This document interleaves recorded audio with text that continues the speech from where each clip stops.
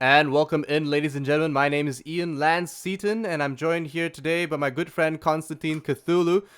Boy, are we ready for another week?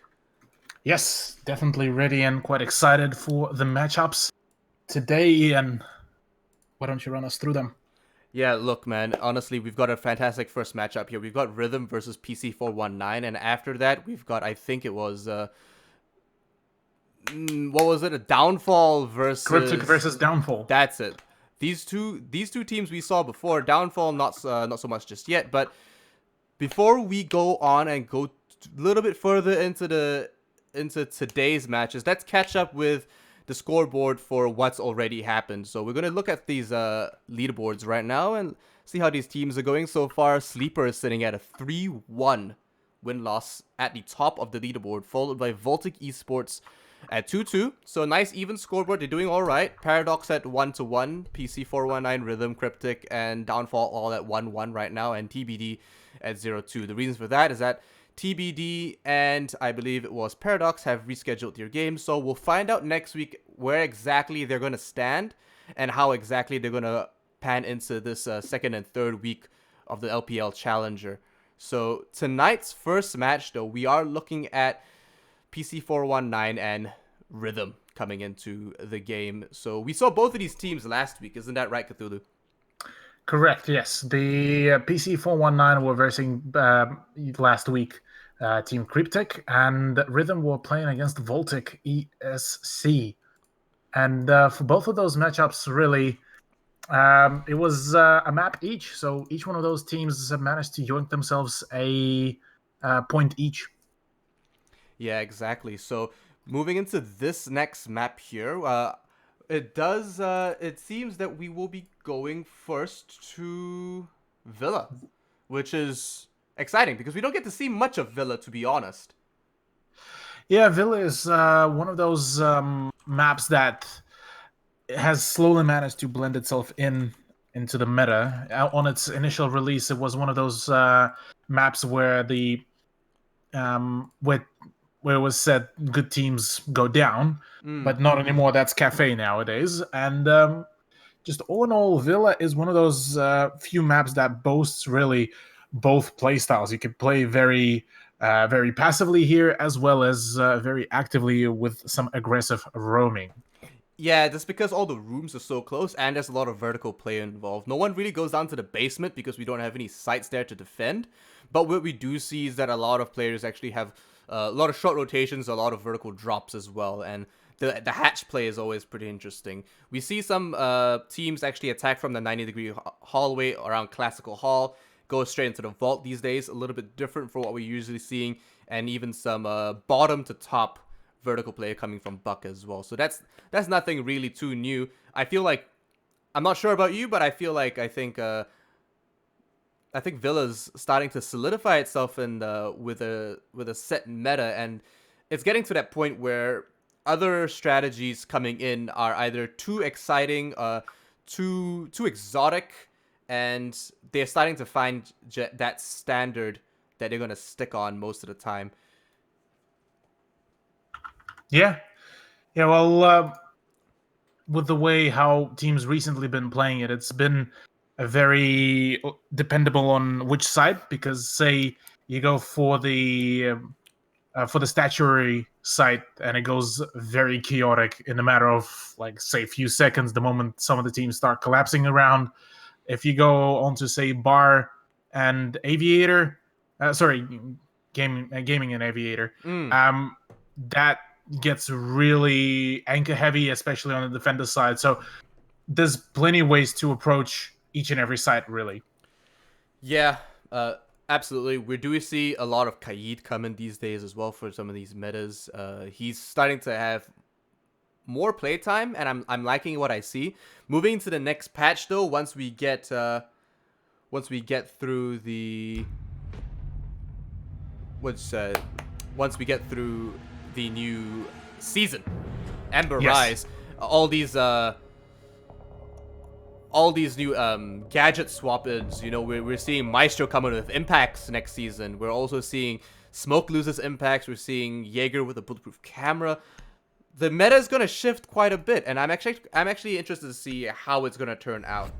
I would definitely agree with you, as there's plenty of all the saucy stuff to come around, but the actual sauce to come is this match right now, with the ban phase already kicking off with a Jackal ban, as well as the secondary one being Hibana.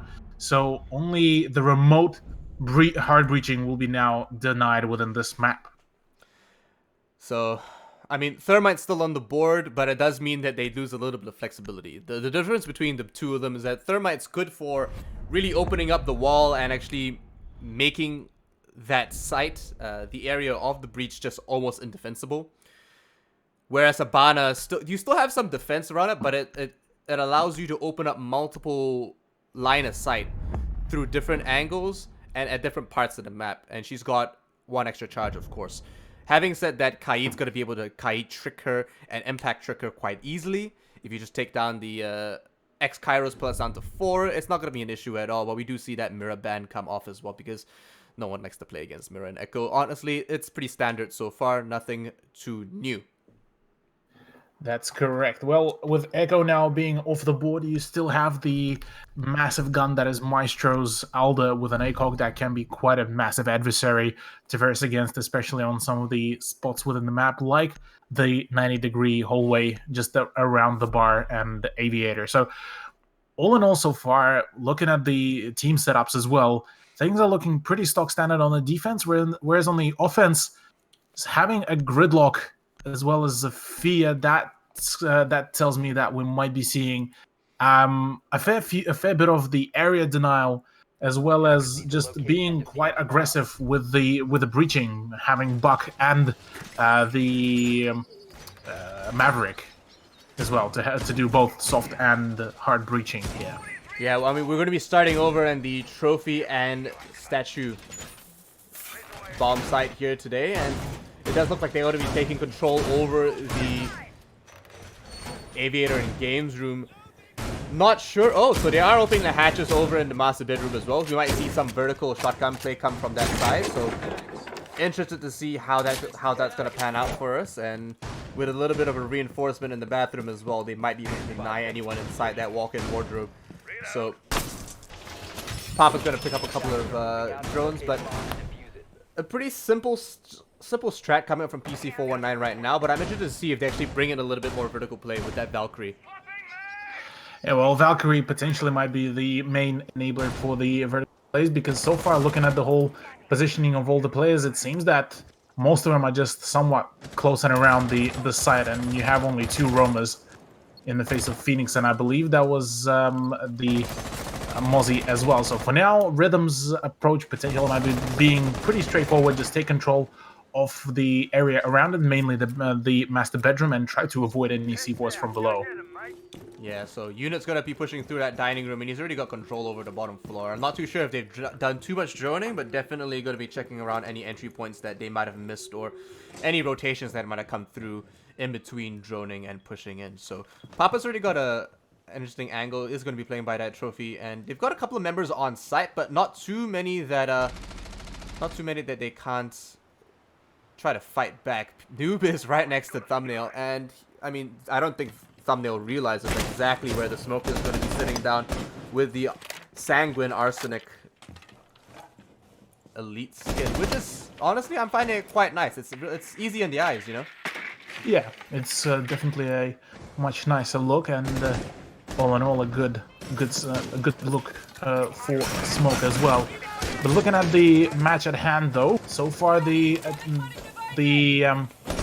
aggression is already starting up. The breaching by Maverick is being made, as Thumbnail already took point in the master bedroom. So right now he needs to keep holding the angles, whereas the first damage is already being dealt by Nate. So that is OJ off the board and Gridlock minused out.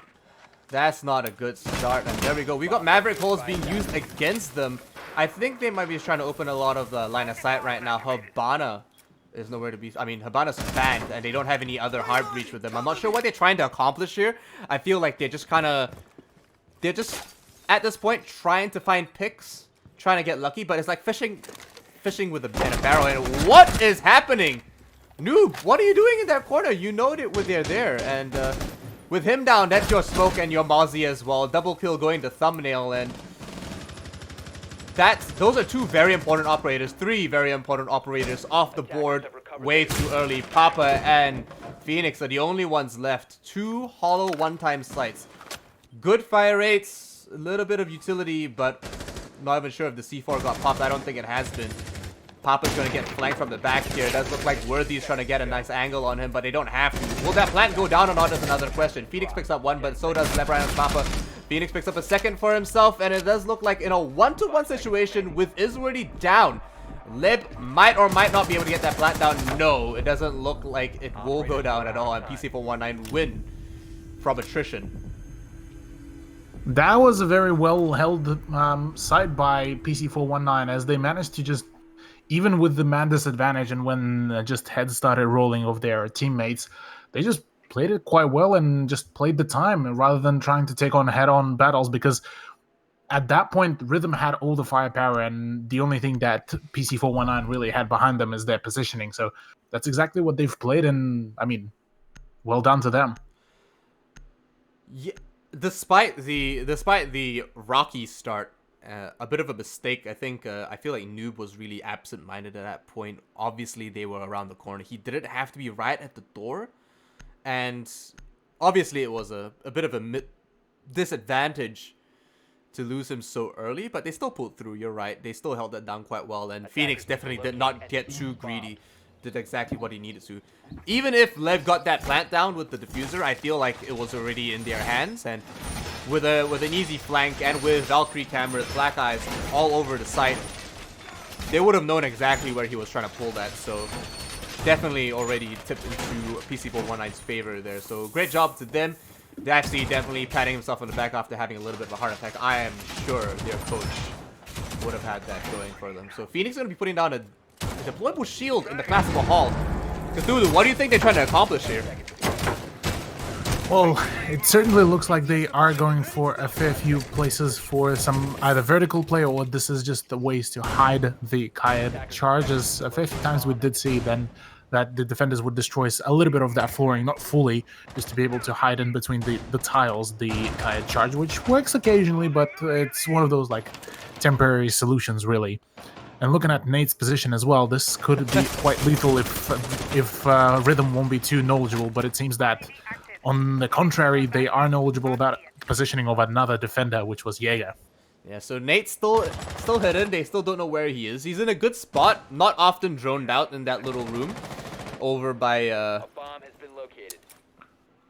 over downstairs by the kitchen as well. So not sure if they're going to be able to get a interrogation out of this. It's always a big thing when it happens, though. We all start screaming. We just can't believe that they let that happen. But Phoenix is going to start getting the pre-fire down. Noob has an understanding of where they are. Good communication coming out so far. But with a man disadvantage and Phoenix already taking a lot of damage from the dangle outside the window, it doesn't look good for them as well. But OJ is already downed. And getting interrogated. There we go. Nate with the interrogation. And will they pick up another? Yes, a double for Nate. As they all close in. And he starts pushing them up. They know exactly where Unit Doggy is. And oh my gosh.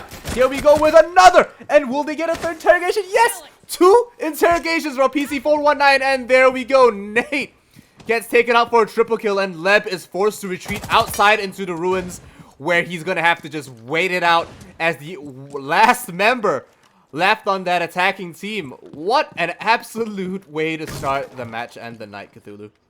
Exactly. Fantastic turn of events for the Valkyrie player of PC419, as that was pretty much the showcase of what happens when you feed Caveira those interrogations. Even the single one just pretty much turned the whole tide of the match, and right now Leb being the last man standing, he has to clutch it up, and I mean, things are not looking all swell, really. Not at all. He's still got 3 stun grenades, so he can still try to make something happen. Taking a little bit of damage from the Maestro camera. A little bit cheeky there.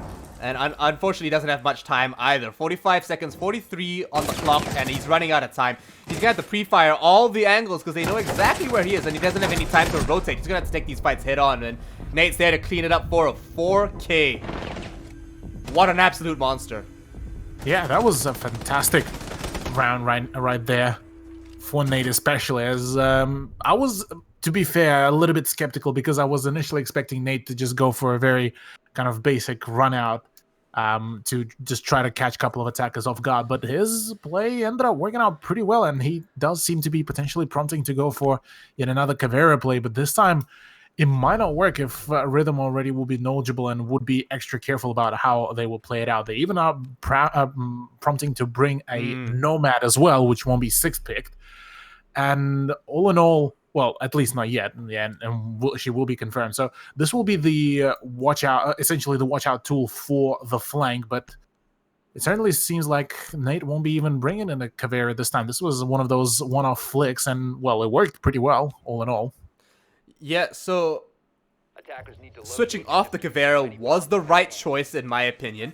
It does allow them to play a little bit of a mind game, you know? So they came in first and they came strong. He got the double interrogation, the 4K, and they cleaned it up. They really ruined their tempo. They threw them off. They're gonna expect it to come back, and that's why they brought in the Nomad. They might have already suspected that they're using a 6th pick for that, which is why they're just bringing Unit Doggy on that sledge to play a little bit of vertical, maybe because they're already suspecting that they're going to go downstairs because they've won 2 already, right? Yeah. So, 10 seconds. having said that, Nomad's still going to provide a lot of help for anyone upstairs trying to play vertical, so it's going to provide them a little bit more cover, a little bit more security, and give them that confidence to really lay into that floor work. But Well, ultimately, really, the way how things will work out though here for Rhythm is essentially it's one of those kind of secondary precautions. You drop in the Nomad air jab at those key points and just use them to essentially to keep your back essentially covered to a certain degree if you position them well. Otherwise, it's just to generate sound cues. If somebody's flanking, you'll hear the shot, and well, then you'll be quite knowledgeable about that. Hey, you might have some backdoor penetration happening very soon. So that's exactly what Rhythm will be potentially prompting here. Oh no. oh no. Oh boy. Oh, we're back. We're back in here. We're good.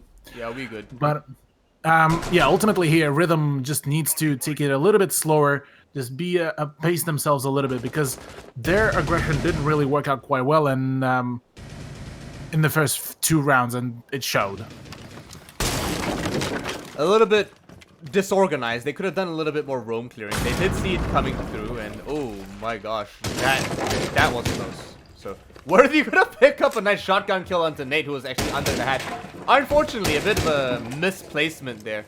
If he droned him out, fantastic for him to actually pick that up promptly. But I feel like Mozzie kind of just left himself there a little bit too long. So as they secure top control, they've got the buck and the sledge laying into the woodwork as we speak, and that's gonna make it hard for them to defend that dining room area as well. So it certainly could be also a very much of a double-edged sword, really, as, yeah, they could be opening a fair few angles, but with the floor opened up, their feet can be shot up as well from below, Absolutely. so they need to be very much careful about that, and, ooh, Worthy with a nice shot onto Campbell will be shutting down the Valkyrie.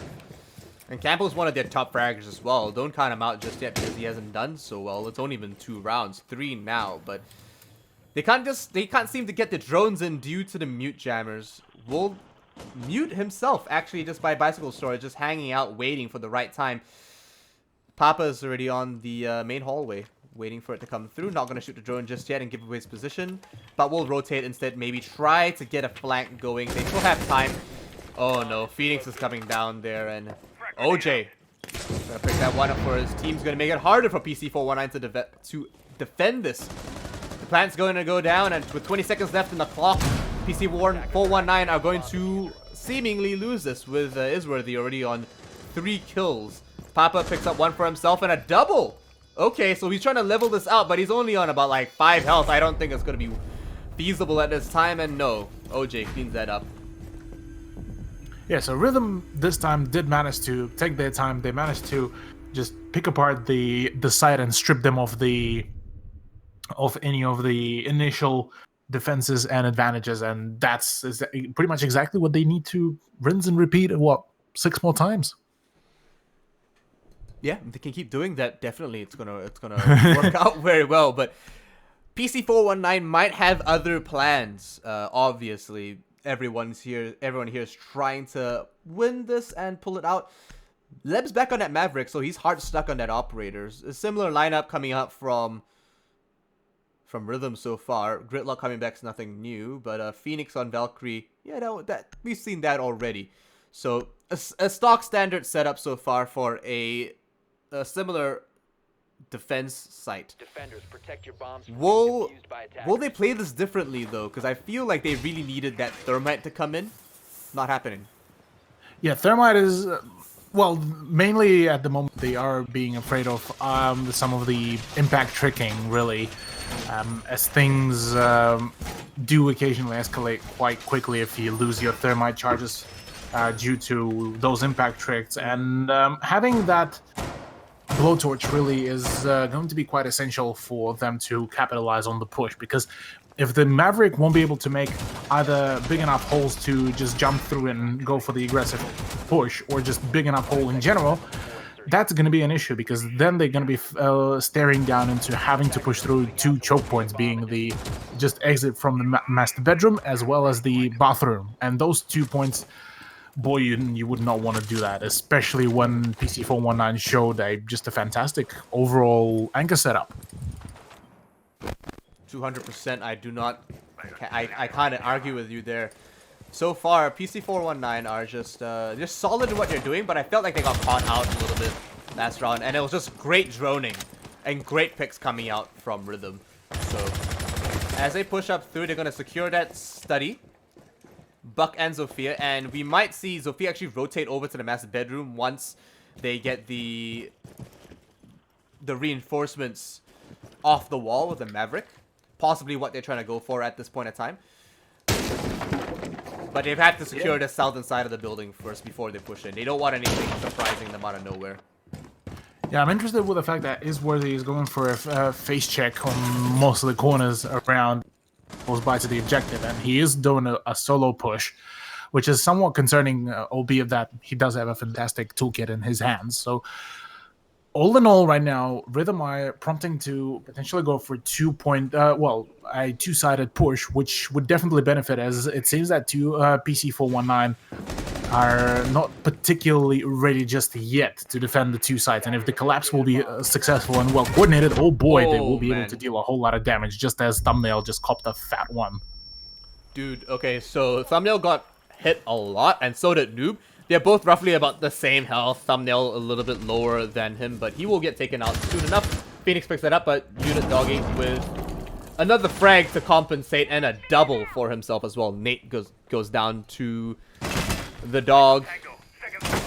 And as Campo wins the fight against the drones, he will, if anything, will be try to anchor it down a little bit, while Papa goes for a little bit of a rotate. Phoenix with a double as well. Doubles all around today, Cthulhu. And the C4 gets trapped, but won't be tossed just yet. There we go. Campo takes a little bit of damage, but he's in a nice position right now, waiting for the right time and anyone pushing through that massive bedroom. The diffuser's down over by Statuary, and I'm not sure if they're going to be able to actually push right through. Papa has an interesting angle, but he needs a little bit more backup as he drops down the hatch, doesn't check his footing. And now he's in a bad space. Unit's gonna pick... Oh, no. Worthy's gonna pick that one up onto Phoenix. Unit picks one up onto Campo. It does look like it's down to Papa again on an awkward rotation. So if he was upstairs, he would have got that refrag, but unfortunately he didn't check his footing. We'll drop, we'll lose that round, and Isworthy cleans that up very nicely.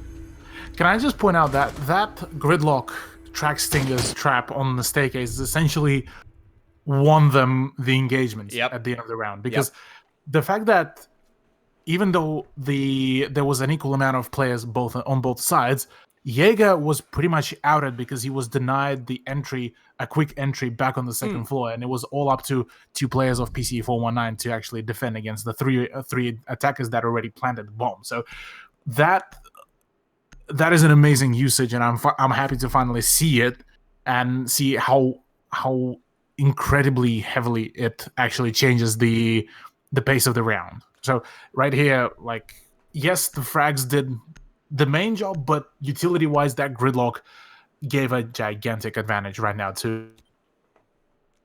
Yeah, absolutely. Attackers need to I have to. locate and defuse as many bombs. I'm actually pleased myself to see that happen because that's what she's for. You know, she cuts off rotations. She makes it hard for you to go through. And if he pushed through or shot those track stingers, they would have heard him a mile away. You know, they would have heard him a mile away. They would have homed in on him, pushed him through, and he would have been done. He was done either way. He should have checked his footing to begin with. But the thing, I mean, they opened that flooring. That was their call, you know, and they just let that happen. So unfortunate to see that happen there. A lot of line of sight being put through A and B. And some line of sight, especially from the bar all the way to the map door. Interesting angle. Personally, don't like it. I do see it used quite often though. Definitely has value. Will they control that classical hall 90? Because that's where a lot of control is going to go in and out. They don't have any bandit shock wires on it. There's no denial. I don't think they can even impact trick that. It looks like it might be free game. If that Maverick gets on there.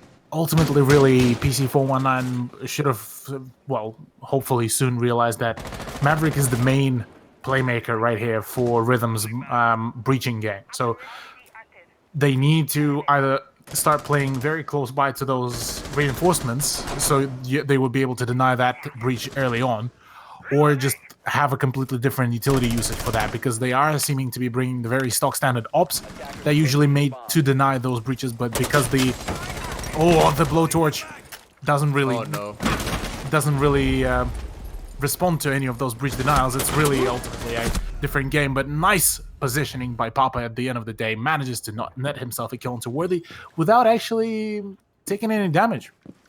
Yeah, honestly, Worthy had that. I think he shot a little bit too early. Need a little bit more trigger discipline right there, my friend. But obviously, he didn't know if he was facing him or not. He just saw a head, and it was just like, I'm going to spray this right now.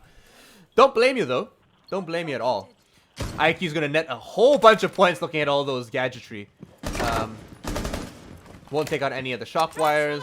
Not focused on that right now. Just holding line of sight and make sure that Thumbnail himself is safe as they push through. Traxling's going to go down on that red stairs as we saw last round, so definitely cutting off that rotation. A lot of line of sight being pushed through, and OJ picks up a nice kill on a line of sight that PC419 were hoping to use for themselves. Smoke's going to go down, and so will the plant soon enough. Don't forget, Ash is pushing up the 90 Classical Hall, and it does look like with the G36C and that ACOG, they might be able to net a couple of kills. Noob's going to push that with a shotgun. Pushes through, but Thumbnail picks up that kill in return. Won't let him have all the glory to himself, and Papa's just left on site, trying to hold it as long as he can. That is correct. With one man disadvantage right now, PC419. Well, make it a 3-2, as well, and then a 2-2. Things are starting to get heated up, really, because there's still not a whole lot of attack presence on the site, and right now it is definitely seeming like it might be in favor of the defense, but Papa with the play potential, it might be getting it. Thumbnail holding an angle. Oh, there it is, the trade once again, but there it is by Campo at the end. The man will be able to secure the final shots, and all in all, like, I do have to say that this was a pretty close round, but still very well coordinated all in all by the defense. Yeah, absolutely. The spot behind the bar and that line of sight that looks straight at the vault door, fantastic for that smoke to actually deny entry.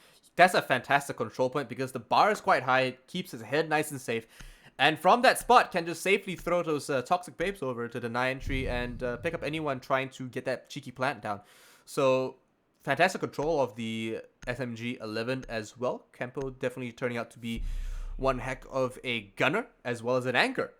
Papa did his best as well, and we did see that PC419 obviously had very good coordination. Unfortunately, the one player downstairs got taken out by OJ. If anything, would have been a fantastic play any other time. Probably held that angle for a little bit too long, yeah?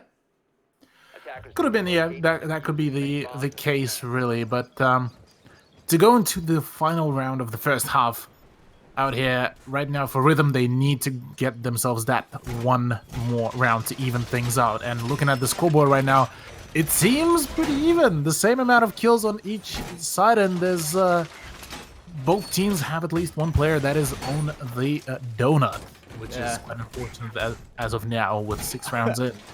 Ironically, it's Noob. You know, I ironically, mean, lives up to his name, but Yeah. maybe we did. I did miss a fair few times when he potentially might have gone for support plays. So I'm not leaving the fact that maybe he was just going for a whole lot of utility plays and not really a whole lot of frags. But it's still nonetheless with the fact that there's plenty of supportive ops that can get frags quite well as well. I'm still giving out like a little bit of that yellow card, like, hey mate, like, need to get on board with at least maybe a few kills, but he'll probably still have the whole of second half to do that as well. yeah, they're gonna have to get to work on this castle barricade right now. That reinforced barricade is gonna stop them and slow them down a little bit. Nate really picks up a nice kill with the 9mm C1. A very interesting gun because it's got a decent fire rate, not the fastest. A lot of damage. Ooh, barely lives through that one. He's gonna have to juggle a couple of angles here. He's probably gonna go down first for PC419, as he is stuck in a bit of a corner and a bit of a pickle. Well, he's right now doing a fantastic job as well, because even though he is in a bit of a deadly position, he is delaying so much time, and well, with Thumbnail finally finding his body, it is a 4 versus 4, but already a minute drained, and only now they are getting into the master bedroom. Yeah, you know what? In addition to that, he actually took out quite a few drones, so he's denied a lot of intel for Rhythm, and they're gonna have to find a smarter. What? Oh, okay. I was wondering where he was for a second. But they're gonna have to find as much information with the few drones that they do have to not only get this vertical play going, but also to understand where the enemy positions are in order to actually bring in this win. 4-4, like you said, but only with a minute left in the clock right now, and that minute 15 seconds, and they haven't even opened any line of sight on any reinforcements.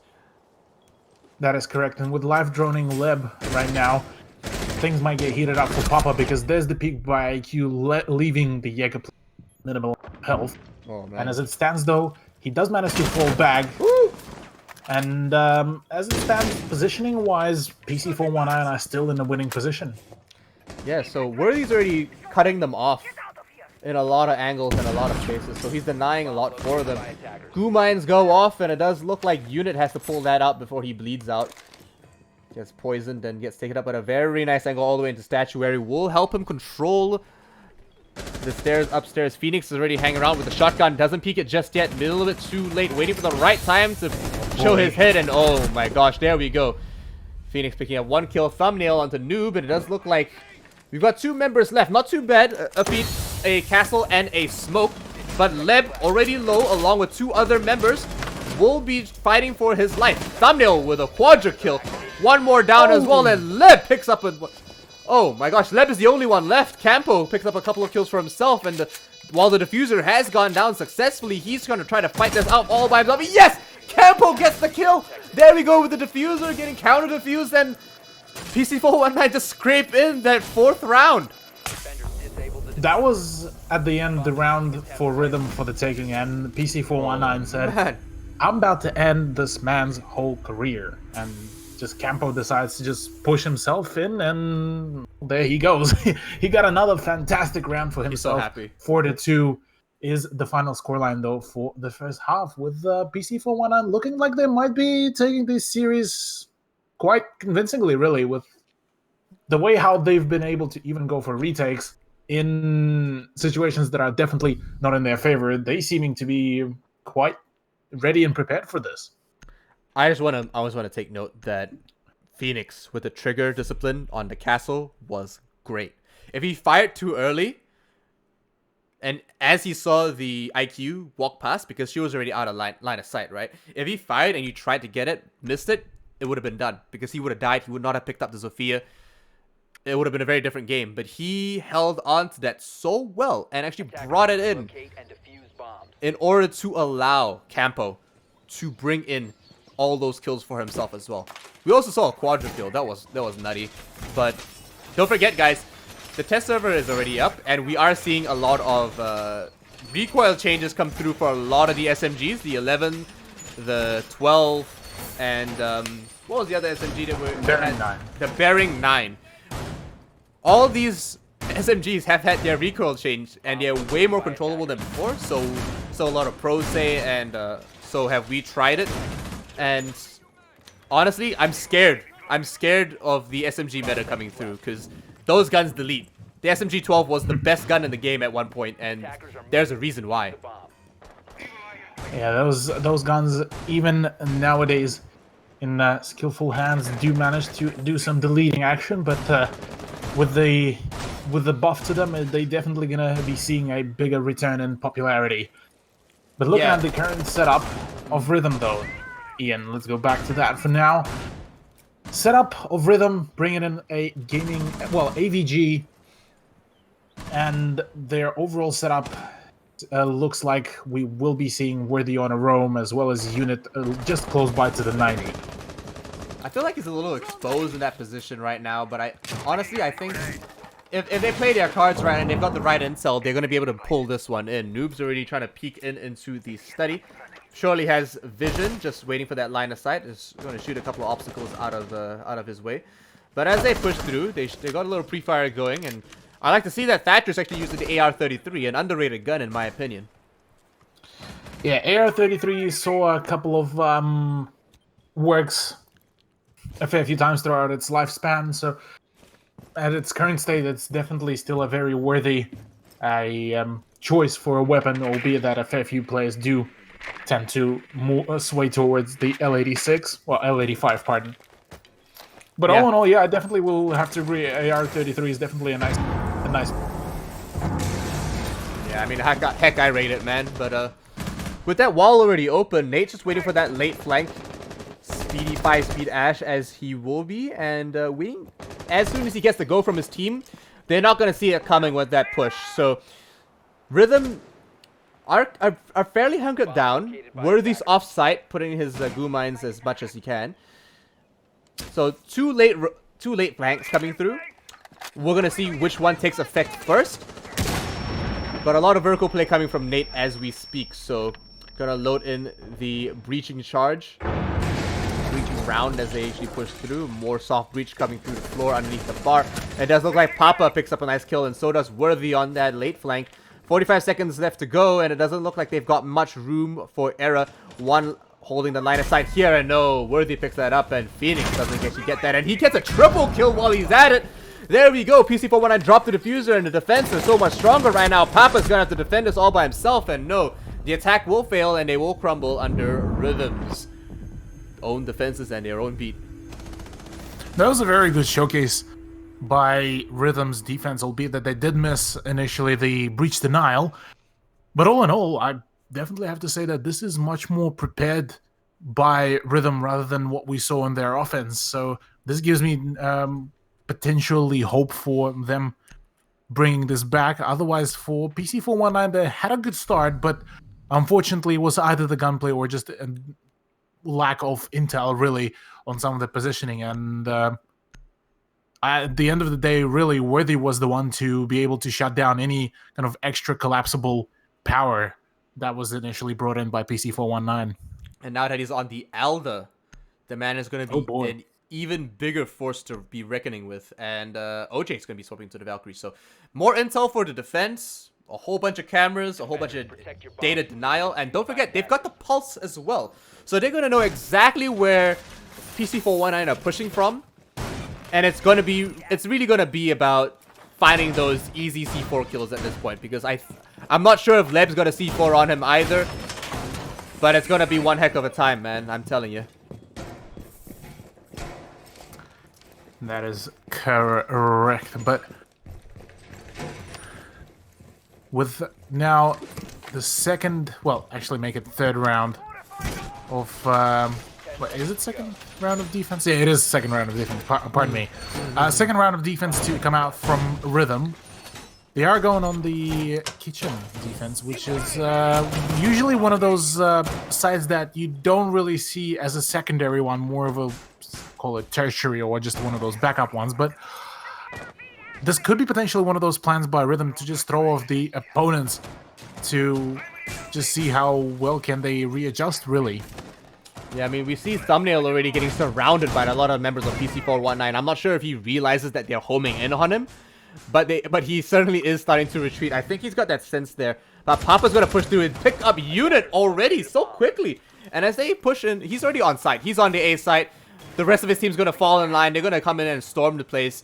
But with Isworthy on the Elder, he might have something to say about it. With one member down, with unit doggy actually down, he might be able to pick this up. He sees the gun come through. The track singers will deny something, and Thumbnail with a double with 2 C4s and Leb with another as well. My gosh, this is nutty at this point, my friend. Taking it back, if anything. This was a good plan initially by PC419 to rush in, but they didn't really full-on capitalize. They tried to crouch walk onto the rest of the side, and after that, really, they were all bunched up, which allowed the nice C4 to come out by, I believe that was Leb, and just all in all, just unfortunately weren't able to capitalize. So right now they need to start trying to scrape it down in a 2v4 manner. They still have a minute and a half, so plenty of time to do some rotations and droning just to get some idea as to where could be the defenders are. But at this stage, really, the whole of defense is once again spread out and covering a fair chunk of area, really. Yeah, so they've got a lot of territory. It was actually Thumbnail who had the double C4. That was Thumbnail, yeah. Yeah, because, I mean, he's got the cardiac sensor. Those are easy kills from him if he sees them coming. Campo with a nice kill gets refragged over by OJ upstairs. So the fantastic line of sight being used over here as well. And it does look like it's just a one twitch, and Phoenix might just be able to pull this through with the F2. We're just not sure if he's got what it takes, however. He doesn't have much intel available to him. The mute jammers are around. That wall is soft, but he doesn't have any breaching charges. Has to rotate upstairs, maybe take out Phoenix. He's got 45 seconds left, and you know, a bit of a dream. Definitely a dream to go with him now ahead to clear out the bathroom and the main bedroom. His first adversary to be will be a nearly dead mute, but he won't be seeing actually his positioning, man. and that will be the OJ to pull the trigger. Rhythm bringing it back once again for a piece for each team. So far, the LPL Challenger League is starting to shape up into be a very exciting league, if anything, for these challenger teams. Some actually been around in the pro scene for quite a bit, right? And it's just neck to neck, you know. And as we saw in the major rally, the rally major, you don't underestimate challenger league teams. You just don't. Yeah, absolutely, because you never know. These guys might be the next secret. Putting down teams left, right, and center that nobody thought they could have. Well, to be fair, a lot of people had a lot of faith in Forza. They definitely showed what they had, what they were made of. But coming into the LPL Challenger League, every match so far has been so tight and just neck to neck. I'm actually so happy to see that the level of competition is fantastic. Thumbnail with 13 kills, man, double digits already, and Noob with 0. Thank you, Komodo, for pointing it out. So thank you to our thank you to our observer for tonight, Komodo AU, another fantastic commentator for Let's Play Live, and all other games within our ANZ region. But yes, Noob definitely popping donuts. But you know what? He's on a support role. It's okay. We'll give him that. You know, he's on a support role. He's doing his job. As long as he gets his job done, it's all right, guys. Let's not bag on him. You know, it's about the objective. That's all it's about. Oh man. Yeah. Well, either way. Nope. Either way, already unit did take a little bit of that damage after potentially attempting some spawn peeking out here, but to no avail, at least for him. But whereas on PC419 they did manage to dish some damage back to the Legion player, forcing him to fall back. But as it stands, 3 players just around and on site, with 2 roamers being Worthy and Thumbnail once again, but this time it is a Valkyrie and a Jaeger, so still plenty of firepower, but not a whole lot of utility really out here for their roaming plays. Leb to be the first one to respond back to the aggression of the attacking team. Ian, how do you reckon we'll be seeing this unveil? At this point, it does look like they got a lot of soft breach. They've actually brought Thermite this time. Thank you, finally. Like, the Maverick was just not cutting it for me, you know? He's great paired on a map with a lot of hatches. Villa doesn't have that many hatches. This isn't Bank, you know, where you've got like 5 hatches you need to attack. You need either Habana or a Maverick. That's not it. This is a site this is a map where you play very horizontally, and Thermite's where you need to go with that. And if you're not playing that, oh my gosh, Phoenix with the sprint all the way in. He's already taking control of the site. He gets denied on the vault over the shield, and it does look like Leb cleans that one up for himself. Thermite's still on the board. The smoke goes down, and they haven't opened up the walls just yet. Noob's still outside waiting for the right time. He's scared of anyone downstairs actually denying him. He doesn't have much backup right now, but you know you gotta get your job done, Noob, because you're not even. You've got Campo, man. You got one of the best guns in the game right now. But there we go. Experiment goes down, gets bandit, gets impact tricked. Unfortunately, they weren't able to bait that out at all, and you know it's hard to bait out an impact trick. It's That's really correct, hard. and the best thing right now for Rhythm as well is that Leb still has another impact grenade, so he will be able to deny that single-handedly. Whereas you have Thumbnail covering the exit out of the master bedroom. You have one in the Astro. Well, was one in the Astro, and now Leb's job has gotten a little bit harder. No denying that at all. And frag grenade goes through, doesn't pick up anyone on that rotation. Thumbnail's got the flank on lock, but they might actually make it in. So, oh, nice push from Noob over into Leb, and it does look like he won't be denying that. Thumbnail takes a lot more damage than he should have, and you know what? He might just pick up this kill, and no! Nate denies him, and PC419 win round 9 after a very hard-stuck struggle. And oh man, why you do him like this, man? Why? Potentially, he ran out of ammo, but all in all, yeah, I definitely have to agree. Finally, PC419 do find their flow of how to go about it, and once again, they're back into the lead. Yeah, absolutely. So, you know, the thing is, I think they could have denied they could have outplayed the impact trick if they actually put the exothermic on the floor, opened up some of the flooring, and then held an angle from Campo could have held an angle prone to deny anything, deny anyone being too close for the impact trick. They could have tried that. It might not have worked if Leb was in the right position, if you know what I mean. But definitely if he pushed away from his corner, we would have seen a push come through. Noob could have got a nice kill from that as well. Unfortunately, they didn't think about opening the flooring either. So definitely something they might want to experiment with. Maybe going over this bot later. But we're going to go back to Aviator and Bar game 2. So maybe something a little bit more interesting coming up from PC419 right now. But 4 to 5, it's pretty tight. Both teams are able to go to overtime. Don't forget, guys, we have overtime on these matches. And it is a true best of 2. So if these guys win both maps tonight, they get 3 points. But if they only win one each, then they only get 1 point.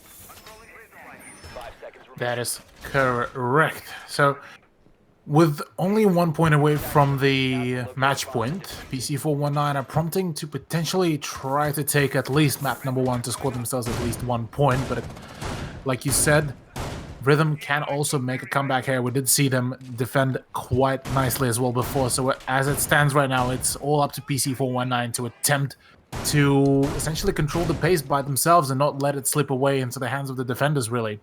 So I'm expecting Unit to actually hang around behind the bar. Leb most likely.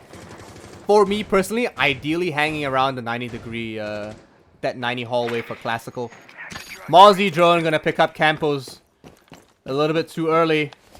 A little bit careless pushing through those doors, but you know, one more for the drone army, and Isworthy already is going to be providing his team way more intel than they should be. That is correct. Now look at this positioning as well. 4 people just up and around the site and only 1 roamer. Well, make it 2 now as Thumbnail just branches off. But as it stands, OJ with the Alder ready to blast things off, and they did... Rhythm did forfeit the classroom, but they will be attempting potentially to go with some breach denial via the impact tracking. If they get to deny it, of course. Claymore's still on Campo, so he could actually deny a rotation right now, but they don't need to at this point. Could be using it post-plant, but I'm not sure. Noob puts down, I think, his Claymore from what I saw. And they might just start getting this, might get this exothermic on the go. Double impacts to deny it because the first one missed, and definitely worthwhile if you think about it. Most definitely, as that will be denying quite a fair few times. Another impact grenade to deny it, and no more breaching for PC419 as they do not have a Maverick. So now they are forced to go through the doorways being the choke points, and they will have to be very cautious. It does seem that they might be dedicating 2 people per doorway, which could work out quite well, but at the same time, they need to have their aim to be spot on. They might want to take out that Evil Eye at the end of the classical hallway. And definitely the stationary cams, Campo. You're tunnel visioning here, buddy. Easworthy gets taken up by Papa, Zofia, and Nate. The Buck will be pushing up through the landing over into Tap Room and Aviator. So OJ picks up a kill onto PC419, and so does Thumbnail back onto Papa. So a lot of their push gets taken out already. It's a 3-4 situation with Campo already half. He's gonna try to retrieve the diffuser. He might get taken out as they go through, and yeah, one from the bar, from the vault, takes him out with an angle, and oh, that's another one for OJ. Triple kill already. Doesn't look like Nate's gonna be able to pick this one up or flick onto any few others. But their positions are too safe, and oh, a nice kill onto OJ, but not enough to take a unit. Correct, and Rhythm do bring it back, so it is once again back to a draw. 5 apiece. And as it stands, really, it's more of the fact that Rhythm having a very solid defense, and usually the way how they end up winning is just they manage to emphasize of the mistakes that PC419 are making, and vice versa here, really. PC419, whenever they're winning, it is just off the fact that Rhythm pulled some very odd mistakes in either their communications or the coordination, which ultimately results in their demise. So within this context, really, it's very hard to see or predict which team would actually come out on top, because both of them are quite well balanced, really. It's tight. I'm telling you, this is neck to neck, and I think if I had to predict if one team would win over the other, I feel like it's gonna be PC419. But Rhythm are just so strong on the defense, and Isworthy and Thumbnail are picking up such amazing kills. I'm not sure. I'm really not sure how it's gonna end. But if I had to put a dollar on it, I'd say PC419. Although I feel like Noob is needs to pick his game up just a little bit. Well, to not bug out the poor player, maybe it's one of those days when the man just not feeling it. But apart from that, really, I would honestly say that my vote would probably be going to Rhythm, really, because out of all the rounds that we saw here, Rhythm just had a bit more confidence in their plays, and that's definitely what shows a fair few times when you have the nuts for it, when you have the knack for just very calculated aggressive plays. That's what counts, really. And Worthy out here might potentially be able to either net himself a frag, if not, at the very least, there will be plenty of information to give away. Yeah, he's already picking up some on that cardiac sensor. It does look like they will be trying to wait for a little bit more information before they actually make anything happen or try to force a kill. A bomb has been located. There's a little bit of droning coming through. It's still early, 2 minutes left, but that is a minute down. So we'll have to see how it pans out for the rest of them. But definitely interesting to see that Campo's already getting to work on some line of sight at least. Maverick coming back though. Not sure if this is going to be that beneficial for them. Well, Maverick this time, it is coming on the side of PC419. Before we did come out on the side of Rhythm, so this could be potentially a different execution. And right now, Noob, manages to actually shoot out the smoke grenade. Nice, very, very, very good aim from Noob. And almost picked up the second, but you know what? He's gonna prone right there, and Campo might be able to. Oh no, he gets shot from below. That's unfortunate. Fantastic coordination coming out from Rhythm though, making sure that they don't peek through. But that's your thermite off the board. You're gonna have to come down to that Maverick actually opening up any walkway or any line of sight now, and he's got limited gas, so he's gonna be able to open up here and there a little bit of in many angles more than one, but it's still limited, and it's still a risk that he needs to take with Papa maybe holding his flank or even the line of sight that he makes with the blowtorch. Oh, The issue there, oh, That's nice, nice job by Phoenix. But the issue there right now for Maverick is the fact that he's very vulnerable when he's opening those holes. Whenever whereas the other hard breaches, you just place the charges and off you go. Yeah, that. Oh my gosh, unit! What an absolute monster. Papa gonna pick one up for his team as well. Try to even the scoreboard a little bit. 1-2 is definitely winnable. This man can, if anyone can do it, Papa can. But you know what? I'm not gonna use the pun just yet, man. You know I'm waiting for something, but so he can't use anything too soon. C4 gets popped a little preemptively. The Maestro Cam doesn't see anything just yet, doesn't see anyone, but one already by the red stairs. Papa might get bamboozled as he pushes through, or he might pick this one up. He gives his position away, rotates down with only 5 seconds on the clock. He's not going to get this anytime soon. He's going to have to pick up 2 kills, and Valkyrie's just going to run away. He won't be able to finish this one out at all. And fantastic job by Rhythm to actually stall that out a little bit longer, not getting too greedy and having good trigger discipline. Yeah, Rhythm managing to just decide and prompting to play for time is definitely what they needed here to secure the match point, so they are only 1 round away from winning Villa. And as it stands, really, both teams could really pull this off, but if PC419 will keep losing their hard breach, that's gonna be tilting heavily in favor of Rhythm out here, really. Yeah, they need 1 round to bring in overtime, boys and girls, but if they lose it, it's over. I mean, it's match point. That's how it rolls. That's how it works. And I feel like Unit really brought that in last round. You know, it was still even though they lost their hard breach start. The man count at least would have been a hard fight for PC419, but Attackers need to locate and definitely that double. What? How did they not both see him though? He was like in the middle of the hallway, and they were just holding different angles. Bad timing, I suppose, if anything. Yeah, it could very much be that case, and just all in all, their whole pacing has been really broken by Rhythm.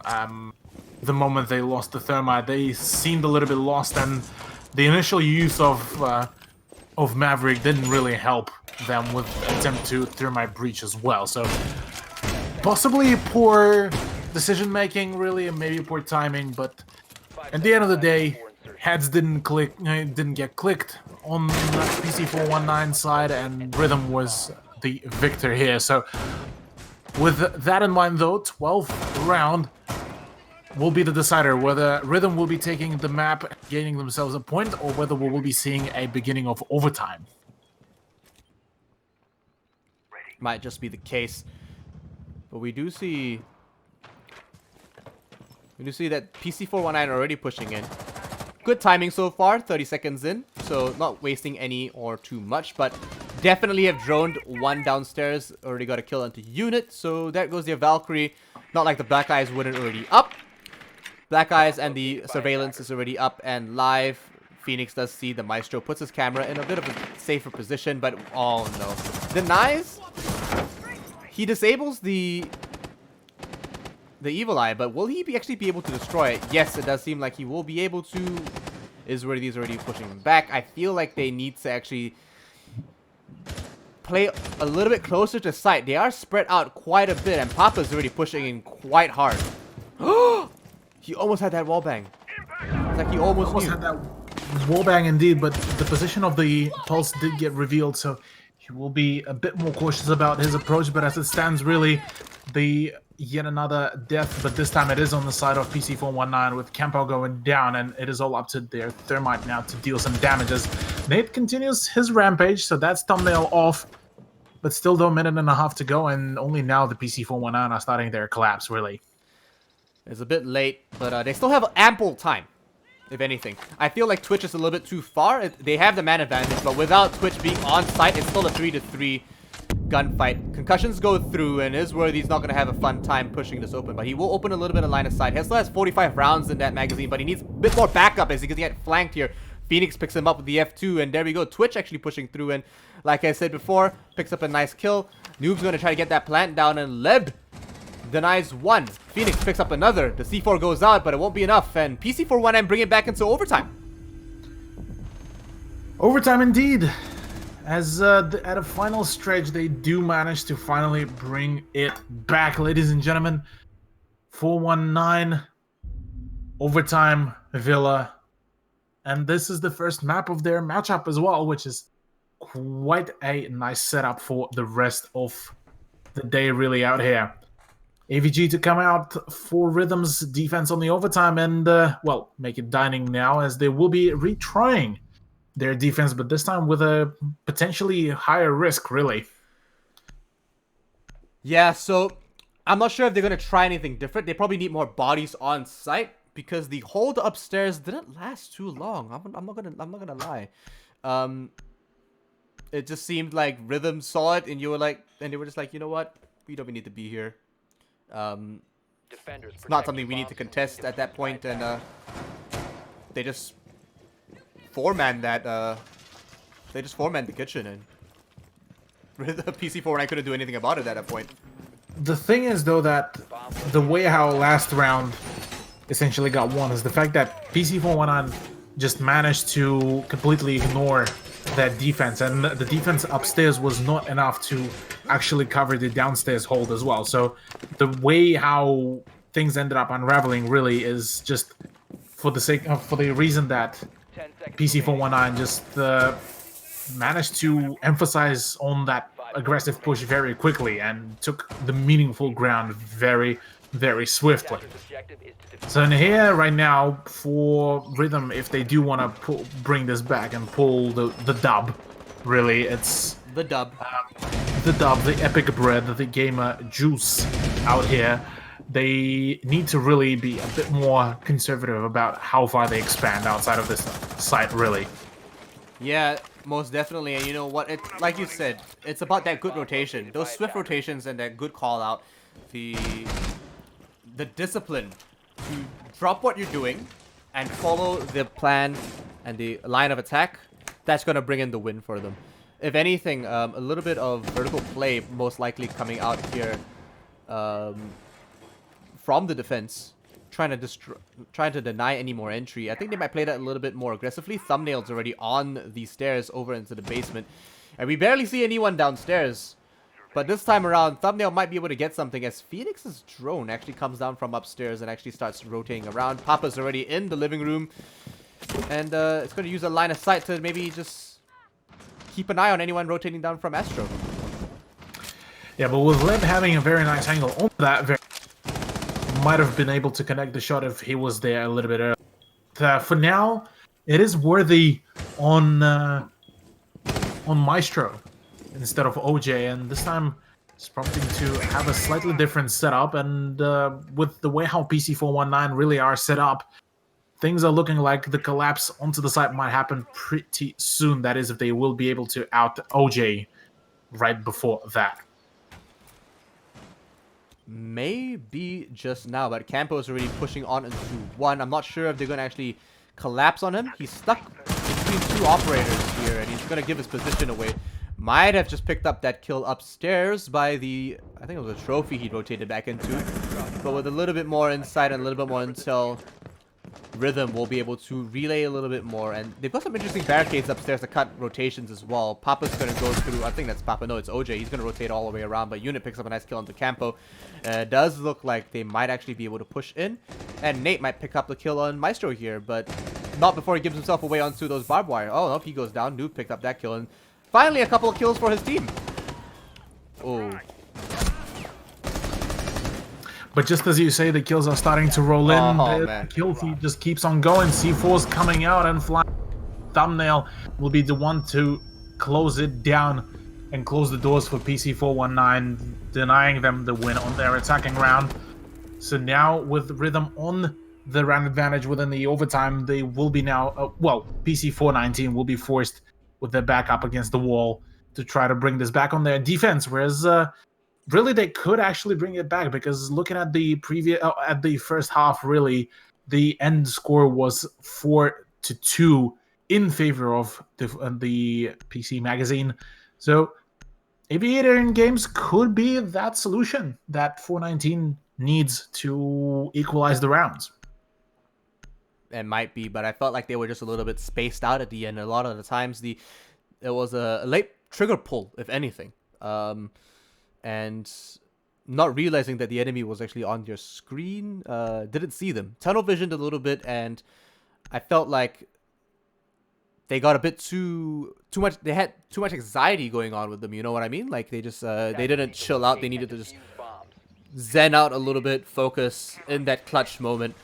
But I felt like they just let the moment get the best of them, and a couple of potato shots here and there, and then rash moves to the sprint on site. Personally, as a coach, I always tell my players never to sprint on site. You're in the spot. If you're on site, you are the target. You know, like you gotta have your eyes out for the enemy, and you can't shoot the enemy back if you're sprinting. So that's just me though. That's just me. But we do see that now that PC419 on that defense, they might be able to bring this in.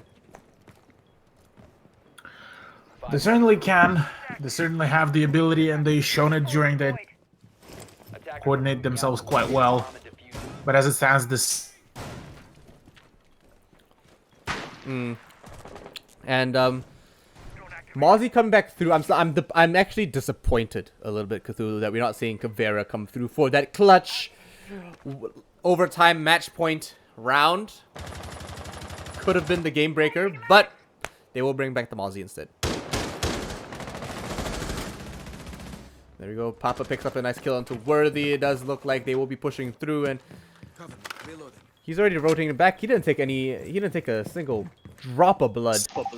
No drop of blood, no damage, nothing. And it does look like losing their buck early is going to limit them in their vertical play. Although OJ and Unit still have a lot of soft reach, they can play vertically a little bit. Yeah. Well, just as I had a little bit of a technical malfunction, we will be seeing though the push by Rhythm to potentially start happening onto 90, but Phoenix there is ready to pop things off, and Nate on the late flank could potentially be the one to close things down, as I don't think the drone did find him, as Nate does manage to find the head of the OJ. So right now with a 3v5, things are not starting to look all well for Rhythm, as we might be seeing the final round of the overtime to come out with the scoreline being leading to its 7-7. Yeah, and it's been pretty tight so far. Thumbnail won't get concussed from that, but he will take a goo mine. The ancient Chinese poison will do its work, and it does look like Unit's already throwing a couple of drones out there to maybe bait one more out. Thumbnail almost getting the kill onto the one by the bar, but Unit definitely cleaned up onto Papa here. So he's dropped low, but in a 3-4 situation, they still can push this one out, and they might be able to actually bring this in. Unfortunately, still no vertical play coming through, but with Thumbnail making sure that he checks his flank, they might be in the right position to push through. So Leb's going to do a little bit more droning. They still do have 50 seconds left on the clock, and Leb's going to just notice one over by the other end of the classical hall. Maybe a bit too late, maybe a bit too early, but 45 seconds, 40 seconds left on the clock. Cthulhu doesn't look good for them. Well, Thumbnail going ahead to peek. That doorway is definitely something that he should not be definitely doing, especially with the diffuser being there. But oh, nice shot from Phoenix. Will be getting himself a kill into Leb. Quick trade by Unit onto Nate will be able to secure him, and with being literally on 1 health on Unit and Thumbnail on just about 50 health, things are not looking all well. With 15 seconds left to go, they will need a miracle and a half to pull this back. The Russian starts happening. It's a little bit of damage by that gas. And as it stands, 8 seconds, 7 seconds, there's the kill onto Campo, and it is all up to Unit, who will be going down to the hands of Phoenix. Ladies and gentlemen, we are going full 13 rounds out here. 7-7 for both teams, and right now this is a 50-50 coin toss at this point. Who will win? What a way to start the night. Our first game for our first matchup in this best of 2 is already going the full length.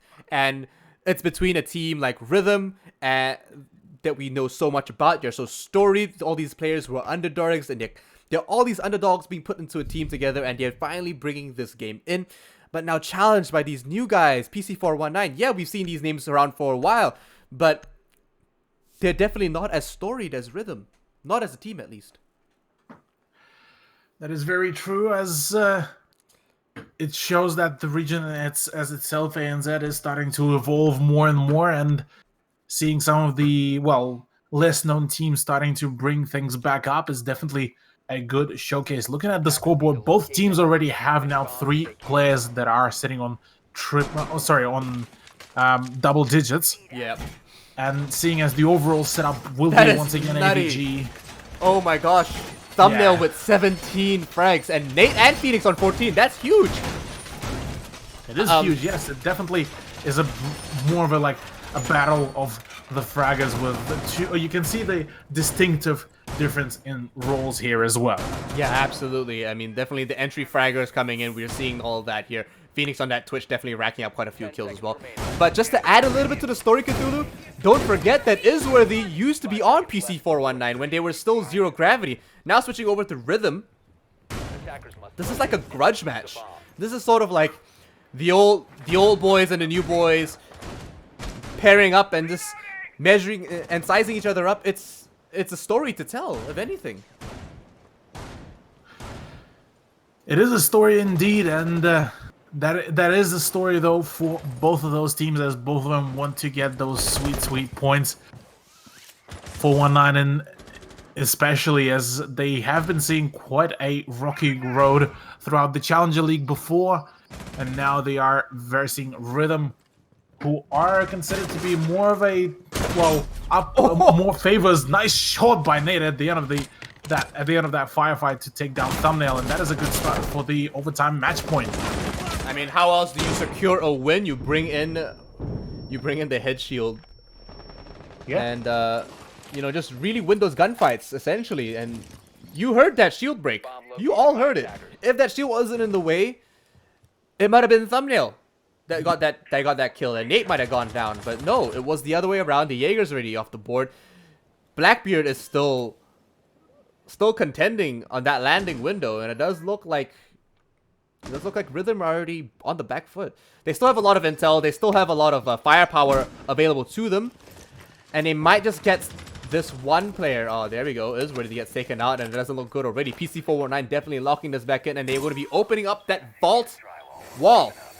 They won't be able to stop this anytime soon. OJ is still hanging around that backside there. I'm not sure if he's aware of where they're opening up. Definitely should have been called out already. Noob is holding an angle, waiting for anyone to rotate in. But Leb is still in his command center. He will be able to throw out those Sanguine, Arsenic, Toxic Babes. And whoa! Unit with a nice C4. Pre-prepped and taking out Campo already. Does look like OJ is going to be caught in a bit of a pickle. He doesn't have many places to go, and he doesn't have many safe angles to hide in. That is correct, as Phoenix now one of the 4 players just ready to collapse onto the 2 remaining. Leb to pick up Noob, make it a 2v2, Okay. but Unit and Leb are... Well, Leb is still on about 75 health, whereas Unit is quite low. No. That's a 1v2. This is all turning around, and with 30 seconds left to go, it is all up to Phoenix, albeit that he is on 100 health.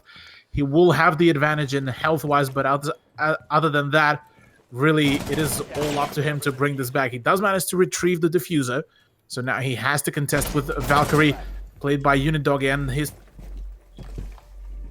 he needs to out that Valkyrie, but the time is running low. The PC419 just losing this round bit by bit. It is No way! left to go, 3 seconds, and Leb at the end closes it down.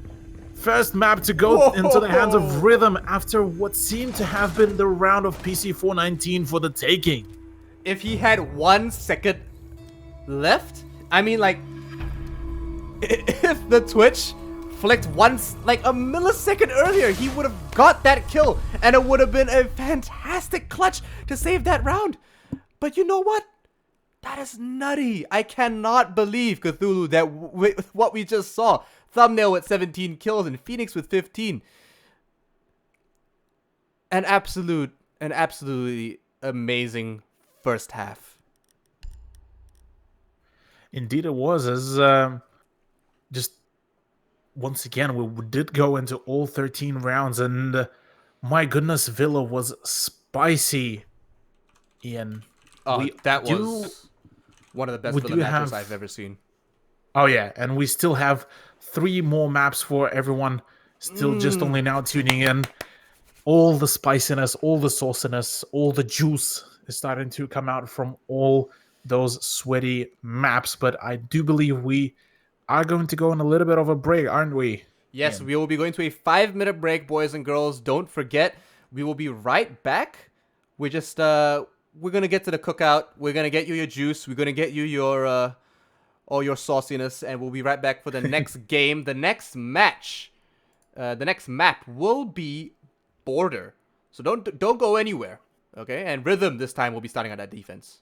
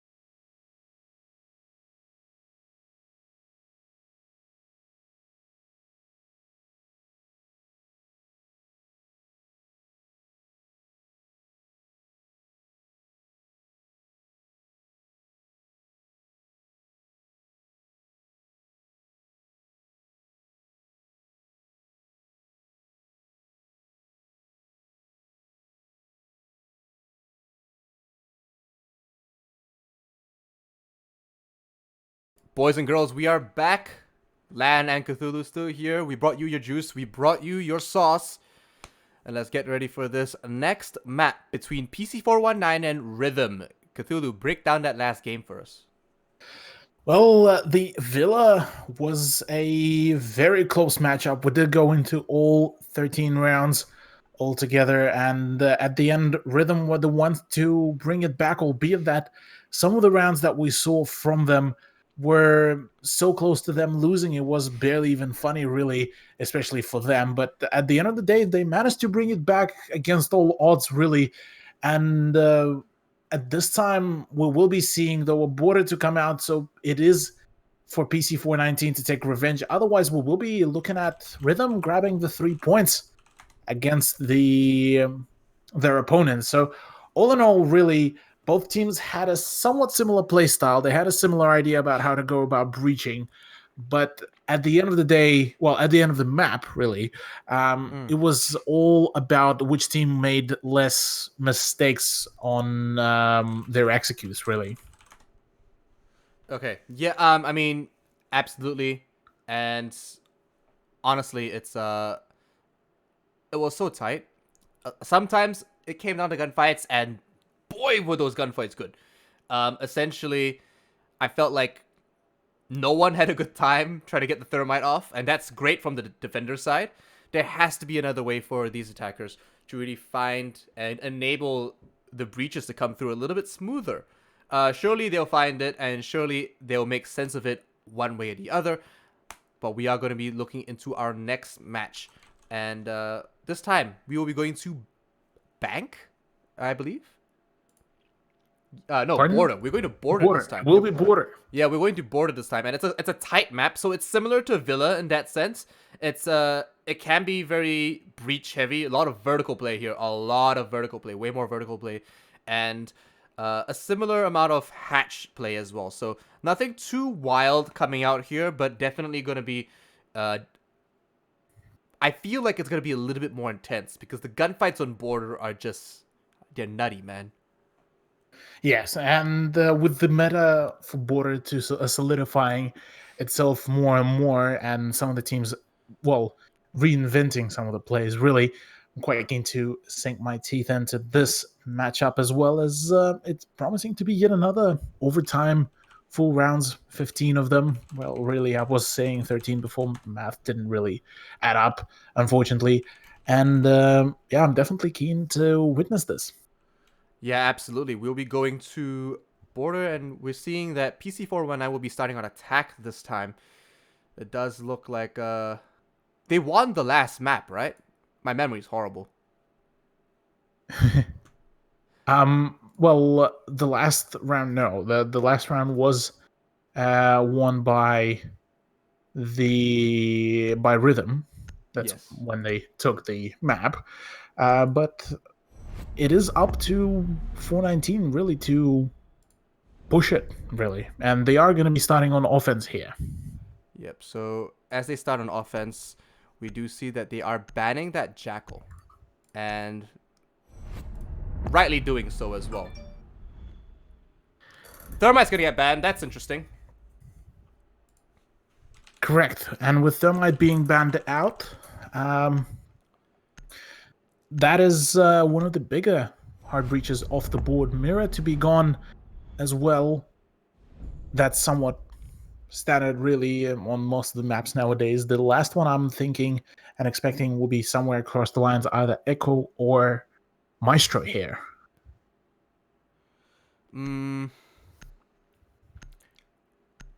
Probably Echo.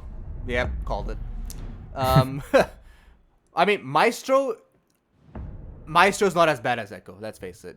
Echo can literally stop you from planting and even entering a site. Maestro kind of just zaps you. He's a little zappy boy.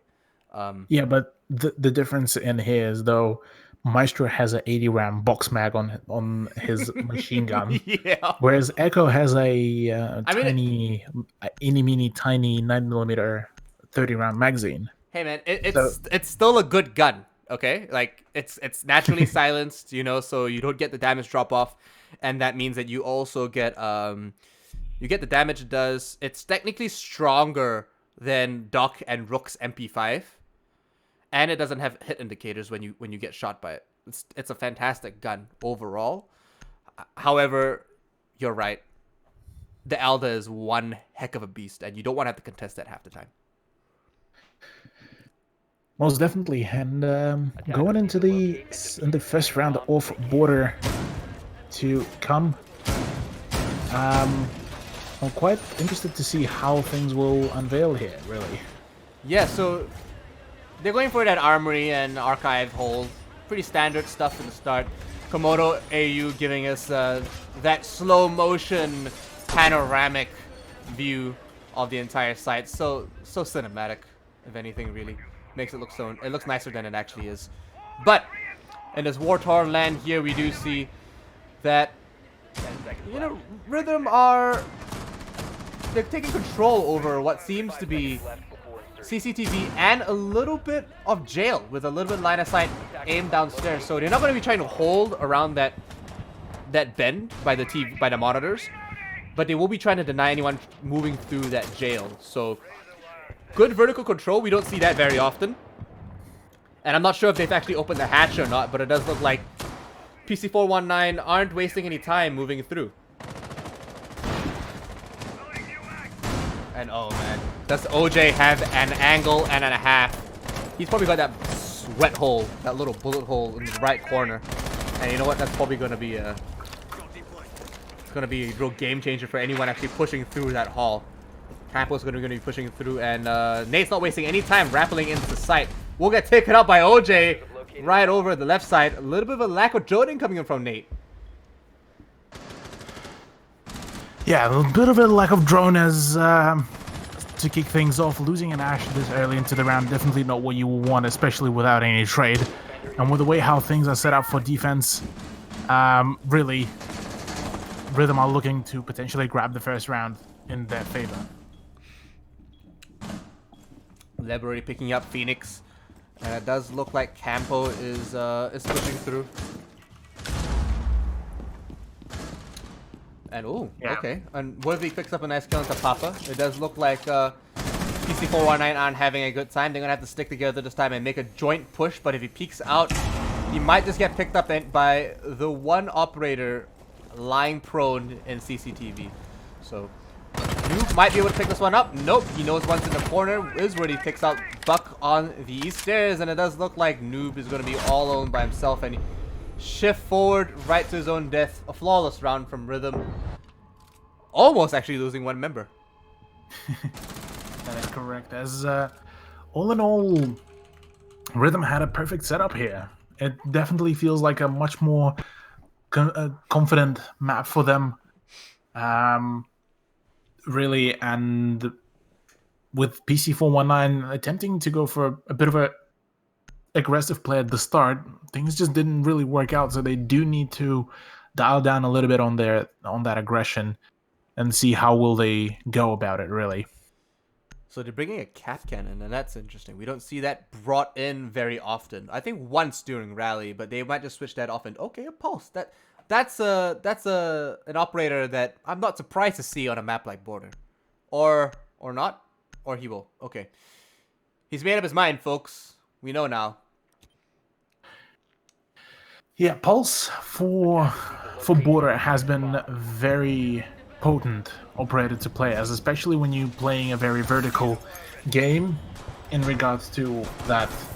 Rhythm will need to defend the upstairs as well as downstairs, and Pulse, for that matter, will be absolutely fantastic, especially considering that he can go for some of the explosive plays from below, so things might work out for him. That is, if he won't get tracked down pretty quickly by the defense. They do have plentiful amount of the attackers that can bring some heat and very quickly, so I wouldn't be really surprised if he will get live droned and then essentially executed by either Ash or Hibana.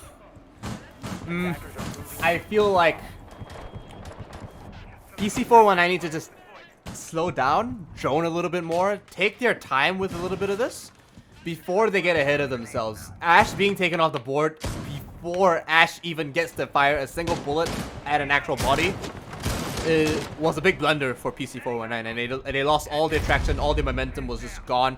Not that they had too much in the beginning, but it definitely made things harder for them. Pulse is already going to be hanging around the central stairs, and it's like oh my gosh, that hit a wall, but fantastic game sense coming out from Unit already. Israel is going to be trolling that vertical angle as they push into CCTV. Noob is going to be doing a little bit of droning for his team, playing that support hard breacher, frag breacher if anything, and realizes that, you know what, Pulse is right here. We might actually collapse on him. With Pulse being found out, he will need to be extra cautious. He does have some ground to cover himself, so as it stands right now, both sides really can bring some damage, but as it stands, really the first one to open up would be Thumbnail onto Campo, so that is minus out the Buck, one of the main soft breaches, and Papa just lets the Jaeger slip away by a slither of health and allowing him to rotate. That is a fantastic setup as well for the Romas, just to be able to just run away and be able to also grab the kill as well, so just perfect execution. Fantastic play. Mozzie Pest will be denying a little bit more entry. Twitch drone gets denied and taken out a little bit too early and a little bit too easily as well. I think they need to really manage this out, and Nate gonna get traded out by Isworthy upstairs over Unit. So a refrag real swift, fantastic job and great communication from his team. Phoenix is gonna come down to Phoenix and oh no, Noob as well. He's gonna take out Worthy, but he's all on his own with the Gamble 9.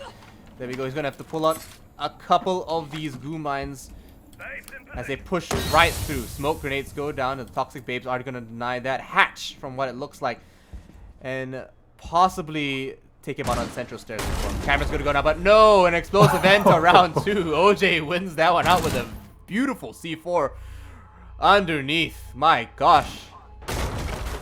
You could say that was quite an explosive ending to the round, as the pre-play C4 worked quite well. I'm not too sure whether there was a set of cameras that were overlooking the position, but yeah, that was definitely a well-played round by defense once again. Just an absolute monster of an ending, to be honest. That was fantastic. I could not have ended any better, to be honest. Unless it was a double C4, that would have been even better. Okay. Imagine though a C4 ace though. Ooh. How much do you need to telegraph 5 guys standing there on the C4? Like, essentially, you need to throw.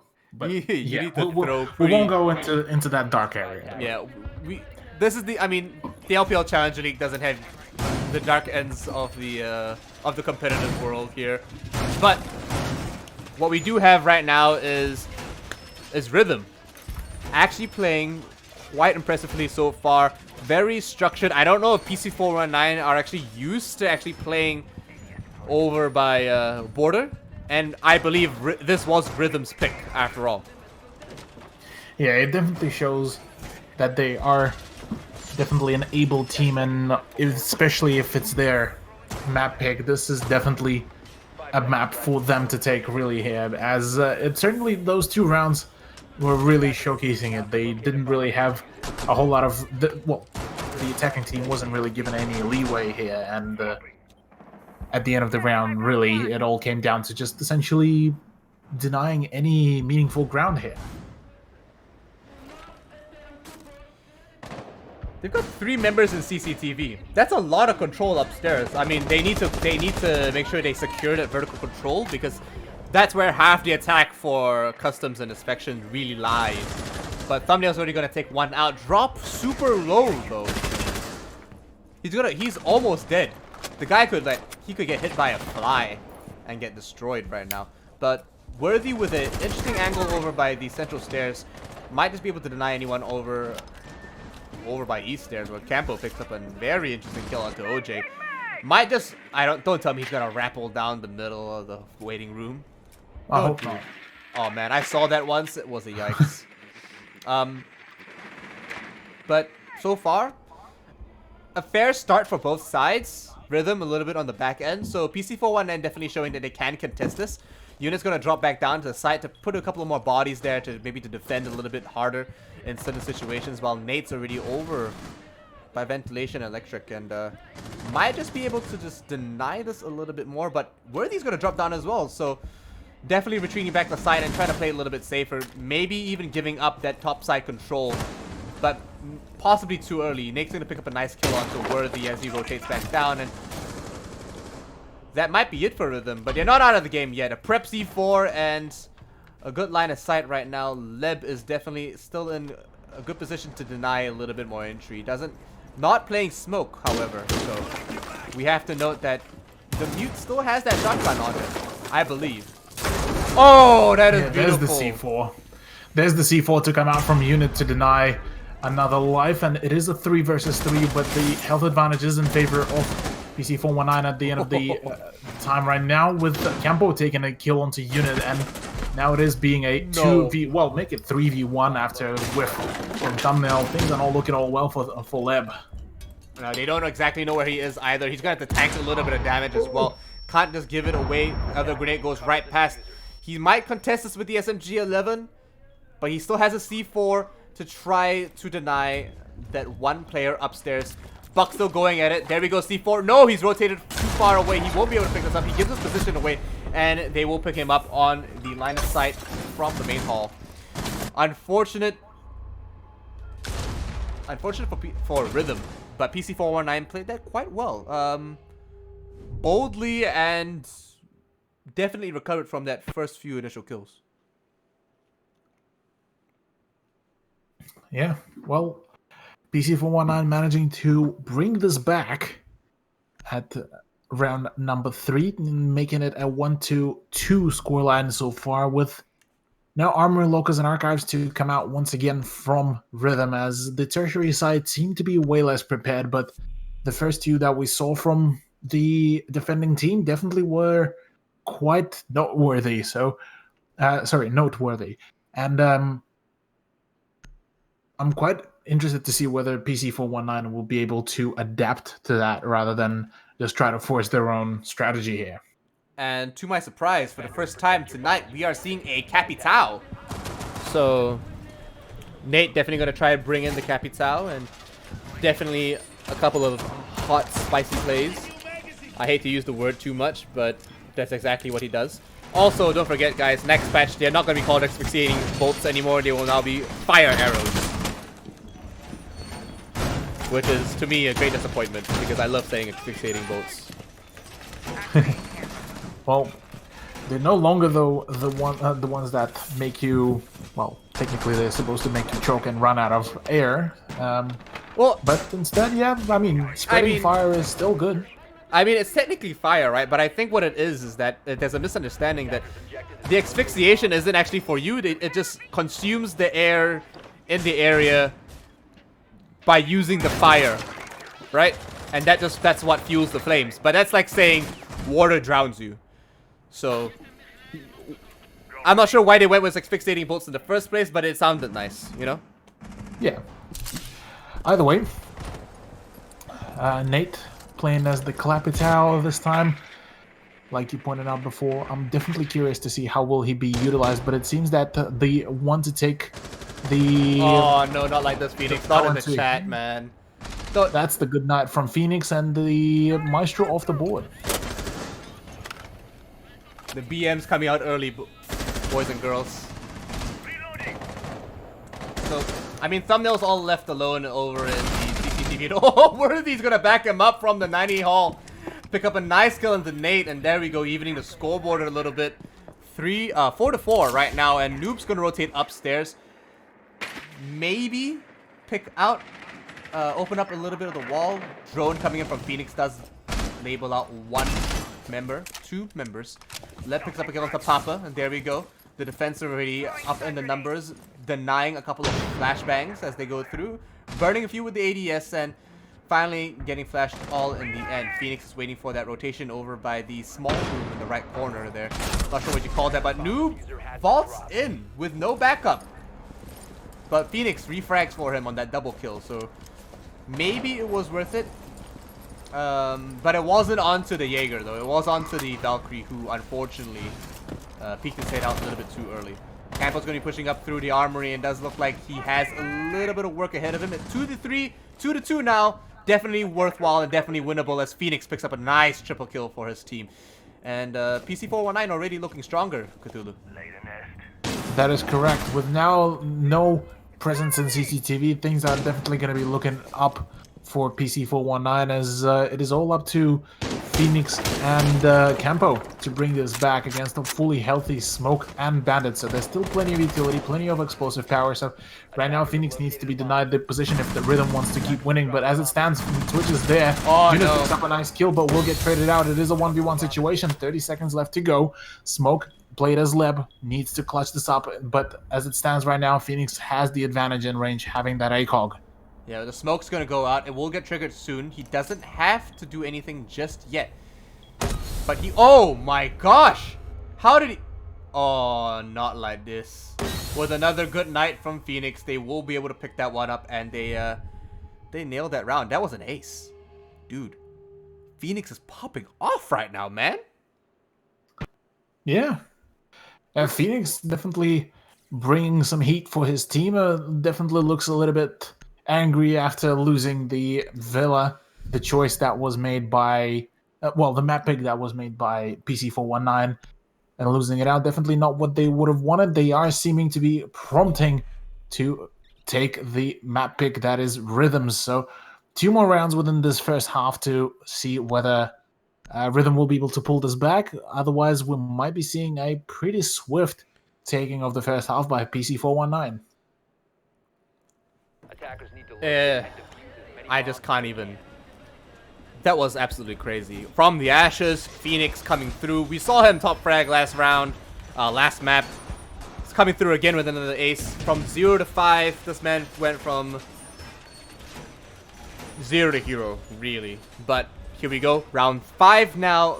Scoreboard still even despite this being Rhythm's map pick. So we might see another full-length map through overtime this time around, but I have a feeling PC419 able to bring this one back in, ending up in a 1-1 scoreline.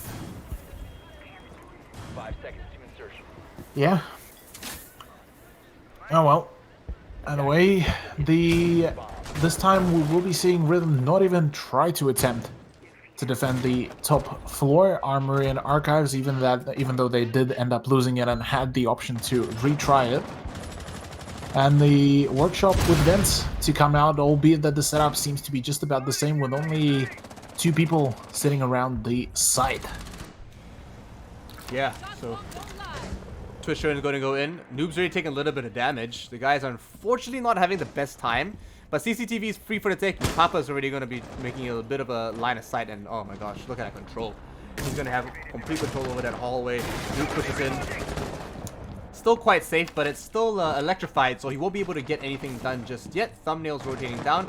Bathroom's walled off. They won't be able to rotate through there. I don't think he realized that when he pushed through, but PC419 already sweeping up the top floor systematically. Yeah. Well, for now, Worthy to be the one to respond onto the aggression that is 419 applying. And as it stands, it is Campo who might be the one to be going up ahead with a life drone to come out. So all in all, the overall setup for 419 offense seems to be quite solid, having the flank watch as well as the just run out watch in there as well. Phoenix is the one to go for the push and to open up onto OJ, making it now easy for Papa to pick up a kill onto Worthy. Yeah, I mean, they're already downstairs. Microsoft might come out here from the Valkyrie unit, is in a prime position, but is waiting for the right time, really. He's not trying to force this. C4 does get thrown up, waiting for the right time. He's prepped it. It's primed. But will Lead follow ensue with his own Arsenic, Sanguine Arsenics? Thumbnail is super low, though. Thumbnail is indeed pretty low, but that does not stop him from fragging out onto Phoenix to get some revenge action going. Still a 3v4 as 48 seconds left to go, and As it stands, really, Noob is just ready to jump in. Unit keeping a close eye onto that jump in, and now having the location of the Noob should be able to potentially grab the frag. But the diffuser will be going down, and finally Hibana will be going down 3-3, make it 3-2. Oh no! There's the shots, trades, 2v1. Left to go, all up to Leb. Sorry. No, absolutely. I mean, he was in a very Noob was in a very awkward and exposed spot. He had to go for the plant there, however. Leb is around the corner, picks up a nice double kill onto one more member of PC419. And while they push right through, Rhythm might just be able to pull this one out. He has to deny a little bit of line of sight. Might switch to the shotgun at the right time or not. Deny a little bit more entry. He might just go for this defuse right now as he tries to get done. The counter defuse is going down. 5 seconds left on the clock, and Campo can't deny it just yet. He pushes in, and oh my gosh, left right for the vault. What are you doing, man? You could have had it.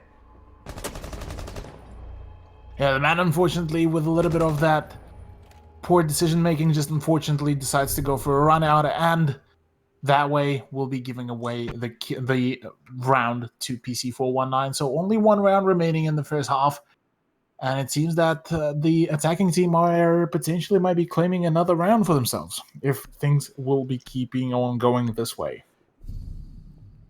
Leb had that in the bag. Just throw it out. Just, bruh. I think he just got a little flustered. Thought that, you know, he probably got tagged just a little bit maybe, and thought that, you know what, this guy's gonna kill me if I keep going. But he should have trusted that his arsenic sanguines, his toxic babes would have protected him. That it denied a lot of line of sight. Unfortunately, it just didn't, and maybe Campo could have played that a little bit smarter with the gadget. Actually identifies where the diffuser is. He could have just used that as line of sight for himself to shoot and get the kill.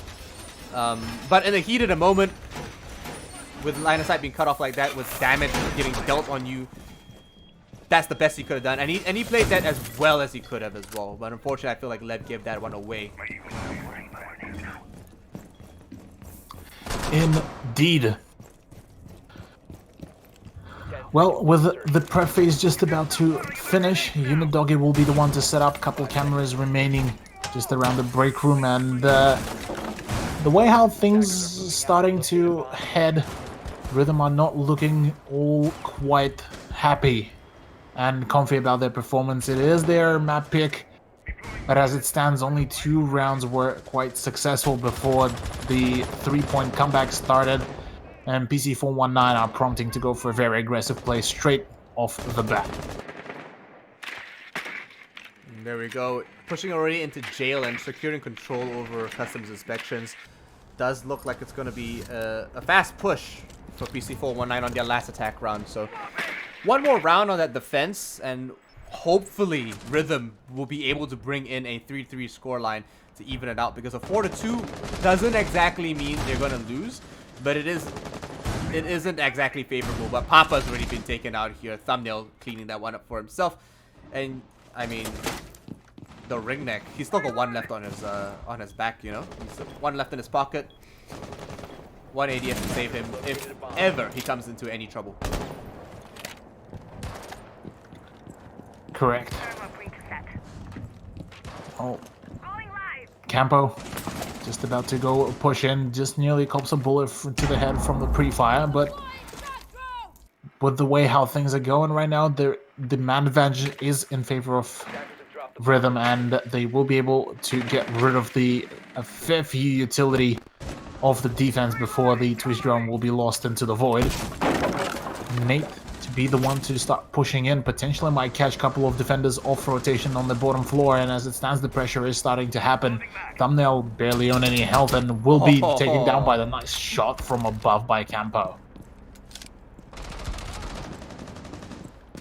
Unidoggy cleaning up onto Nate as well, so a 3 to 4 situation. Yeah, Rhythm most likely have this in the bag, provided that Campo doesn't pick up any more kills like that. Double kill for him. Noob switching through might get this plant down as well. He has the diffuser on him. He's in a good position. Toxic Sanguine, Toxic Babes go out, but C4 follows ensue. And Phoenix goes down, one of the top fraggers, and Noob can't stop that diffuser anything at all. If he got that frag in return, that C4 would have denied it as a whole. Correct, and with that comes the end of the first half. 3 apiece, I believe, is 3 apiece is the end of the first half, and PC419 onto defense now. I feel like they forced that plant a little bit too early. They should have just gone for gunfights at that point. It wasn't safe for them to plant, and if anything, I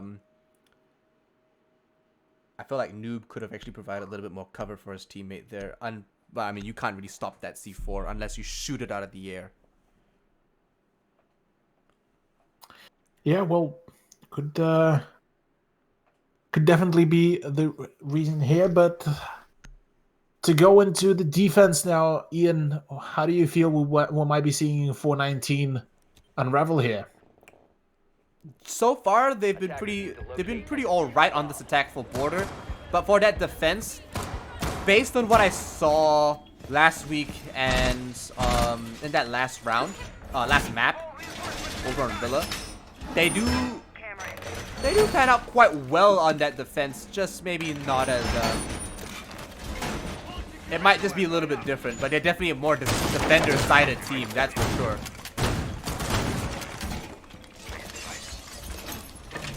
Well, we'll find it out pretty soon, but looking at the overall setup, it certainly looks like 419 are bringing in Alibi, which could potentially enforce some of the roam plays here.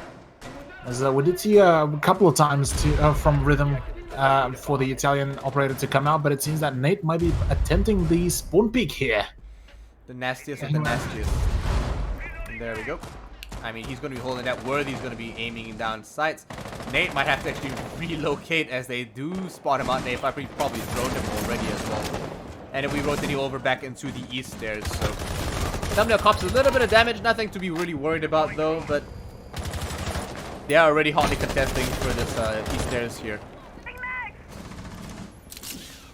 That is correct, and with the way how Rhythm already managed to approach, they did have everything droned out, so at this point, spawn peek wasn't really that much viable, apart from trying to delay the attack a little bit. Yeah, so Phoenix already has a C4 prepped. Not oh no, it gets shot out a little bit too early. Real unfortunate, could have really made something out of that C4, but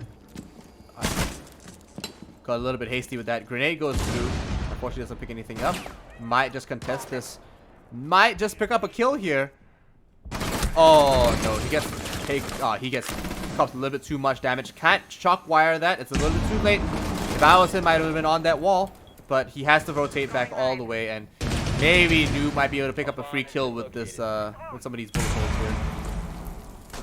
here. Yeah, Noob having a fantastic angle, but a little bit too dangerous one if he will be discovered. But as it stands, Leb does manage to relay some information. The damage overall has been more dealt in favor of the defense. But now with OJ getting a kill into Papa, things might turn around quite quickly. Noob will be taken down as well by a fantastic play of the unit, and just like that, it is a 3v5. A couple of interesting points of assault actually being used here, and it's interesting how they're playing it out. Phoenix is still over by CCTV along with Campo, and they might just have to rotate back now. They're short on the man count. They might just pick up a couple more kills here, fighting people down the central stairs. With a C4 going out, it might just deny that plan all in total. Campo picking up a double, is worthy onto Phoenix. And there we go, Campo might pick up a third for himself here if they push on a little bit more, but that drone spotted him and he's going to fall back.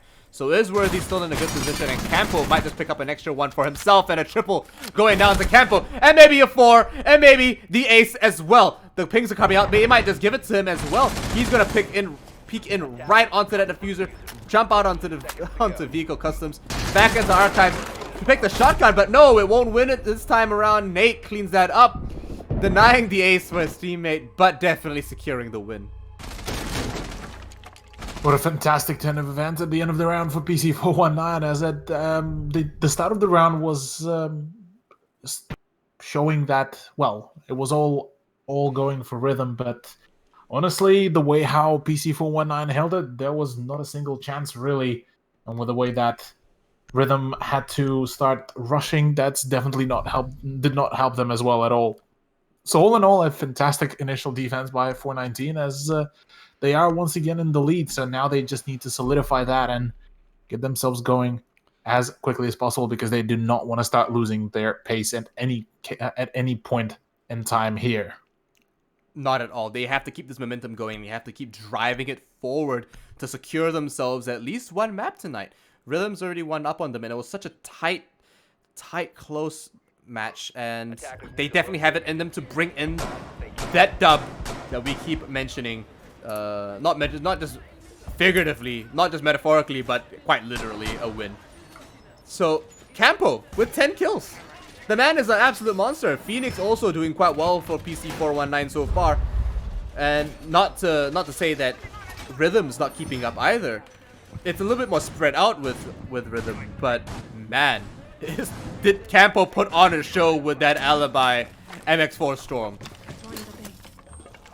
Yeah, he did a fantastic play and had a very aggressive turn of events for him, and that's exactly what sealed the deal. I like that angle as well, by the way, Campo. Thank you very much for showing. Very cool, thank you. That's going into my ranked strat book. Thank you very much. I mean, as long as you don't QE, we're good. Next season for sure, dude, for real. Oh god, please don't. Anyways, to return though back to the match at hand, Thumbnail and the company do seem to be going for a pretty straightforward push.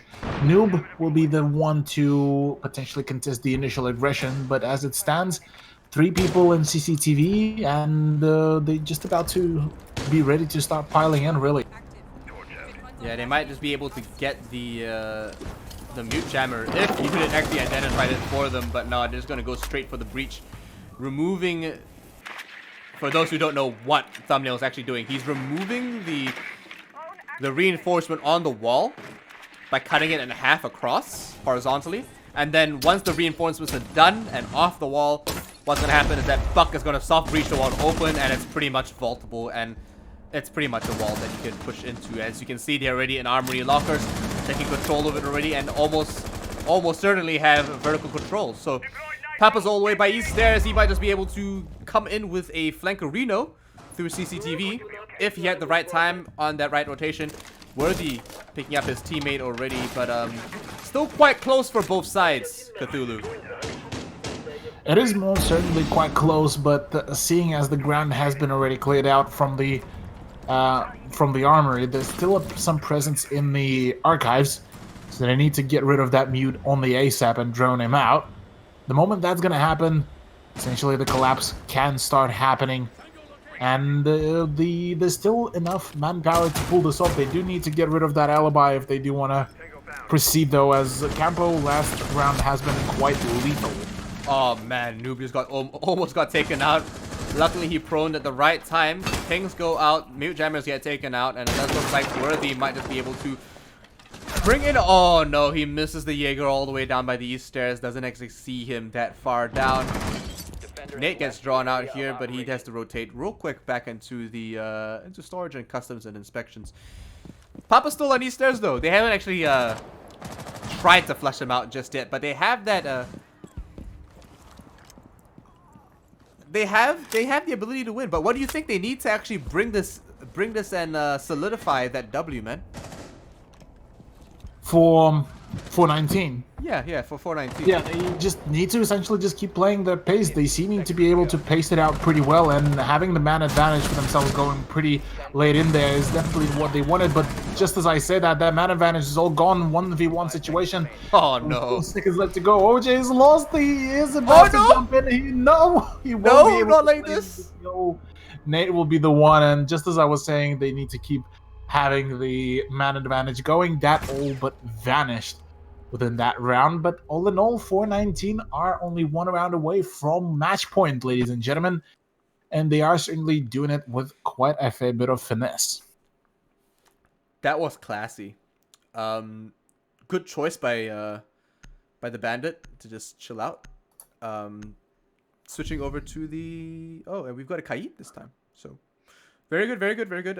Loving Campo on the alibi. Definitely a very strong operator. Very underrated in this a little bit of the Pro League. Definitely provides quite a little bit of intel. But what intel for the next?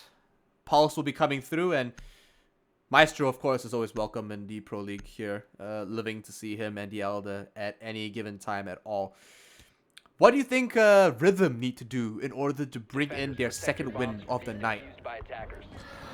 Well, they certainly trying to play a similar way how Villa was played, but the issue here is that PC419 already learned how to be aggressive against Rhythm, and at this point Rhythm needs to essentially do a complete 180 and just play safely. They can't afford to go for aggressive plays. They can't afford to go for just very what would be the right word here, irresponsible pushes occasionally, and that's exactly what costing them the rounds as well. They can't seem to coordinate the aggression well enough, really. Fair enough, and it is coordination that's going to win the game more times than not. However, I am interested to see whether PC419 will be able to consistently, like you say, keep their pace and not get flustered in the middle of things, because Rhythm aren't a team that don't learn. They're quite adaptive, and they do learn quite quickly, if anything. They're very experienced, and it's already been feeling like a super tight match overall. It certainly is, and with the way how 419 just adapted things for themselves, this is definitely theirs for the taking. Thumbnail, you filthy, absolutely filthy. That should be illegal in some states. So a lot of things going down on the Maestro over in CCTV. They won't get caught on any rotations just yet. It does fall back to the monitors, and they will be able to rappel in quite safely. Buck has already moved off that point, and it does look like a couple of pings live will be going down, as maybe they might get this flank, and yeah, by the break room, OJ cleans up that kill. Thumbnail definitely helped along as well. And Thatcher, quite safe and dandy. Campo's going to be moving downstairs to maybe deny and pick up a couple of guys. Oh, he sees two. He might be patient enough to pick one up, but he definitely doesn't want to give his position away just yet, and he needs the right timing for this, while Noob tries to control the jail. Certainly looks like a Noob will be forced out and gunned down by Worthy, so it is a 2v5. And things are not looking all well. Campo to go down as well by Thumbnail, and it is all up to Nate to bring this back. He does manage to connect the shot, but just not enough to take down OJ. That's unfortunate. And his position being revealed, things are gonna get all but everything but good, and a flawless round to come out from Rhythm. Definitely looking much stronger in this round here. Flawless, like you said, and patient, if anything. So the difference was this time they really had a good crossfires, had the advantage in a lot of situations. Unfortunately, I feel like most times it was the ACOGs that won it for them, but I do realize that the Buck that picked up the kill on the Pulse had a 1x as well, so it was just the Pulse not really reacting fast enough, in all honesty. It certainly felt like it is just unfortunate just set of events that occurred here with PC419's defense all in all, but also props to Rhythm that managed to bring it back and showcase some good siege as well. So they are not ready to get out of this matchup just yet. And certainly with a 5-4 scoreline, they're only 2 rounds away from coming back to a match point. It's shaping up to be definitely a match for the night. I'm not sure if CryptiK and Downfall are going to be able to put up something so delectable for us and our viewers later tonight after this matchup. But certainly, I'm not saying they can't do it. I'm not saying they're not going to be a good matchup, but I'm just saying this is like, it's rare we see something so hard fought for any one team. Yeah, it's a rarity nowadays, and it is a feels good moment to see that teams are this close to each other, and it's not just one team bulldozering another. Yeah, So it shows that we've got a healthy scene. You know, we're developing, yeah, we're actually improving as a community, and moving into the next season. And for either Let's Play Live or whatever other Ubisoft event that comes around, it's definitely going to be one heck of a time. Definitely excited to see where our scene takes us, and as APEC grows, the New Zealand and Australian scene, and how it's going to develop as a whole. But looking at it right now, it does look like Thumbnail has a real hankering for a couple of kills, and there we go. Jaeger, Papa, taking out the board right now, and an easy secure all over the CCTV room. Thumbnail, chill out, man. You got the kill. Just relax, bro. Like, he's dead. well, whilst the Jaeger is dead, there's still plenty more kills to be made, especially within this round, as there's still plenty of ground to be taken, and the defenders still not forfeiting any ground yet to the attackers. Still a two-man presence on in the armory, and there's still actually make it 3. And to be honest, I'm quite interested to see how will 419 really defend this one out ever since losing the control of CCTV pretty quickly through the round. Quickly is an understatement right now, but with this shot, oh no, he missed the hole. There we go. That's the right hole, Worthy. That's the right hole. As they pop open the wall and the breach gets used, there we go. The MP has come through, and so do the drones. A little bit of recon for them, and they do deny a little bit of intel. A double drone move for these gamers, and it does look like Noob hanging by the Prisma, stopping his own Prisma, but he's a little exposed. I don't know if he realizes or not. Oh, but he makes a fast, swift rotation back behind the shield, and Thumbnail pick up another kill onto Campo already. So Worthy gonna pick up Phoenix, and it doesn't look good so far for Nate and the crew. Yeah, it certainly seems that 419 are dialing back a little bit on the defense, and things are not looking all well. Webb is gonna go for the plan, but the crossfire set up once again, flawless from Rhythm. Yet another round, and it seems that we might be going into overtime once again, ladies and gentlemen. It's maybe another 15 rounds. Maybe another 15 rounds. It's suddenly shaping up to be like that. You know, it's back and forth, and I'm all for it. I don't really mind. I love casting, and I love everyone watching. I love you, okay? And Cthulhu, you're a fantastic partner. But I don't know if I'm gonna have the energy for like 4 maps going 15 rounds each. There's only so much land to go around, I'm saying. Would definitely agree, but as it stands, this is shaping up to be a very close one, and every round within this map, especially for this matchup in particular, will be counted. So right now, the final rounds of defense to come out, and right now the team that wins this round will be gaining themselves a match point and will be having that extra, call it extra buffer for mistakes. And looking at the scoreline, 2 players on the side of Rhythm are currently on double digits. It's tight, man. Not gonna lie. These guys are fragging out of their minds right now, and I rate their utility use like 6.57 out of 10. They could be using some of their utility a little bit better. I feel like some of the breaches are mistimed or a little sloppy in some cases, but their strats and their angle use, hard to argue with it, and hard to put it down. It's 10 out of 10 for me at this point. It is indeed, as looking at the overall setup, once again, 419 reinforcing a little bit their presence this time in CCTV after losing their Jaeger quite fast. So, all in all, they are managing to switch around things and to adjust for some of the plays, but as it stands, really, things might be working in favor of a Rhythm if they do manage to pick up the first kill for themselves. Yeah, a lot of pre-fire through the through the break room right into the archives and office. But wow, Campo picks up unit dangling over by the balcony side, and Phoenix picks up one as well. One more to the drone army. Don't forget, Campo uses it to his own advantage, and now that him and Papa, now that he has Papa to cover his back, he's also got all this information coming through that's going to be able to provide him so much more frag potential.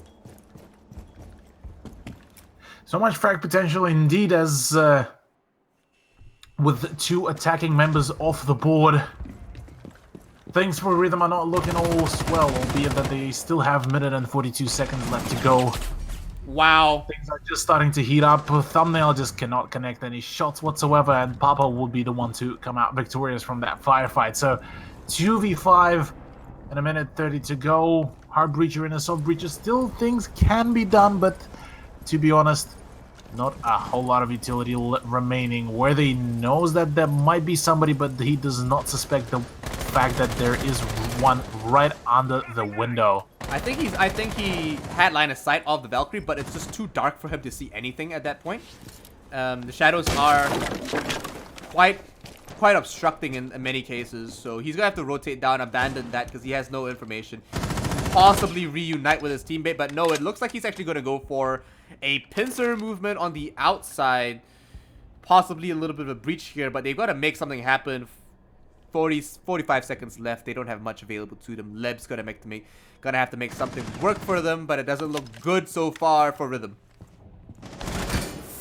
And with the 2 attackers being completely disconnected, things are not looking all well. Worthy taking way too much damage for his trouble to take one of the defenders, and with less than 30 seconds left to go, the push needs to happen. Leb will be the one to spearhead the movement into the offices, but will be shut down straight away by Phoenix. It is all up to is Worthy, with 17 seconds left to go and 4 more kills to be made. Things are not looking all well, and will be shut down pretty swiftly by the Jaeger of PC419. Yeah, he's gonna quick peek this here. Strafe over and prone. Not a drop shot though, but still pretty advantageous at that point, at that angle. That is correct. Match point for 419, and only one more round remaining for them to claim a point for themselves as well to draw it out points-wise for this matchup. I'm very excited actually for this map, as so far it's seeming to be that neither of the teams want to really back out, but to be fair, 419 are definitely looking like they might be taking the dub here. Definitely, a little bit more consistent at least, but when Rhythm shine through, they shine through with flawless rounds, my bro, and we can't put them down just yet. They have the potential. They did win last map. Coming to border, they might just pick up that second, but I think 419 is going to bring this in. But look at these kills, man. Look at these frags.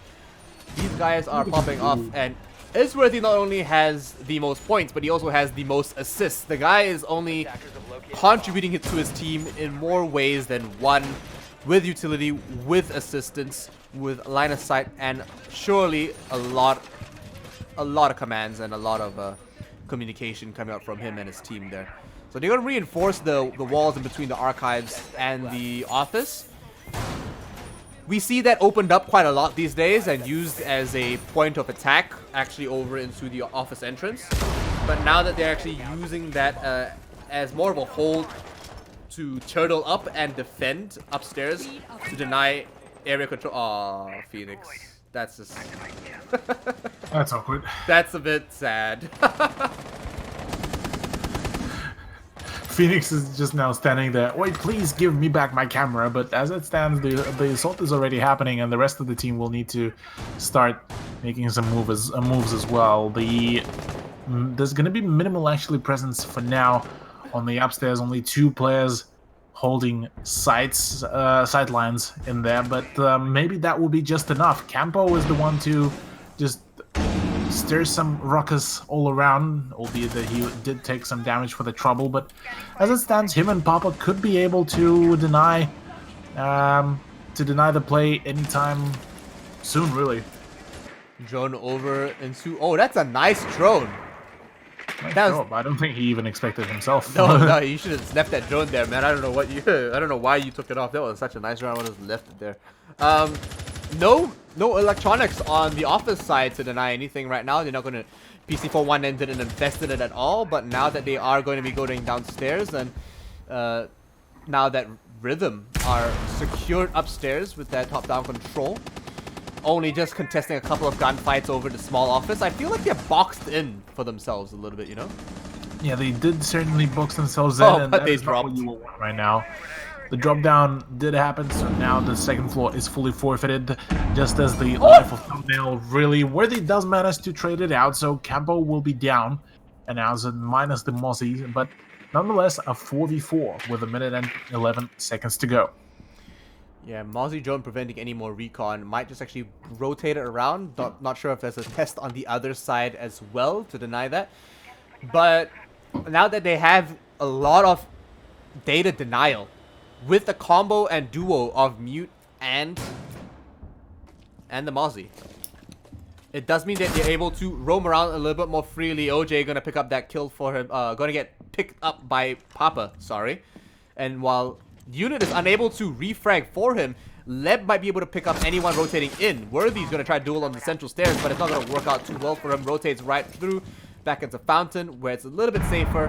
Unsure if anyone's still upstairs or not, because they're not able to get any drones through. That's gonna waste a lot of his time, Cthulhu. He's not gonna be able to make as many effective plays before they're worthwhile at all. And no, see, Noob just picks up a nice kill with a shotgun downstairs looking up top, when Leb picks up one for himself with the commando, but the C4 is going to get wasted as they push through. One more coming out here. Phoenix picks up one. Unit refrags back onto Noob instead, but it does look like a 1-2 situation with no diffuser, and Unit can't do anything about it. And there we go. PC419 win round 12 and the second map in a very tight matchup, only losing with time. A fantastic job at the end of the map here for PC419, as they managed to bring it back. 1-1 is the scoreline at the end of this matchup, so both teams will be granted a point each. And this was definitely a much more decisive play from the PC419 rather than Rhythm, as it seems that Rhythm just seemed to have kind of had their ember somewhat just Not rise. not rise, yeah, just completely extinguished, and that was it for them, really. Well, I felt like that last push was a bit hard, but honestly, the data denial, the information cut coming from PC419 was really what brought it in, because of that, they were too, Rhythm were too scared to push into office. They were too scared to push that line of sight. They were too scared to secure it over in the armory as well. And denying them the vertical play, as well as denying them info of anyone inside, was way too strong. And that was a fantastic strategy, a fantastic play from PC419 to just hunker down, wait, be patient, and know that their data denial is going to work wonders for them. A Thatcher would have changed a lot of things for them. IQ was great, but because IQ couldn't get into sight or actually see too much, it really just worked out in their favor. So we're going to our next matchup, CryptiK versus Downfall, and we are going to be seeing an interesting matchup, to be sure. Possibly a little bit faster, but we're going to do a short break first, Cthulhu. Don't go Don't go anywhere, Cthulhu. We'll be right back, you and me both. And we'll be back with another fantastic matchup between CryptiK and Downfall. Don't go away, folks. We'll be right back.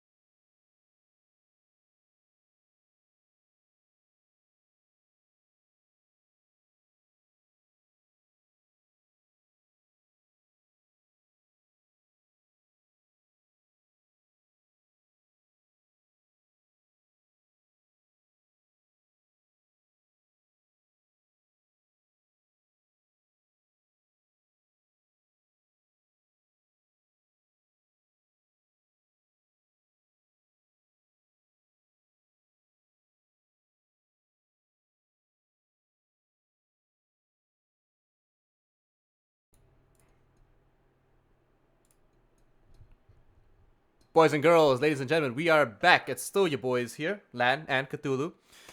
We're looking at our second matchup of the night, CryptiK versus Downfall. CryptiK starting on defense first. We're ready to go, but looking at this matchup, I feel like I don't know enough about Downfall to make a call just yet, Cthulhu. What do you think? Well, CryptiK is one of the teams, one of the PL teams, so intrinsically they are the favorite team in here. But Downfall has been an org that has been going around the NZ scene for a fair while. They are boasting a slightly different roster every time. Well, most of the time that we see them, but this time it is Ravenous, Boats, August, Bano, and BC. The roster that has been with the org for a fair while now, but we do remember a few other iterations of the rosters. And I do want to say that Downfall should not be looked down at the team that will get rolled, really, because they have the potential. They are the underdog here. But I still do think that CryptiK might have the upper hand in some of the plays just due to their Pro League experience. Yeah, absolutely. I do think that Serum coming through as well. He's starting on this first map as well, so definitely much different from what we saw last time. Looking and going into this game now, I can't wait to get this started and actually and see how CryptiK and Downfall are going to play off against one another. Yeah, I'm definitely keen to see that and get into it. CryptiK to be the ones to first ban on Bank. I am expecting something across the lines of probably Jackal, just so that they won't have to deal with him on the defense, as he is a thorn in the side. This will be the Thatcher ban. Okay. For the offense, which is going to be a gigantic shot in the foot of Downfall, though.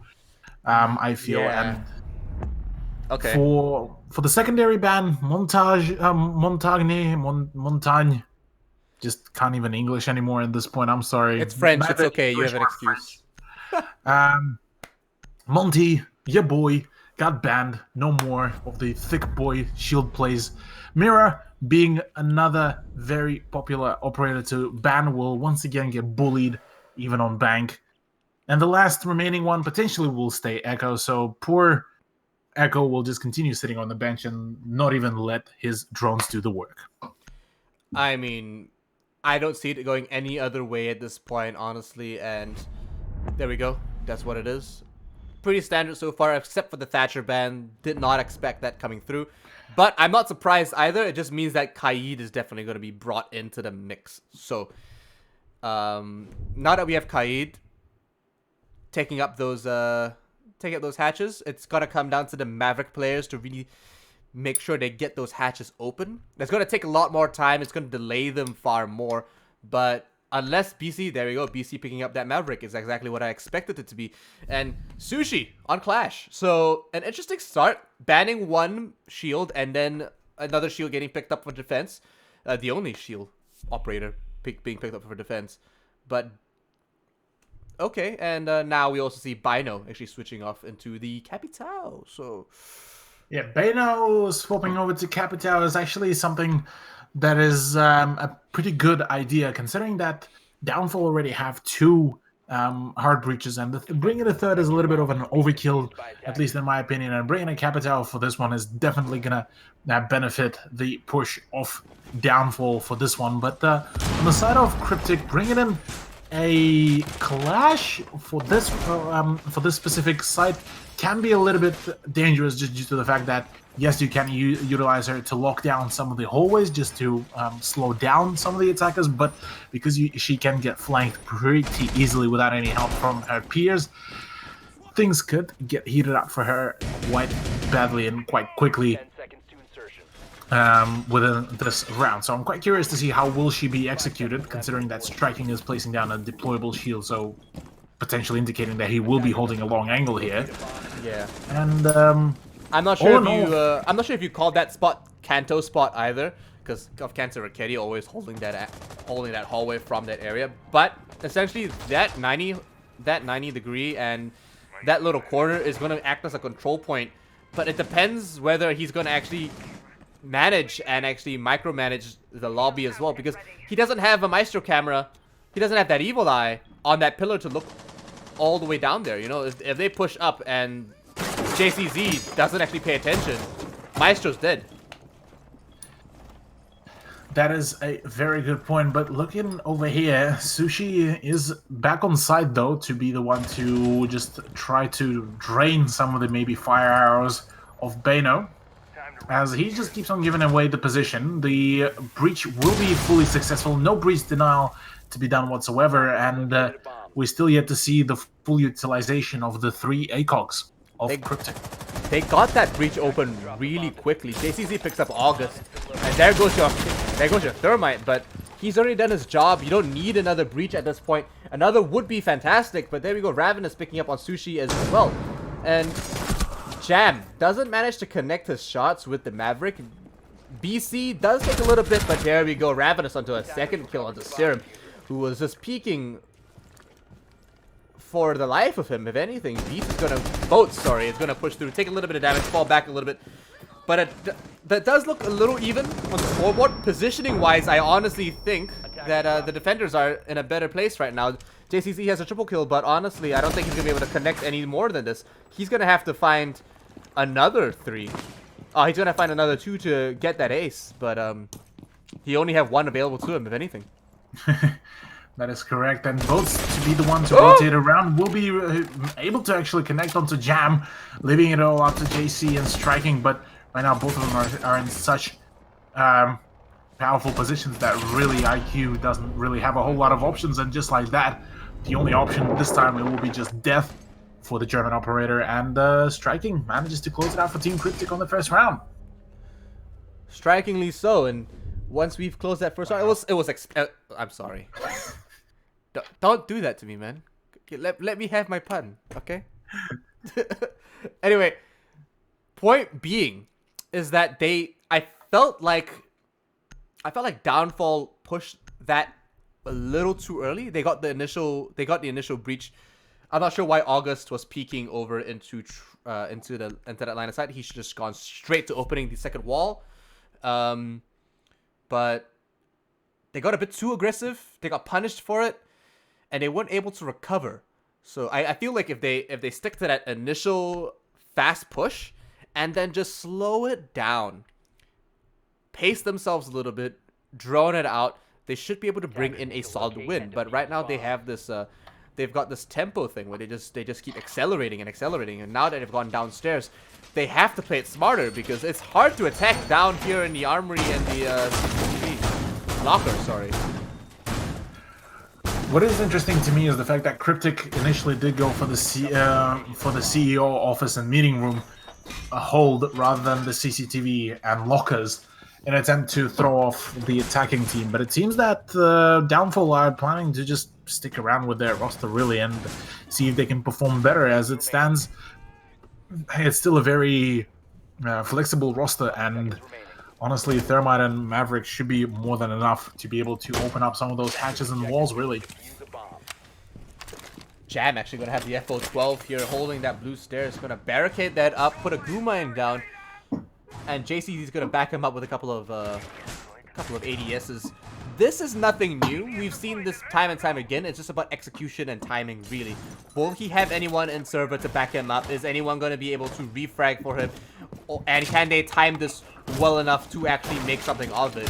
Sophia's in a good position to actually open up the flooring and then actually have a nice downward angle into that blue stairs, but I'm not sure if he realizes that there's someone there waiting to deny that server entrance.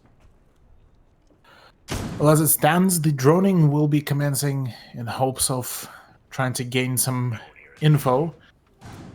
BC is the one to be pushing with the Maverick onto the tellers and archives very soon, whereas Boats is the one to be droning up ahead. So August already spotting Jam will be able to relay plenty of information, allowing Beno to go for the entrance, and potentially Capital will be the one to do some cheek clapping pretty soon.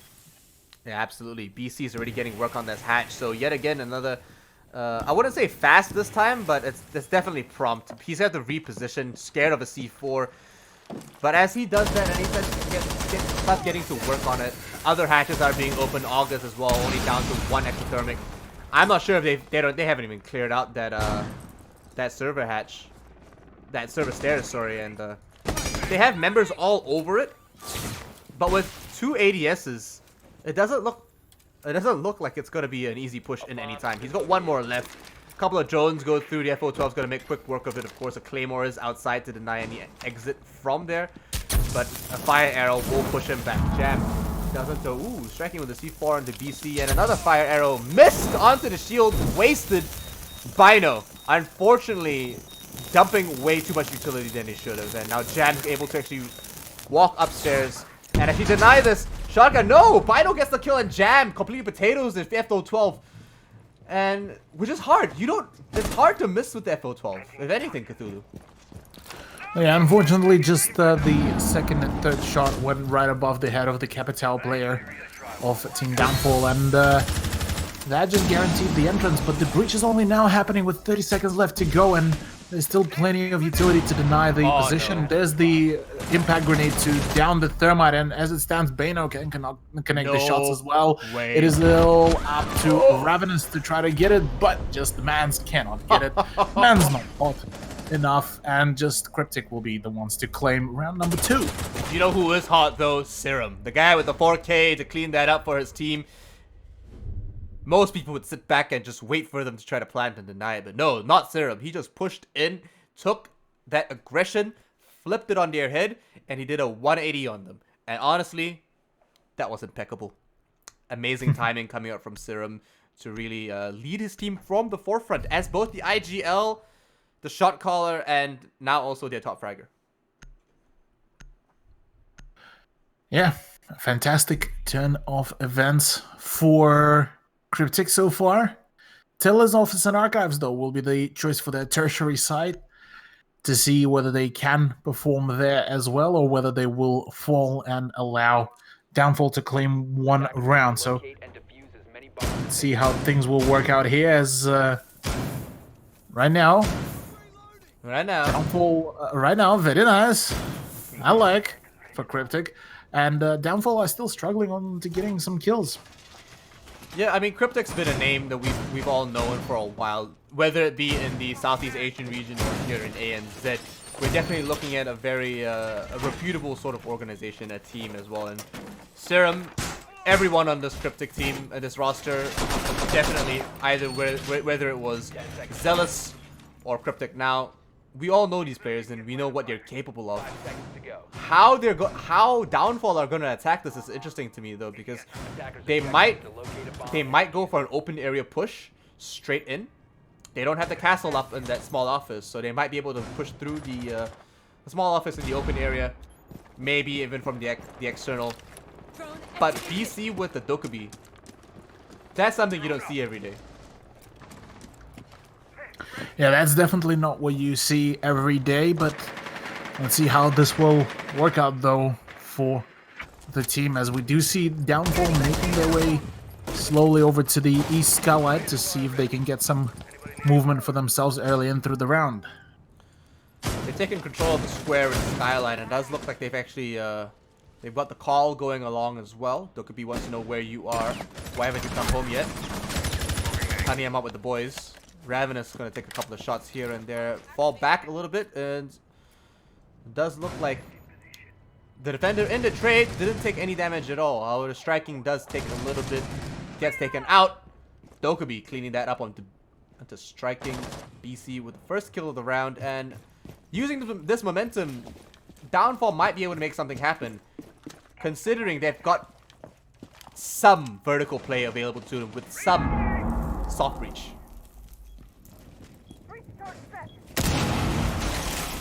That's correct. Well, with breaches now starting to happen from below, Serum is the one that's going to get pressured. The C4 to come out to damage just a little bit the smoke player, but to no avail, unfortunately, as Ravenous will be the one to claim the life of Mozzie, making it a 5v3. Things are not shaping up all well for CryptiK's defense, as right now the only person that is sitting on site is Sushi, who will be taken down by Ravenous straight away, just shaving off, and it is all up to 2 Vromas just outside of the site. Jam and JC's head. Jam and JC's head are the only ones left, and SMG-12 recoil hasn't changed just yet. It's still a bit challenging, but it's still the better gun close range. For now, though, the K1A is going to be the main man, the main choice, and the main weapon available to him. But with the phone calls coming out, doesn't look good for the defenders so far. Doesn't look at all as JC's position will be starting to get revealed. August would be the one to go for the plant, and potentially the only way for JC to claim any kills here or stat pad at all will be the frags from above. But he does manage to find the shot. That's another one for himself onto boats. 3v1 situation. Plant did go down though, so the time will start to work up against him. He needs to go for a reload. He needs to get those frags ASAP. Yeah, it doesn't look so good for him right now, and BC picks up that kill with the C75. A beautiful, beautiful gun. One Korean operator for another. Look at this thing go. Dead. And there we go. I mean, a near flawless round for Downfall as they pushed up. Unfortunately, CryptiK were not able to respond in time, and valiant effort coming out from the Vigil. Unfortunately, just overwhelmed and outgunned at that point. Too much line of sight on him. They knew exactly where he was. Fantastic effort, however, coming through. 1-2 right now, looking towards CryptiK, and Downfall still not going down without a fight. It's certainly starting to shape up to be a little bit more competitive at this point. Downfall not having a great first 2 rounds moving into the game. But it does look like we've got ACOG stacked here on that defense to maybe counter some of that aggression. Well, we did see a very confident usage of the ACOGs from CryptiK before, and especially on this side. So I won't be really too surprised if we'll see yet another smashing round from Team CryptiK, especially on this point. Considering, though, the fact that at the end of the round it was a 2v1, so could be yet another somewhat close ending, but all in all, I do think that CryptiK might be able to pull it off once again. They certainly have it in them. An interesting amount of reinforcements here by the meeting group. A little bit excessive, I think, on the hallway side, but a little deficient here by the reception. Oh no, JCZ's got that. No, he's gonna make a line of sight. Never mind. So, using that as a point of aggression is interesting. It does leave your back exposed over to anyone over in the stock room. However, stonks might drop and they might actually control that quite well, as Jam is in that janitor closet with a line of sight all the way into anyone that might vault through those double windows so valiantly or so bravely. But bravery, Cthulhu, is half the game, right? Yeah. Certainly. Certainly looks like it. And just as the defense unveils, well, the whole round unveils, really, Beno will be the one finally to shut down Serum right before any more damage will be dealt. So, Downfall starting off strong. They need to get their wits right up and going. But as it stands, the Capitao keeps on clapitowing literally each and every member of CryptiK. Yeah, he certainly is playing fish in a barrel right now. They are no match for this man, as he just dangles the window. No one's willing to rotate, cut him off, or even spawn peek him, maybe catch him from the lobby at this point in time. He's free reigning and no one's able to actually counter him. Maestro could move, but right now he's busy answering his girlfriend's phone calls in that little corner. He's pinned down. He's not able to go anywhere too soon, but he might just get flanked, and there we go. BC gonna pick that up. I'm not sure how he didn't hear that, but definitely... I mean, I definitely heard it. There we go. Ravenous picking up that last kill on the JCC, and a flawless round for Downfall. Fantastic performance from Downfall, as they are managing to equalize things up for themselves, 2 apiece for teams, as it's getting quite close. The site that was initially defended by CryptiK, that was quite well held this time, crumpled under the pressure that DF managed to put down. And I'm quite curious to see how things will go, but it looks like we might be getting a rehost to Rooney. A rehost, yes. Yep. So it might just be a rehost. They've called it at the right time, so it's most likely going to go through. They are permitted to rehost if they want within this Defenders, time protect span. your bombs from being defused by attackers. We'll confirm soon though, but looks like we will be going to a rehost indefinitely. So I'm gonna do this. Throw it back to us here, my dude, and we're gonna we're just gonna talk about what we saw so far. So, I feel like Downfall had a really good round last round over. You could say that CryptiK were shortchanged from a bug. I think overall though they had really good. I mean, Downfall had a really good point of attack. CryptiK didn't rotate fast enough or didn't react in time to the aggression coming out from Downfall. And I think it really was just Downfall being just that little bit better than them to begin with. What are your thoughts?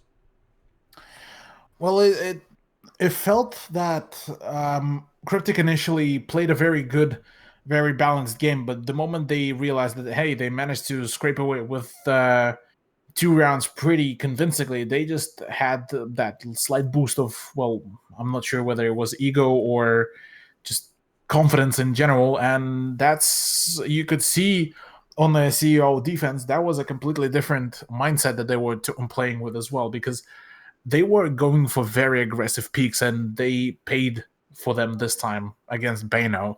And the fact that Capital was able to deal so much damage before, things things are definitely not going to work out well if CryptiK will continue going in with the same mentality. It doesn't look like it so far. So what we'll do, boys and girls, is that we're going to go to a 5-minute break while we set things back up again. We'll be right back. Don't go anywhere. Stay tuned, and we'll have the game back up shortly.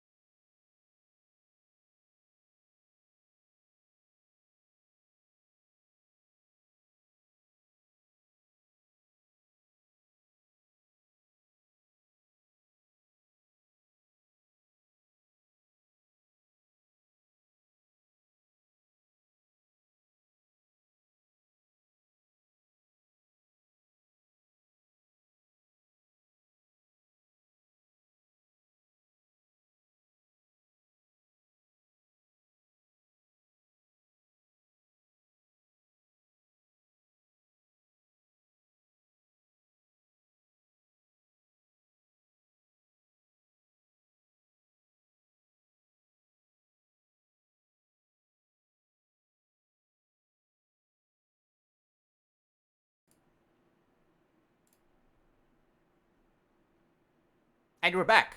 So, boys and girls, ladies and gentlemen, looking at this game so far, it does look like it's going to be quite spicy for us tonight, moving into the actual matchup. And interested to see how we're going to pan into the next round. So, we actually rehosted before the 5th round, so this is fresh. And no one knows anything about anyone, so nice to see that Blitz is getting swapped off. Unfortunately, I was hoping for that, and I was actually quite excited, but I'm slightly disappointed now, BC. If you hear this or you watch this later, I expected better.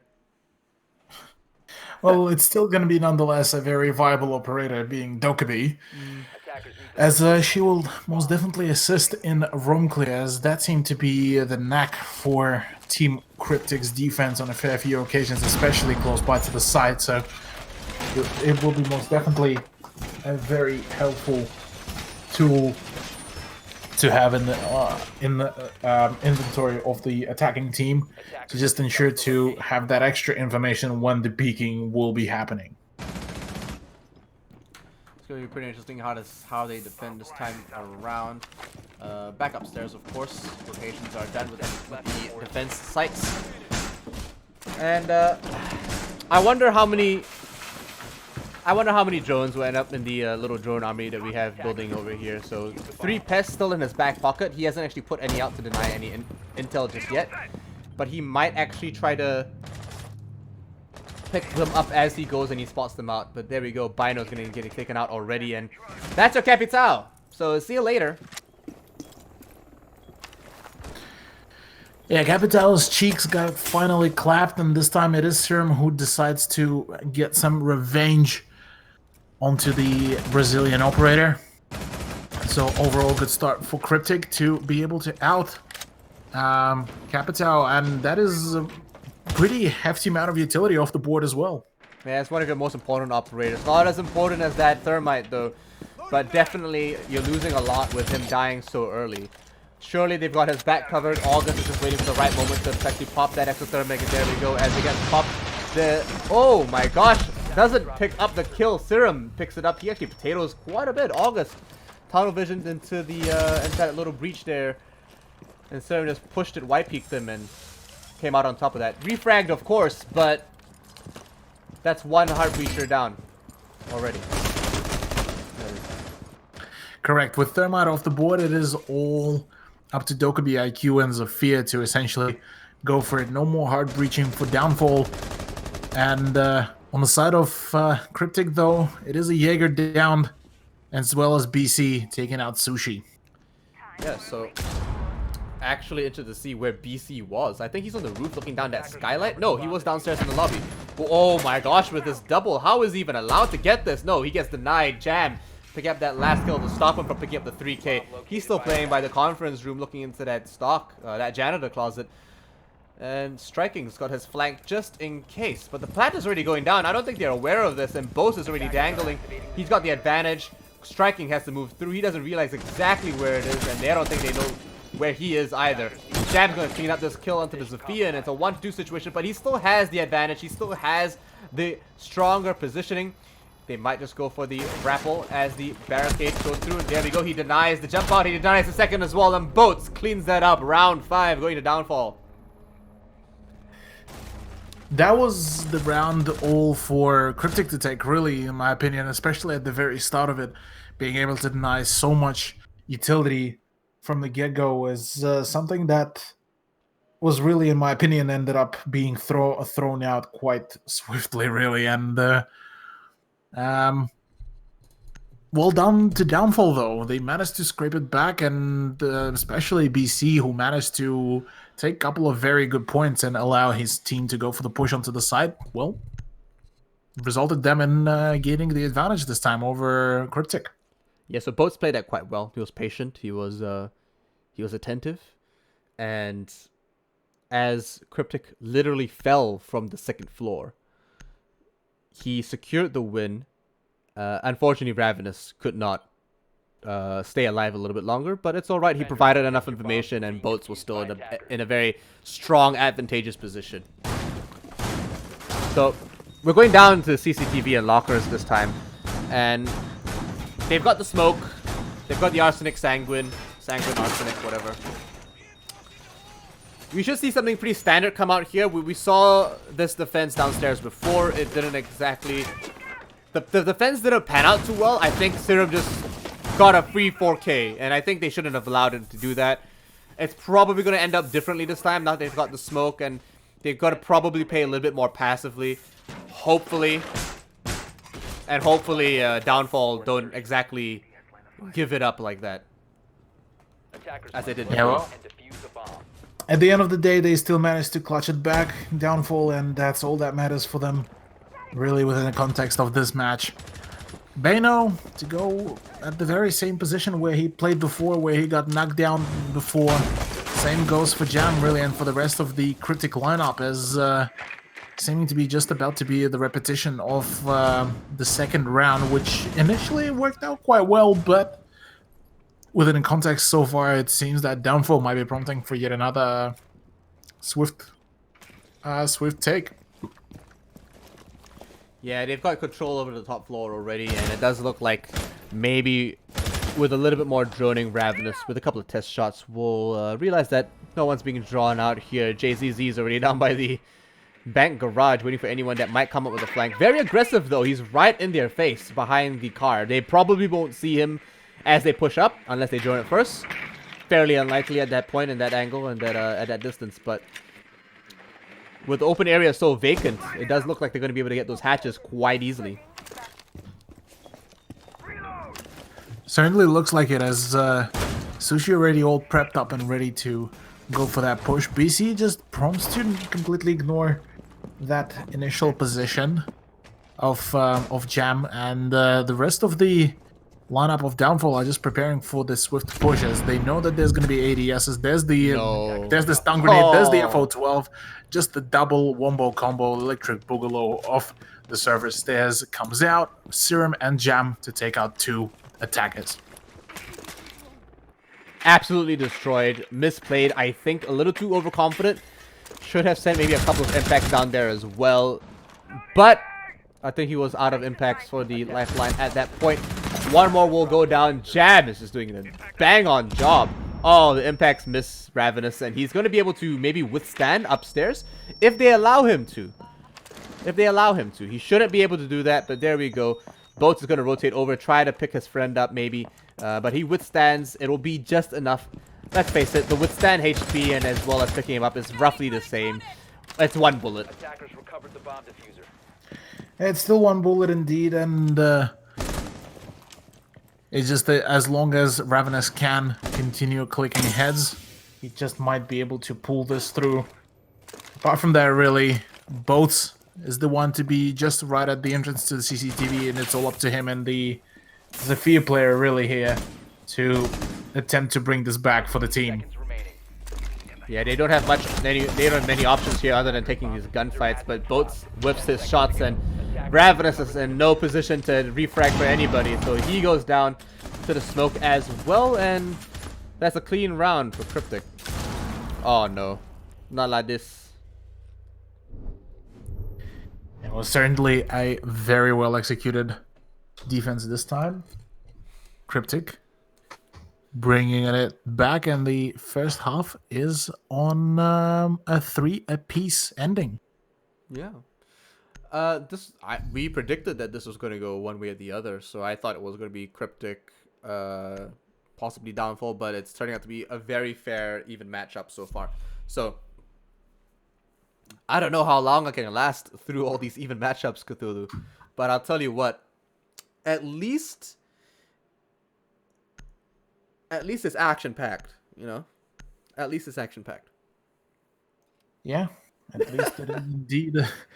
As gunfights galore, man. This is definitely promising to be a very close game once again. Definitely can't wait for the overtime to kick in and see which team at the end will manage to best each other, as it seems that both of them are trading rounds back and forth. So we're going to play a castle strat over by the central hallway here. It does look like August is going to reinforce the lone office, and then that's going to allow them to also reinforce the small office over in the open area. Mute's going to deny a little bit of intel and the breaching as well with the electronic jammers. But an interesting reinforcement, a set of reinforcements here by the kitchen as well. Something we don't usually see too often, but definitely has its place here in this current meta. So no one's actually playing in the actual tellers right now, even though they've got a couple of rotations open. I think it's just line of sight. I'm not sure if they can actually rotate through that hole, but playing in the open area is definitely going to be something a little different that for sure CryptiK did not expect. Well, one would only hope, if you're a Downfall fan, to have the element of surprise. And August has some quite a nice, cheeky, very wide angle and camera, as well as Boats picking up a nice kill. So that is Maverick off board, and now leaving all up to Thermite to do the actual main breaching, which is going to be a bit of a challenge, but still nothing is yet lost for CryptiK. As just as I say that, three more people fall down, and that's a big yikes, all in all, for CryptiK. Yeah, critical yikes coming out here for CryptiK. Only 2 members left, and Thermite's off the board, so it's just one really, and I don't know if Jam can pull this out, man, because this guy, he's getting pinged from walking through the Prisma, and they all know where he is. They're all gonna collapse on him real soon, and they're just gonna pinch him and take him out, put him out of his misery with 1 minute 30 left. It's a bit early to call it, but I'm calling it. Attackers recovered the diffuser. Could very much happen. Minute 20 left to go. 4 more bodies to click for Jam. He is on full health, so he has some time to play around with this. But I do believe that he did miss a Mozzie drone. No, there was no Mozzie anyways. My bad. But all in all, he needs to be extra cautious, but at the same time be very aggressive as well in his plays. He does unfortunately hit the Prisma, so his position will be full on revealed, and the pre-fires will start coming out. There's the pressure, there's the shots, and there goes Jam really here at the end. Bano will be the one to claim him, and Downfall back in the lead once again. Oh man, not like this. But there we go. Jam go get taken out there. Got a little bit hasty, shot the Prisma. Unfortunately, can't help that sometimes because it could actually just be an alibi. But I didn't see a way out of that for him. So he held on valiantly. But there we go. We've got a 4-3 lineup right now. Downfall being quite strong on the defense. So they're cleaning up real fast. They're not waiting. They're taking the fight to the attackers. And I feel like CryptiK weren't ready for not only the change of sight, but the level of aggression that Downfall were bringing to that match. So hopefully we do see something interesting come along. Hopefully, indeed. Costas Curse, potentially... In full effect yet? No? No, not yet in full effect. But, just as before, initially we were predicting that CryptiK might be the one to take the win, they are currently on the back foot. And looking at the overall scoreline, it is all quite close to each other, actually, with a difference of 1 kill, actually. Yeah, you're right. And you know what? 10 seconds to go. It kind of just tells the tale of how tight these matches are. Even though the matches are swinging, you know, it's not like every match they're down to one-on-ones all the time. It's literally just one team swings this way, the other team swings that way, and I find like some of these players, some of the strategies being used, and maybe some of the coordinations lean to a lot of inconsistency. But we do see the main wall actually being opened up quite a bit, and no waiting for either of these teams so far. That is correct.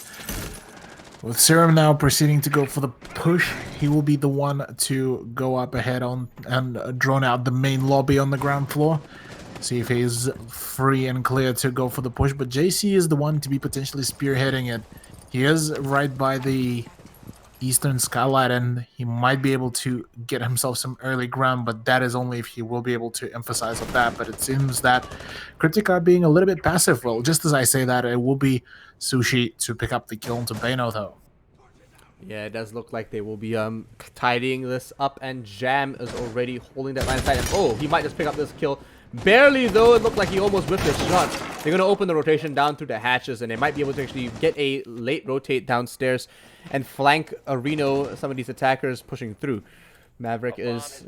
I'm sure that's Maverick over by the short loans. They do see a lot of the holes being made here, and August is just waiting for the right moment to actually pick up the kills. Both picks up one for striking, and they're starting to level this playing field a little bit with a little bit of a roam coming up from the blue stairs. They might just pick this up, but no. BC picks it up with a late ADS and a late reaction. JCZ cleans that one up, and it's a 2-4 situation. Not looking so great for Downfall right now.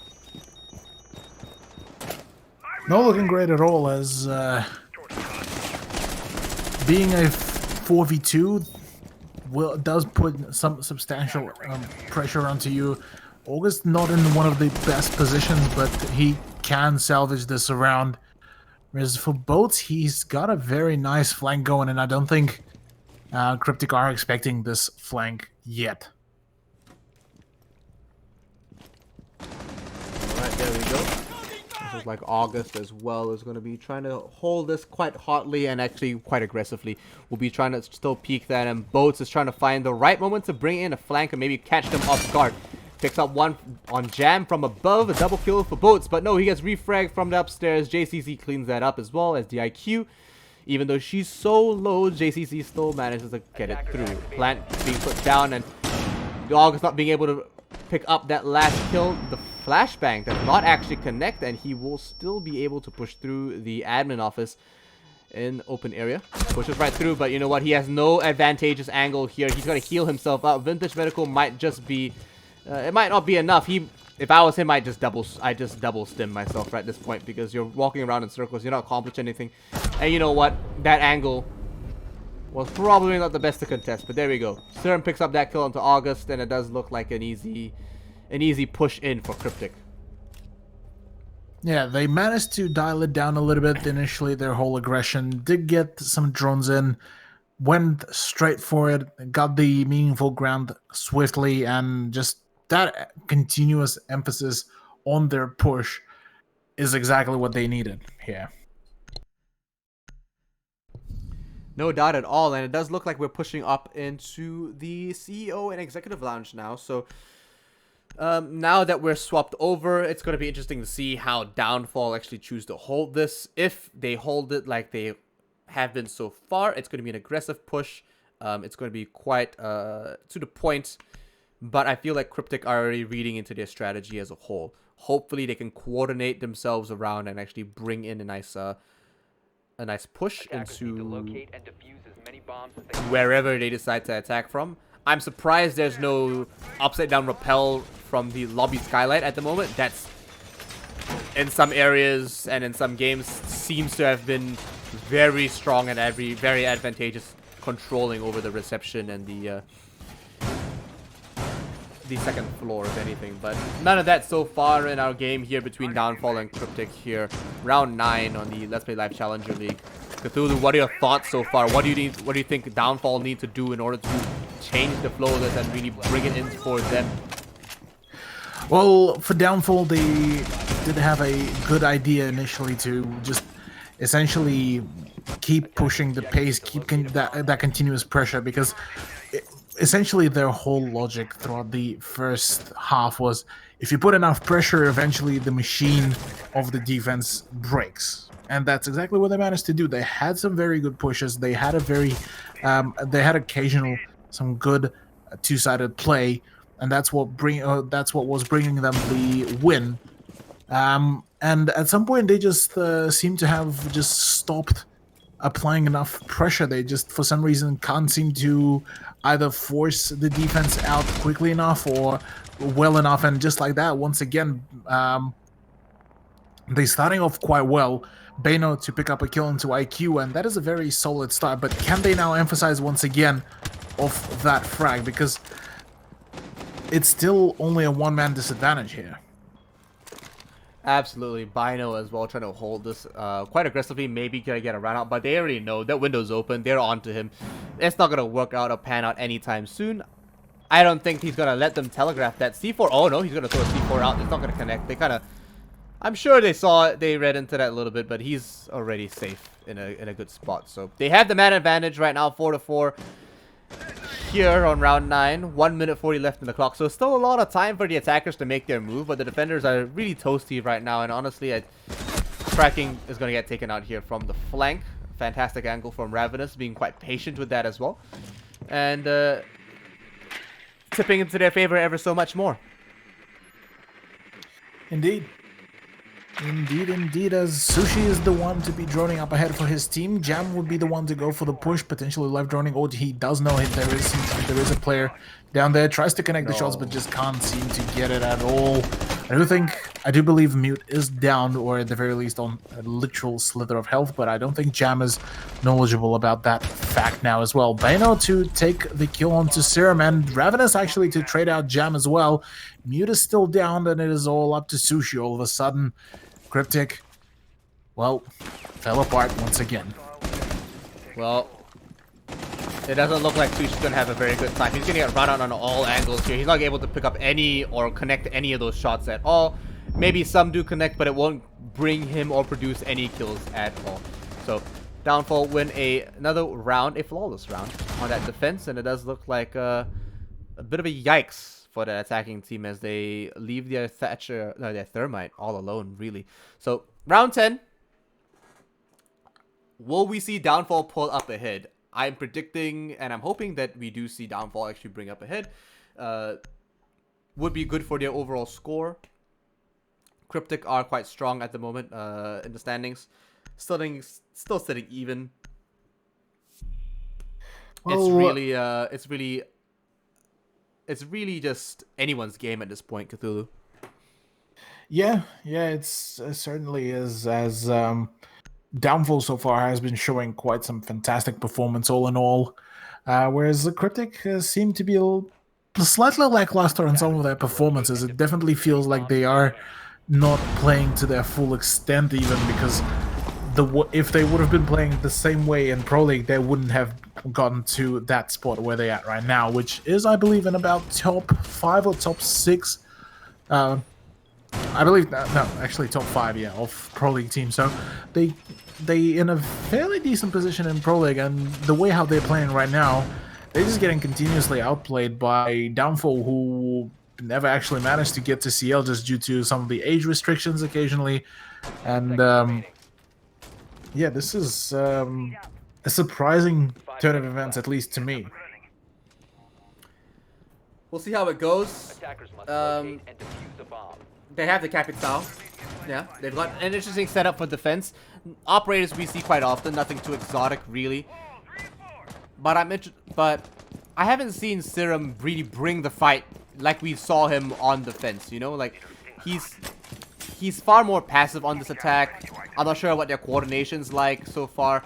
Downfall are in the habit, though, of actually opening up that rotation there by the main stairs. So that's a good rotation. Actually allows them to cut through half that map much faster. Rotating through this open area hold may or may not work out. It's 50-50 at this point. Honestly, that site's just... You got a lot of hatches. You got a lot of line of sight to cover. You can get pinched from 2 different levels. It's not great time.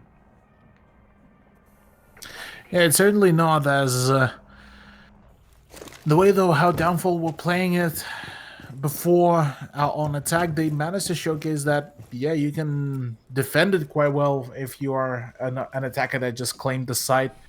And I do believe that they have a pretty good idea about how to defend it whilst being on the defensive side. So let's see how CryptiK though will approach that, because I'm certain that they do have some ideas on board as well, bringing in Thermite and Maverick for this very site, which is usually not what we came to usually see.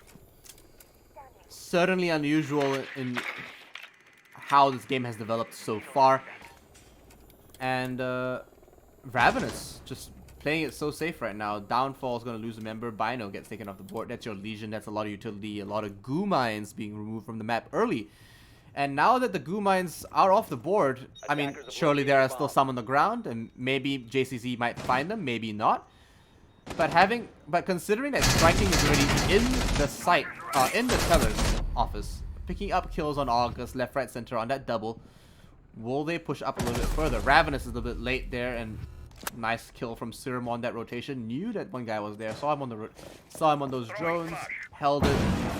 But now that it's all falling apart for Downfall, one way or the other, Jam picks up another kill, and there we go. Boats refrags onto striking, but Boats, he's in a corner. He's got nowhere to go. C4 goes out there, but you know what? He's got no fangs to bear. Jam picks up that kill, and it's all PB and J from here. Indeed, it is, as once again CryptiK returning back the favor of the rounds back to themselves. Round 11 to come out, as I believe we are on a draw, ladies and gentlemen. 5-5 is the scoreline here. It's gonna go into overtime. Certainly seems like it, as neither of the teams do want to pull out any further than one round. It's because they want that prize money, man. They want that money. They want the money. They want to get the prize from the United Bank of Money. And the Locus in CCTV room to come out from Downfall. I mean, there we go. BC as well. We're going to swap over to that Kaid. And an interesting hold it shall be. We're seeing a Pulse playing it, most likely inside the vault as well. And maybe we might see a... I'm hoping for a Lockers plant, because I'm tired of these CCTV plants. Give me some variety, Cthulhu. Give me some variety. Yeah, I'd love some variety as well, and curious to see how will this defense unravel here for Downfall, as them bringing in a Kayad this time could certainly assist with the defense and prevention of the breach of hatches, at least for the time being. As well as that, Kayad in general just has a fantastic loadout, so I'm curious to see how will a double ACOG setup work out for Team Downfall. Well, I'm hoping they actually defend from the garage as well. That's where I expect them to actually bring in those double ACOGs as a little strength.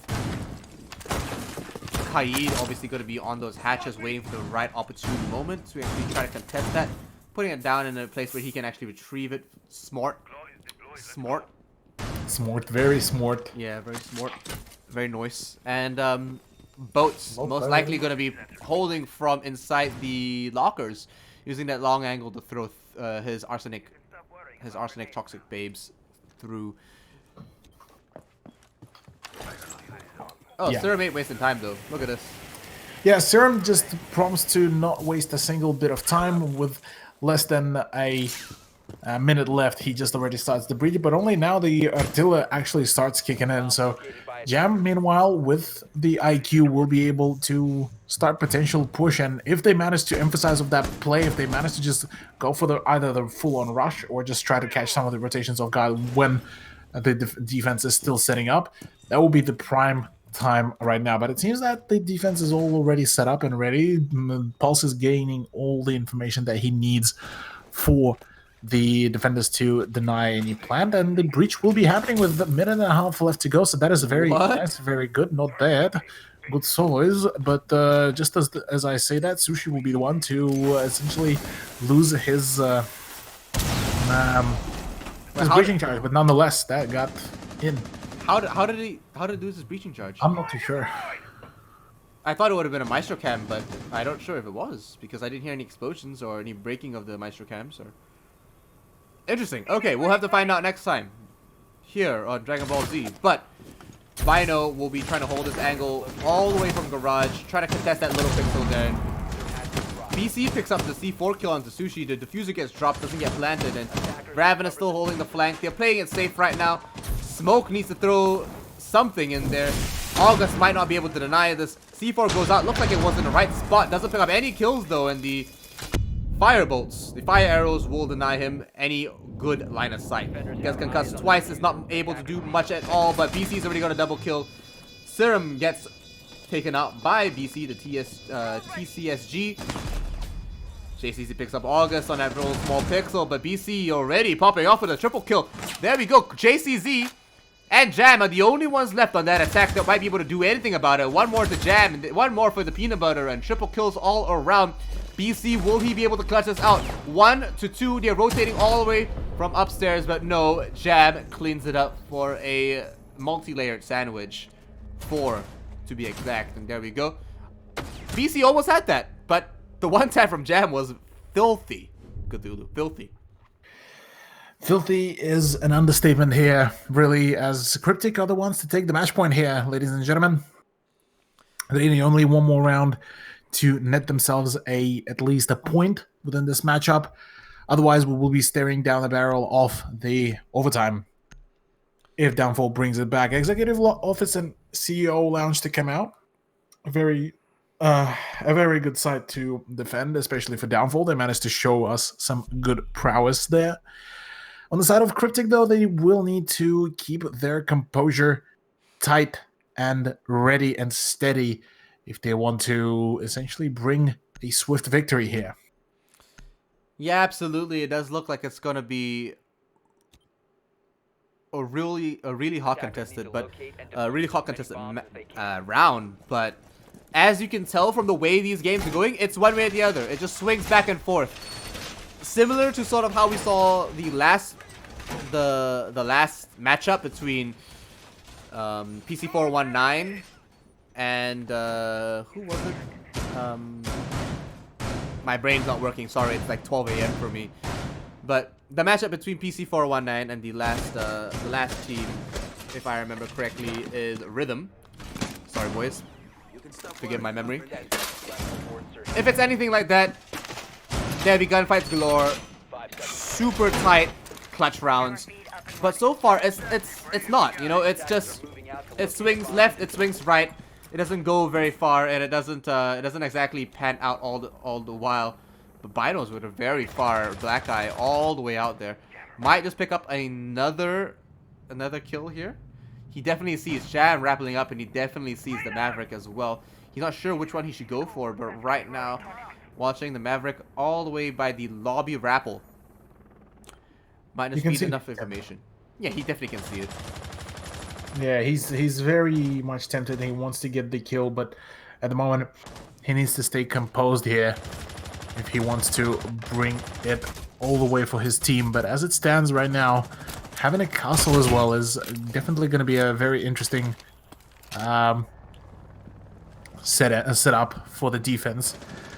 On the side of CryptiK, though, they need to be also very much composed and be very cautious about the plays. Serum is the one that will be assisted by the IQ, so hopefully for them, they will be able to net themselves a nice, meaningful ground very quickly, and it certainly seems like they are just about to reach the reception area. And as they push to the reception area, flashbangs go around, and Striking's got the ACOG all the way from the car park. Try to contest that and try to hold that line of sight. Not sure if that's where you want your Capital. The arrows do have drop-off, and they do curve down, by the way. Bino's gonna pick one up on that rotation. There goes your Sophia. There goes a lot of utility. Straight away off the board. I'm not sure if Striking's rotated in yet, but JCC picks up one kill just to refrag and even the scoreboard a little bit. Serum's pushing up with his team right now, and it does look like he's taking point. He has control over that lobby, second floor, and there we go. We do see Striking push up with his team, and no, Bino with another Serum being taken out, and BC again on the Striking, but Bino with the triple kill, and August to clean it up. Downfall bring this into overtime, boys and girls. I know. Overtime indeed. Very exciting there times. we go. Happy days overall for Downfall as they do manage to bring it back overtime once again. CryptiK to bring it all the way. It's definitely shaping up to be one heck of a night, boys and girls. We are looking at a the true nature of the Challenge League here. There you can see that in their natural habitat, they take turns winning rounds, and Bino. Okay, to be fair, Bino did fantastic, right? He had a nice triple kill. They didn't see him coming. They didn't react in time. He also had a very nice C4 kill. Simple C4 kill, but nice nonetheless. So I'm gonna give it to Bino there. He played it quite well as the aggressive play from Valkyrie. Quite impressed so far with his gameplay. Attackers need to locate and defuse bombs. Impressive indeed. Well, as it stands though, 6-6 scoreline. Jam is on double digits, whereas the rest of the team is somewhat lacking behind, especially Sushi in striking. And things are not are looking a little bit scary for CryptiK here, because the moment they lose their big fraggers, just count the whole round out, really.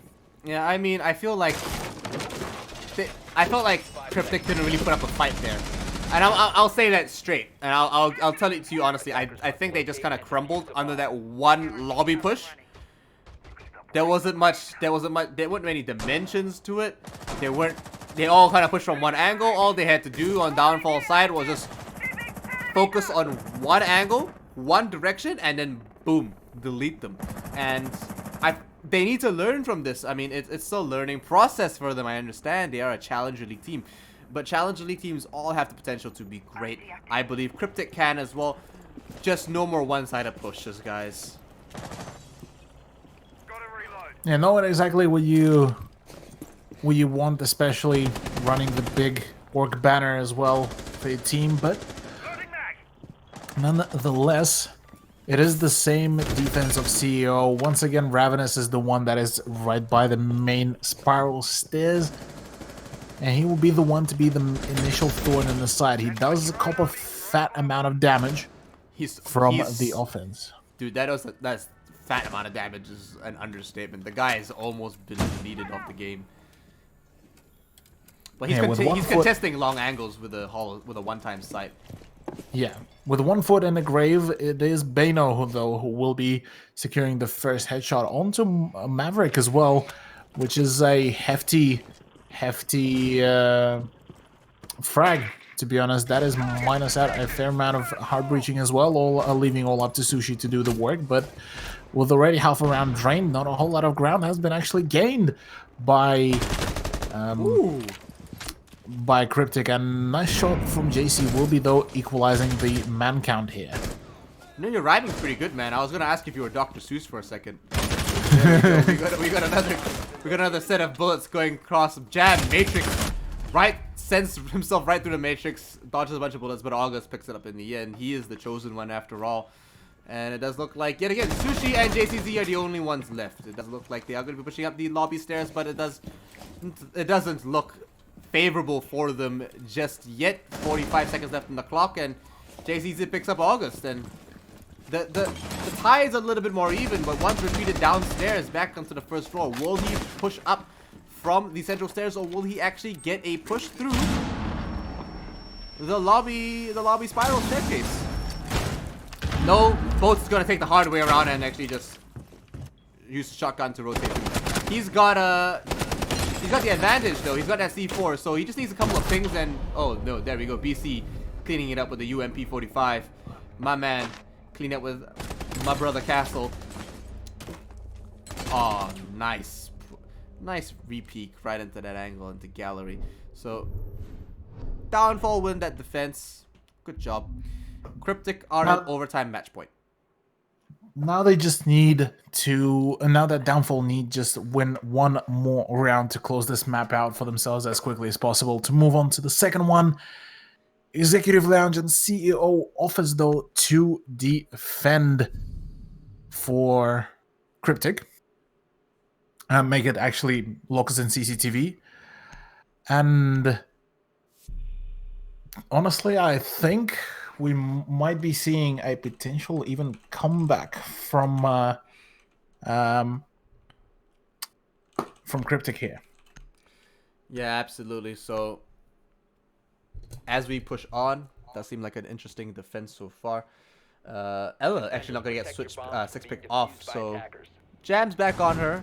I'm not sure if it was Jam on the Ella before or if it was JCZ, but they will be probably holding that that server stairs yet again with a similar setup and a similar defense. It worked for them before, it will work for them again. They're trying to bring in that 7-7 full length 15 round overtime. But for my sake, but for Cthulhu's sake, I'm hoping we end up with an 8-6 here on overtime. So 10 seconds remaining. Yeah. an interesting setup so far. They've actually opened up the wall into the server to try to contest that a little bit more. Sushi might actually miss and send his toxic babes flying through a little bit too far, if you ask me. Well, it may be too far. Maybe that's his initial plan to bamboozle a little bit. We'll find it out in a little bit, though. Meanwhile, though, it is a potentially last round. Ravenous rocking the Zofia. Which is what you would want right now. He did show some fantastic gameplay early on during their attack side. And all in all, they just need to keep their composure here. They were able to keep their cool throughout the game so far, so they just need to keep rolling like it is. Yeah, so there we go. A little bit of profanity coming out from Thermite there, but JCZ and Jam, the double J couple, will be holding that server quite aggressively, and Downfall don't really care. They're just pushing up through Vault, holding this, holding the lobby. Most likely gonna drop that hatch, and if they do, it's gonna be a very different push. Jam might actually get the kill here, probably gonna defend. But now that a lot of the ADSs are actually over by server and not actually over by Vault and the office, if Downfall read into this and actually push from the backside of the lobby and Vault, they should be able to flank them and make them very successful.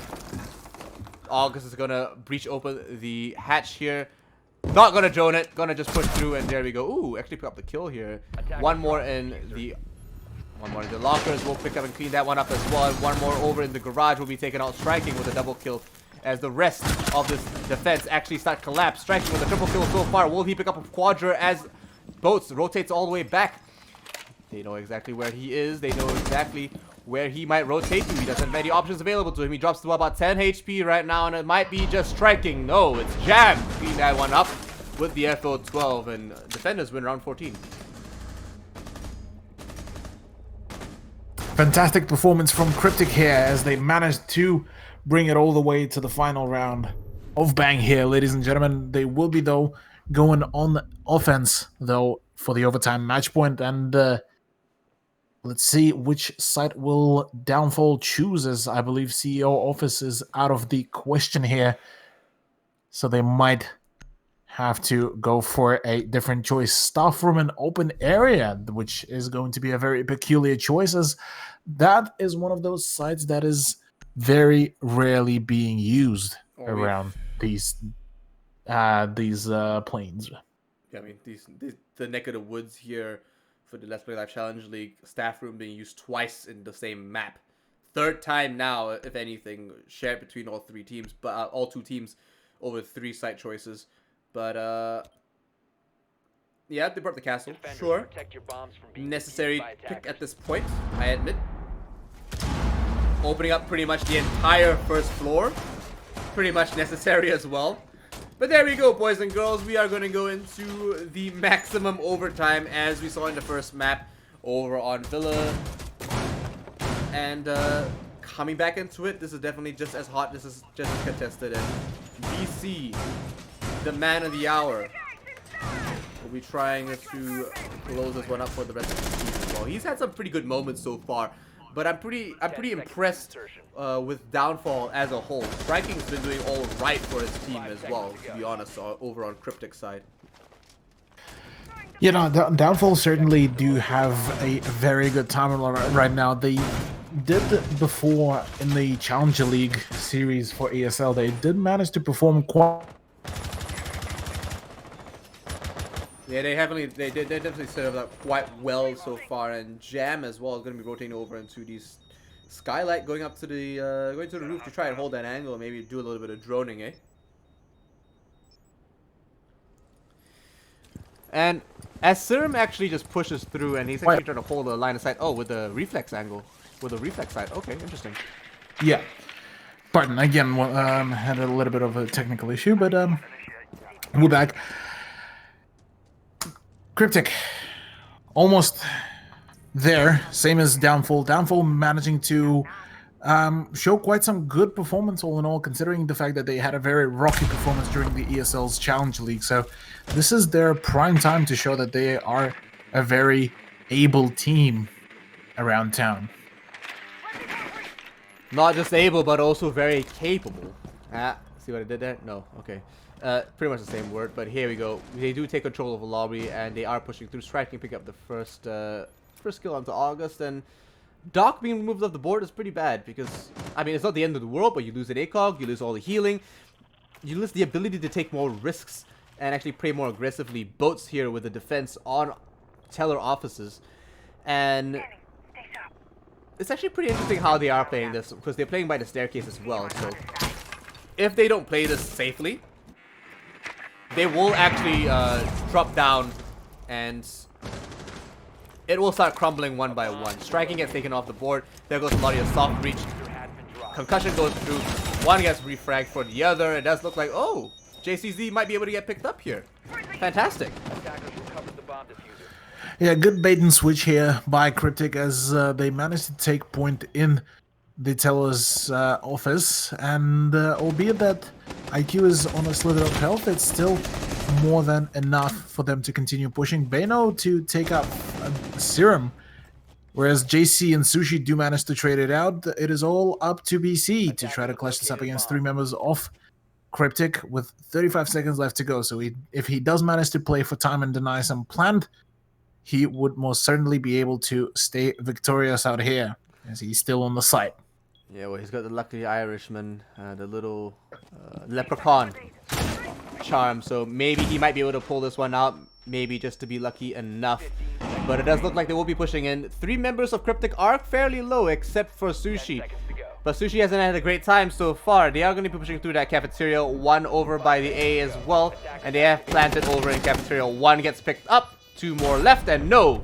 JCZ cleans that up, and the first map on Bank goes to CryptiK. Fantastic performance by CryptiK as things finally worked out for them. They managed to finally bring it back, and all in all, by a slither of points, they managed to bring it back. So they do manage to net themselves 1 point so far within this matchup, so they need to win one more map if they want to skyrocket themselves up the leaderboard with 3 points.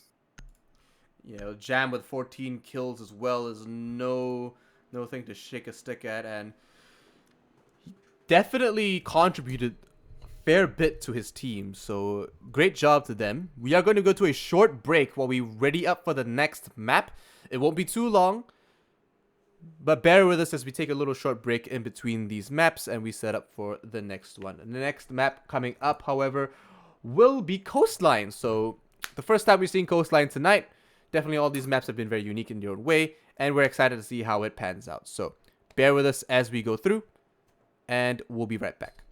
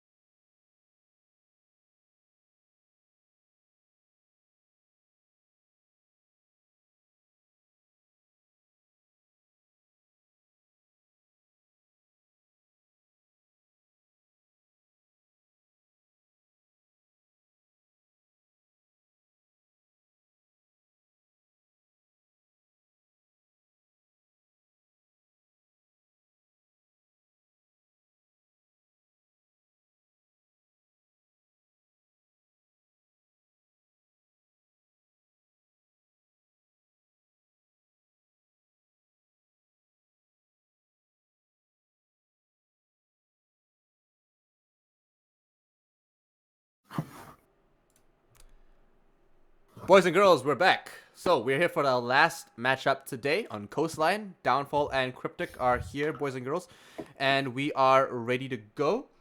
Cthulhu's still here with me. How you hanging in there, Cthulhu? I'm actually quite chill. Moved a little bit the setup, so we're now all nice and comfy. Yeah. Please don't leak the nudes. But disclaimer: there were no nudes out there. But nonetheless, Downfall, CryptiK, Coastline. We just saw a 15-round bank where up until the overtime, neither of the teams were actually able to scrape away further than 2 rounds. Not at all, and honestly, it was pretty tight. I have to say that it was too close for comfort than I was hoping it to be.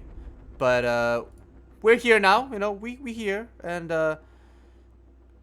I'm surprised that the game went the way it did. Yeah, it certainly was a surprise even to me, considering the fact how CryptiK were considered to be like the big bad pro league team, but Downfall showed some fantastic prowess, and CryptiK taking the last 2 rounds of bank to themselves is definitely something not to shy away from. And interestingly enough, Downfall 2 times in a row already banning Montagne, who they do not want to play against this shielded operator. Yeah, so definitely not something they want to bring in right now. Maestro, also off the board. First time we're seeing him banned today. These are fresh bans. Montagne we've seen already, but Cappy and Maestro, new. Last ban, most likely a Mirror here on Coastline. Echo's probably going to be on the board. I'd be surprised if they let Mirror through, however. They just left them both available. Okay, great. This is unprecedented. Yeah, it's definitely something to be a very odd ban phase just in general. Both Capital, well, actually all of the operators that got banned are very odd, just due to the fact how much they bring into this map. Capital being a very powerful operator on a fair few maps. This time won't be seeing any action, as well as Maestro or Valkyrie for that matter, but Echo and Mirror managed to slip through the ban phase, which is definitely something not to shy away from, and I'm pretty sure both teams will be more than keen and happy to utilize both of them. No way. Striking, though. No way you're going to do that, man. No way. Striking will be prompting to switch off Echo, but not too sure where to, though. Will be an Echo to Echo, though, the biggest brain play, so we still will be seeing the Japanese operator to pop off on the first round. So, I mean, the fact they're going to Hookah and Village as their first site with Mirror and Echo, to me, honestly, it's a little weird, because for a site like this, I'd honestly expect them to go to Penthouse and Theater, where it's way harder to attack. Mirror and Echo really lock that site down. But now that we're going to Penthouse and Theater, Village and Hookah, and they've reinforced the right-hand side so that you can't get actually shot from the double window, which is smart. I'm interested to see how they play this out, because not only is this very turtle heavy and very sort of passive aggressive, I like to say, you know, like they're aggressive with how they're going to play these operators, but they have to be passive with their positioning with these operators, if you understand. Yeah, I certainly think that the way how things will play out will be definitely quite passive, but there is still plenty of room to go for aggressive plays. JC on Jaeger, for example, is going to be definitely quite a hard enemy to get passed by, especially for Downfall. But as things are standing right now, Bano on Jackal could be the one to throw in the spanner in the works of CryptiK. And just as I say that, it will be CryptiK to actually strike first onto Zofia. No way! What is your Mirror doing down there? This is the... Okay, I'm not gonna lie. This is the second time I've ever seen a roaming mirror, and it's never worked out. Every time I see roaming mirror, just flops. Just too loud, too slow. Does not have the ability to frag like that, you know. But JCZ, Well, her vector, yeah. her vector has some great potential, but the moment you miss the initial burst, that's it. Yep. I mean, Vectors are wildly known for just dropping their ammo mags like nothing. They're not even using the mirrors they set up. I feel like they just took her in vain and they're actually not maximizing her potential. The mirrors are there and, you know, it can be anyone behind those things, and sure. But they're just going to open it up anyway. It's kind of interesting the way they decided to play the rest of this game. 3-2, however, the defenders are in a bit of a pickle as the attackers not only have the upside down rappel on them with the advantageous guns and the positioning, but it does look like they also have the timing also fighting against them. It does look like boats will be able to clean up the last 2 kills and Serum and Jam go down to downfall in round 1. I mean, JCZ used her C4 way too early and it just popped off, wasted it really. I feel like they're just throwing that round away. A bit disappointing if you ask me. Can I just say that IQ just rushed in full-on John Wick mode? Yep. Just tapping at the end with a pistol. That was actually quite badass move. But yeah, I do have to agree. Downfall had a little bit, had that round gifted to them, essentially, to a certain degree. And CryptiK, yeah, the utilization of Mirror was certainly something that left to be more desired of. But all in all, I'm curious to see whether they will be able to pull out a different defense, because they are bringing in Hoker and Billiards once again, and Mira once again will be played. So the same lineup, so potentially we might be seeing something closer to either more of an anchor style defense or potentially just a separately different setup. Hopefully they actually use the mirror a little bit more efficiently this time. Bino's still on that Jackal though, so gonna wreak a lot of havoc, scanning those footprints, especially with the PDW. A fantastic gun whose drop-off damage is actually quite low at long range, so overall is still very effective, and has... I think the statistic was that the PDW had the most damage at the longest range. Not that it really matters, because honestly, like, no one fights that far away from each other. But PDW is still fantastic because of the fire rate and the mag, the drum mag. They get just popped in there like a little sucker, and then they just unload the whole thing and covering fire, and it's fantastic. It's like a little LMG, you know? Yeah, that 15 round magazine definitely doing some wonders. And looking at the kill feed already, Bano is the one to grab the first kill, and that is Mira once again off the board. Again, Mira gone after utilizing her, putting in her utility. Just Vector cannot seem to do any work whatsoever. I mean, it's a two-pronged factor, you know. Striking is actually going to be playing on cool vibes quite aggressively. This is interesting. I don't see this very often or at all. Could work out quite well for himself, and is able to drone. Actually, a pretty decent strategy and actually a pretty decent setup coming up from CryptiK with him actually. But not sure if it's going to pay off or he will be able to find anything. I feel like he needs to be a little bit more passive and a little bit more on the drones or the yokais for these. But the rest of his team are just holding on as long as possible while Jam throws out a couple of test shots to see if he might pick up a free wall bang or a free kill. BC picks up a nice grenade. Cooked grenade right onto strike him, call him the chef, and there goes your Echo. I'm surprised they didn't give him an ADS or two, you know?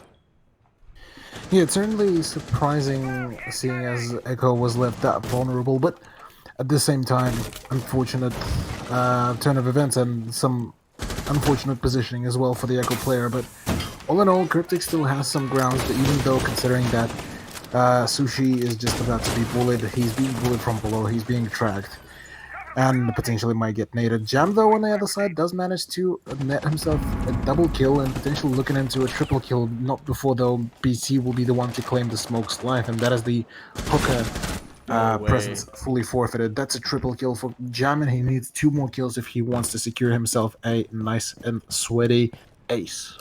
He's not far from it either. August is gonna peek that. He's gonna have the advantage with the ACOG on the assault rifle there. But they still might be able to pick up one more. It does look like, oh my gosh. Jab might just be able to pick up that ace actually. He's gonna hear August actually rotate downstairs into the sunrise bar.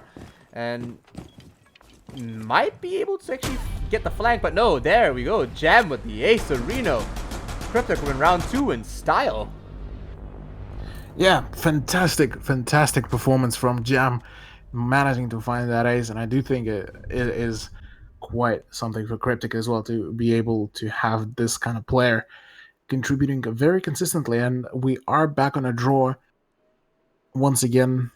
I'm curious to see whether we will be able to scrape away further than 1 point each for each team before they will be trading rounds once again. So kitchen and service entrance though will be the choice. No penthouse and theater yet for the defending team. It's strange. We do see a lot of actual players wander away from that strategy and actually that defense site. Obviously favoring the other three more these days in the current meta and the way it's set up. Kitchen and service is definitely an easier site to defend half the time, but you feel less trapped, I feel, inside theater because you kind of have to surrender the master bedroom and the penthouse to just defend from within theater, but then you can kind of get boxed in and just pushed on, so you rely a lot on your roamers. But that, if with good roam clear, that's not even an issue, really. However, they do have the mirror available to them, and they could have used that to their advantage. They're just not doing it. Yeah, that mirror going consistently down within the first minute in the round is definitely not what you want right now, especially considering the fact how close so far those matches have been. So if they can keep the mirror potentially on the defense of the Echo maybe, or potentially just keeping it holding on the angles, it's certainly not what you would want right now. Not at all. And there we go. Jam's going to put down a couple of ADSs over in the theater room as well. And while he's going to try to hold on to that top floor as long as he possibly can, the service and the bathroom is actually stacked up quite well. Striking going to be playing that Legion, stacking up as many glue mines as possible. And for those who don't see already, Serum's actually upstairs playing on that Mozzie as well. So trying to deny information and try to hold upstairs and deny that vertical play for as long as possible. They might actually have to drop the hatch and rotate back safely. Whether or not they'll be able to do that is another issue. But they've got 3 men stacked up along the bathroom, along the Hall of Fame, and along that double window. But no, 2 drop into the bathroom, and surely they should be able to rotate cleanly. Surely they should be able to rotate cleanly, but no. They've rotated out there. August actually trying to pick one up, and oh, there we go. Serum peeks it at the wrong time, and August picks up a clean kill for his team. Holding the diffuser as well. He might just get dropped down by Jam, as the man with the last ace actually might just push up and actually clean this one up as well. So there we go. Pinched and destroyed. Popped as a pimple, you might say. Bino cleans that up on Jam with the PDW, and yet again, the defense is crumbling one by one. It's not too tilted into one direction yet, though, Cthulhu. Not at all. It's still all very much viable to happen. Only single man disadvantage here for CryptiK, and all in all, JC is still alive as a mirror, so that's a good sign. All in all, though, they still have a fair amount of ground to cover, so Downfall are just about to be ready to collapse down on the side, even though none of them are still yet on site. They're only just above, just clearing out some of the sites. So if they manage to heap themselves right onto the site, they will be able to get the round. But as it stands with 50 seconds left to go, there's still plenty of utility for CryptiK to slow down the push. So they still have some time available to them, and a lot of impacts and a lot of soft destruction is coming out there. JCZ's holding the line of sight as long as he can.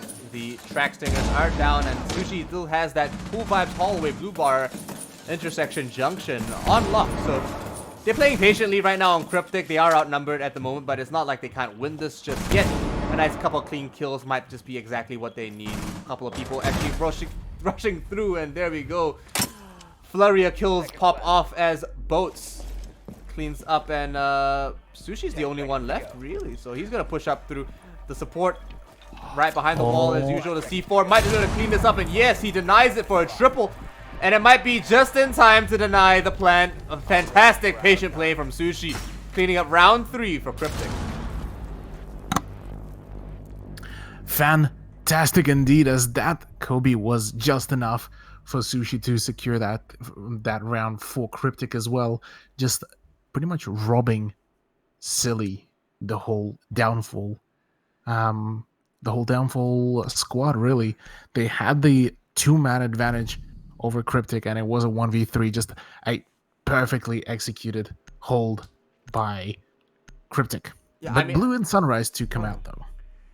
Yeah, I mean, finally, one of the harder sites to hold, but definitely a site that allows a lot of free flow and an easy place to rotate around. What I want to talk about, though, is that last round, I don't know where the other 2 members of Downfall were. Like, no one was, like, I'm sure one person was upstairs, one most likely holding the bathroom. But at that point, you need to be holding, I mean, a couple of more angles at least. But nonetheless, a fantastic play from Sushi, not to take any credit away from him at all. He played it safe, he played it smart. That's exactly what he needed to do at the time. So, good job from Sushi. Unfortunately, Downfall were not able to reply in time or at all. Planted just a little bit too late, unfortunately. Yeah, they cut it a little bit too late and ended up paying for it. But as well as that, like, it felt uncoordinated. Like, the moment they lost that advantage in time, they could have picked it up and tried to go for immediate reattempt to plant it while still having the man advantage. But unfortunately, due to just the nature of that round, really, nothing could have happened any way other than just lose it, really.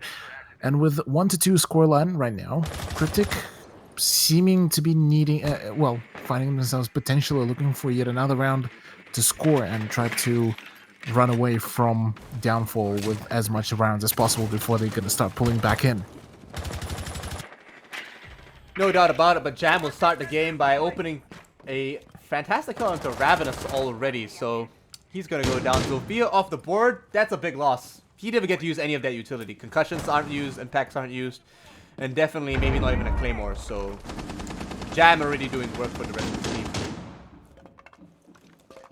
Correct, and through this small drone hole as well, he should be able to net himself yet another set of kills. Slightly breakdancing on the floor, but the grenade to come out. Yep, just a little bit spooky out here for the operator that usually tries to not worry about grenades, but this time he definitely had to see for it to come out, but to no avail, as Striking will be the one to try to get a C4 kill from below, but to no avail just yet.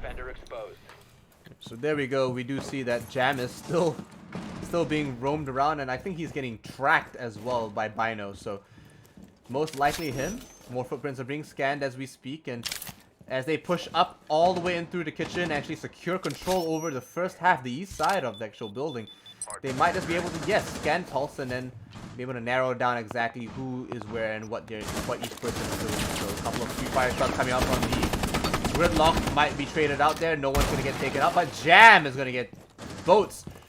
Well, one more gets taken out as well, so a nice double kill coming out here, but August and Boats here, well, Bino, sorry. August and Bino aren't exactly in the best position either. They're rotating, they're low, and they're all by themselves. 2-4 right now. It doesn't look good, and it does look like CryptiK are pulling this one away. Certainly looks like it with 4v2, make it 4v1, as Serum is just continues his reign here. Certainly looks like CryptiK will be the ones to claim this round. Eventually run away with a 3-1, 2-point difference so far for the Pro League team, as this is a much better performance from them. They are quite keen to run away and yoink away those 3 points from Downfall, and certainly so far this seems like this might be the case pretty soon. Yeah, CryptiK are quite confident on Coastline. It does seem to be one of their better maps. We do actually see them, we did see them last week on Coastline, right? And pretty sure, yeah. Yeah, I'm pretty sure we saw CryptiK on Coastline last week, and they performed quite well. So they have the experience. It's definitely one of their maps that they do prefer.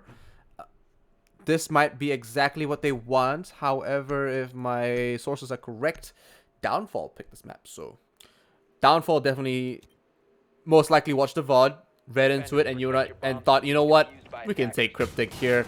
We see how they play. We've read into it. Let's try to execute something. It's not working out for them so far. 4 rounds in though on round 5 now. 30 seconds left on that prep phase. It doesn't look like it's turning out so well for Downfall. Not like they're not coordinated, but I feel like they're just being picked apart here and there. Yeah, the fact how easily Downfall were able to get picked apart is definitely something to note about CryptiK and their ability to pull it all apart on their defense. But as it stands right now, they need to keep pulling away with those rounds, because the more the bigger advantage they can get within the first half, the better that is right now, because Downfall will be able to gain back at them on the second half the moment they're gonna go into defense, in my opinion here. Yeah, CryptiK need to keep this advantage and keep this pace going. They are doing a little bit better. I hope that the Echo plays a little bit more conservatively this time instead of peaking consistently, and maybe Jam gave him a couple of ADSs, because you have to, if you're going to invest in someone being in a certain junction, you have to give him some backup. You can't just put him there and be like, okay, you know what, you're on your own, here you go. Maestro can do that, maybe, because he's got cameras allowed to do that. Echo might be able to do that, but Echo and Maestro are valuable. Give them an ADS, give them some barbed wire, give them a shield, you know? Back them up just a little bit. We might not be seeing that coming through, but Ravenous does see Jam all the way over by Luggage Junction, all the way by the Luggage main hall. Can he connect the shots though? That is the bigger question. He can see, but maybe he cannot hit him just yet. Bano is the one to be repelling down and on push, as the Buck player does know about some presence in the CCTV, and just like that, it will be Boats to take care of the mirror once again, and the start of the round is definitely not looking all swell for CryptiK. Yeah, not at all. There we go. Jackal's going to be rappelling on by the double window, but oh, taken down quite swiftly as Serum was expecting it, heard it come through, and you know what? He had that angle prepped and ready. So him and Jam have that luggage corridor and the aquarium on lock. We've got Sushi holding down the hookah. Mirror gets popped off, but it's fine for now. Like, it's a 4-4 situation, and they're in a good position. August does make quick work of the bottom floor, and Jam picks up another kill for themselves. So the track stingers are going to deny any rotations coming down from the cool vibes, and that's going to allow them to rotate a little bit safely. But oh no, BC doesn't pick up the one in the courtyard just yet. They rotate all the way around. He won't be able to pick up that kill and clean it up just yet. But all of Downfall are already onto this, and they're trying to deny him picking up any more kills. They're going to go for the pick up. That's a little risky, but Boats surely reads into the fact that, you know what, he's not around here just anymore. He's not going to push from the back, and striking here to coordinate and pick up a clean double kill. No worries at all, but BC won't be able to clean this up, and no, Striker's going to get a triple kill from that one and clean it up, as the Echo, an aggressive Echo play on the cool vibe stairs, has paid off finally for Team CryptiK, pulling away even further than before. And yes, there was an ADS on his back. Yeah, finally CryptiK showing us even more aggressive gameplay and more coordinated gameplay this time compared to what we saw on Bank. 4-1 scoreline, and they are potentially looking into maybe even getting themselves a 5-1 scoreline on the first half, which would definitely be a much bigger improvement compared to what we saw on Bank. Yeah. Kitchen and service entrance though to come out. Last time we saw this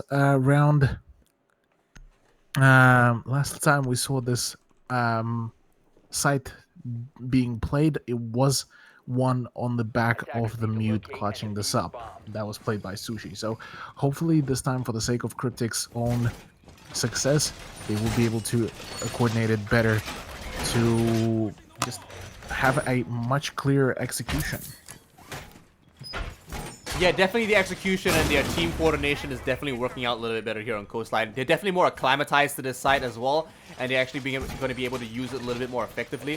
Hopefully we see an interesting play come up from Sushi yet again. We saw him actually perform fairly well the last time we were down here, and Jam has been performing out of his mind this entire map. So certainly another player to be looking out for, and Serum calling out, making all the big calls has been definitely impactful for the rest of CryptiK so far. Last time we actually saw a switcheroonie here. CryptiK gonna go for a double back-to-back mirror with the top half open, maybe vaultable. I'm not sure. Yes, there we go. Very interesting. I mean, it's not out here. poppable from the other side from the service door, so. Yeah, I mean, well, we'll see how that will work out because usually it does get utilized from both sides. So, I mean, if the mirror can pull it off, oh, it is a trade, ladies and gentlemen. It is a trade. Bano does manage to take out Serum, but not before the IQ is gone. Well, pardon, Jackal is Gonski. So that's worth, man. That is that's big worth. That's definitely worth. Yeah. Dang, bro. Like, Jackal off the board so soon. It's like you wouldn't have been playing him at all, you know? Vigil is like, yeah, he's a fantastic gun. He's got that late roam, but it's not like he can track people all across the map and tell you exactly where they are. So Pulse is already getting to work. He's waiting for the right moment and the opportune time to get their C4 from the bottom opened up, and oh, he's gonna find a plethora of victims here. He's got that C4 prepped and ready. He knows exactly when to pop it. Jam's over by the courtyard waiting for anyone walking past the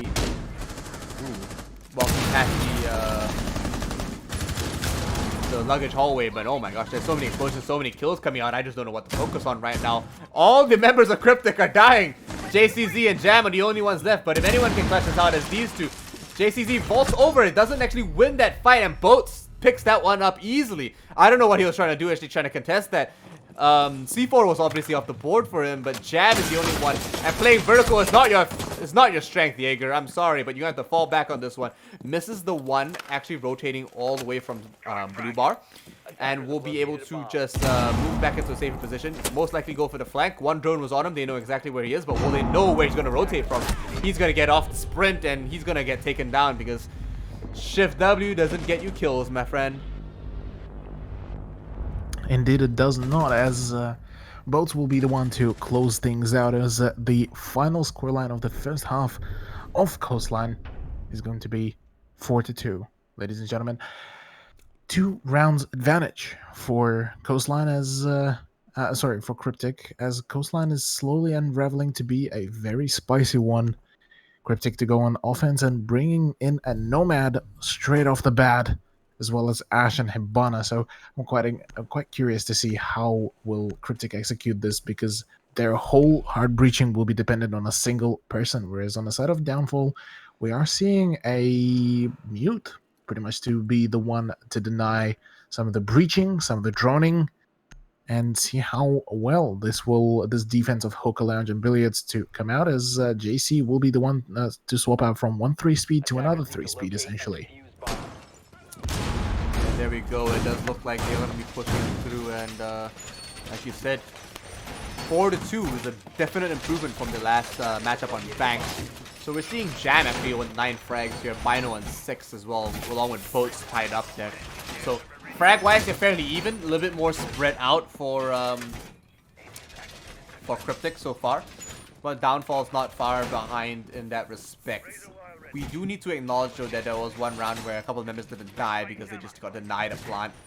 But looking at it right now, for the first defense of Downfall, they will be going upstairs into that Billiards and Hookah Lounge. I'm not sure where August is going to set up, but if it's anything like the last time, I'm not sure why he's trying to search out for drones. It's not exactly his job. But you know what? It's a shared responsibility nonetheless.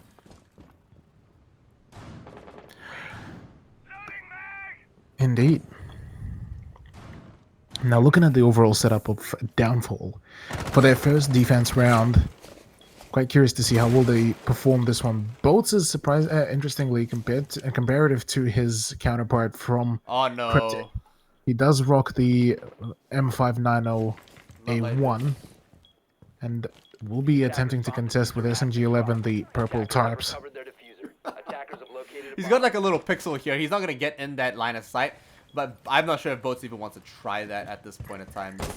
It's suicide if anything. So Serum's already on an interesting angle here on a nice little rappel. If he gets caught, he's dead meat, though. It's a very obvious line of sight there from the luggage. But a bunch of explosions pop off here. Jam picks up his first kill and the first kill of the game. Everyone's joining him in, you know. It's obvious that he's the main dragon for CryptiK here. But nonetheless, boys and girls, we do see that he is pushing up, and they're being his eyes and his ears. They're trying to find him the kills, and all he's gotta do is just go in, terminate, and secure the W. So one pushing through. Oh my gosh, a fantastic trade here, and Serum cleans that up, backing up his little friend Jammy here, and a fantastic job from CryptiK to bring in those crossfires and secure that kill. So Striking's gonna pick up another kill into Ravenous as well, and Downfall is gonna just fall down to August, but he's gonna get crossfired by Sushi, and a flawless round from CryptiK draws in for their attack. Surprisingly doing very well on attack, actually. CryptiK really know coastline in and out. Certainly seems like it, as they just decided to pull the executing the Order 66 and just pretty much terminated the whole of Downfall squad with just minimal amount of effort, really, out here. Hooker, though, will be replayed by Downfall roster, as they are staring down potentially having a 6-2 scoreline so far, as 5-2 has already happened, and with the rosters so far, the attacking roster not making really any changes. Downfall, though, will be bringing in a mirror rather than a mute here, so potentially we might be seeing at a slightly different anchor setup from the defending team. Yeah, we're gonna get a 6th pick coming through as well. JCZ is gonna go into IQ. The girl with the glasses herself. She actually doesn't wear glasses. I'm not sure why her icon is like that. Actually, no, I know why, but you know. Fairly interesting choice here. They're not going to be reinforcing the right side of the Hooker wall. They're actually going to be making a rotation out of that. Boats is going to put his mirror right in the bang smack middle of the wall. Not like it's completely obvious to anyone rappelling across the Hooker window, but sure. By all means, my dude. Downfall is going to be trying to hold quite aggressively over the billiards. Hopefully they don't neglect anything over by the Hooker lounge either, but they are investing a little bit on that penthouse Cthulhu. What do you think about that? Well, setting up in penthouse is certainly one of the more unorthodox plays, really, especially when your side is on the opposite side of the map. But it certainly could allow Downfall to have the early ability to deny some of the time, some of the ground for CryptiK's offense, as a fair bit of ground initially, and they were able to utilize it quite well. So this time, having some extra utility to be put straight away from the get-go is definitely something that they would want, and it works quite well. Having the Echo Drone and Mirror there is definitely hurting quite substantially. Jam is being concussed, discombobulated, and just pretty much everything and every medical term here. Unlucky. Gets deleted at the end. Unlucky. Bano is the one to tap his head, but 4v4 within a matter of a minute. Yeah, it's definitely turning out to be quite the gunfight, if anything. Bano is going to be pushing through. He knows exactly where the enemy is, but he's choosing not to contest that just yet. Serum is going to be joining a little bit along with Sushi just to bring in a little bit more intel. They have to slow down and bring it back in. JCZ here is going to pick up a nice headshot with the onto August with the 552 Commando. And as Bino, as he pushes into the VIP lounge, he picks up one onto JCZ as well. The double kill comes out for Downfall. And it does look like CryptiK on a 3-3, no, a 3-2 situation. It's looking a little grim for them. As he pushes through, I'm not too sure what Striking is trying to do, holding an angle on his teammate's back upstairs like this. He needs to reconvene, reconnect with his teammate, talk to them, have a heart-to-heart discussion about what they're going to do with the last minute of this game. My friend, we are going into the 9th round, and they might actually end up with 6 round wins. But, I mean, they can. But he needs to reconnect, and they have to come together in a... Oh, no, not like this. Bino with a triple kill, cleaning it up, and Serum is in a similar position, but he doesn't want to be there right now. He's over. He's got the Nomads all put down. He's just yeeting right in, and Downfall pick up a clean kill onto Serum. Yeah, a little bit miscalculation from Serum at the end. Could have used the air jab to at least distract the smoke player for a second, but nonetheless, well, not PC419. I got a little bit too far with them flashbacks, but no, Downfall will be able to get themselves a point back. It's still 2 points disadvantage, but all in all, they still have the chance to bring it back. Kitchen and whereas CryptiK are not planning to make any amends to their roster. No, they're gonna stick to that exactly what it is. Hopefully, they actually just stick a little bit closer to each other. At that time of the round, everyone needs to be inside the building and actually being able to cover each other's backs within a split second. I feel like striking was upstairs just a little bit too long. Y'all heard me, and it was quite obvious in my opinion. However, now that we are going to this kitchen defense, we might see Downfall in a pretty strong position and maybe even pull in a win here as well. But CryptiK are quite dominant so far. It does look like we are pushing through, picking these up, and they are going to be going for a top-down hold as usual before. 10 seconds left before Correcto. With having a above location, above the site secured, VIP being that, I definitely think that Downfall could bring a nice win for themselves within this round if they manage to hold it for long enough or be able to get enough kills before they have to fall back, because they certainly will have to fall back. Nonetheless, it's rather a matter of time, and if CryptiK will be able to get rid of the opposition on the top floor swiftly, then it will be a very nice round to take for CryptiK and potentially a 3-6, but I won't get that far as Downfall just managed to pull them over quite nicely, really, after the second retry of the site. I feel like Downfall are pretty confident in their defense right now. They've got like two guys here.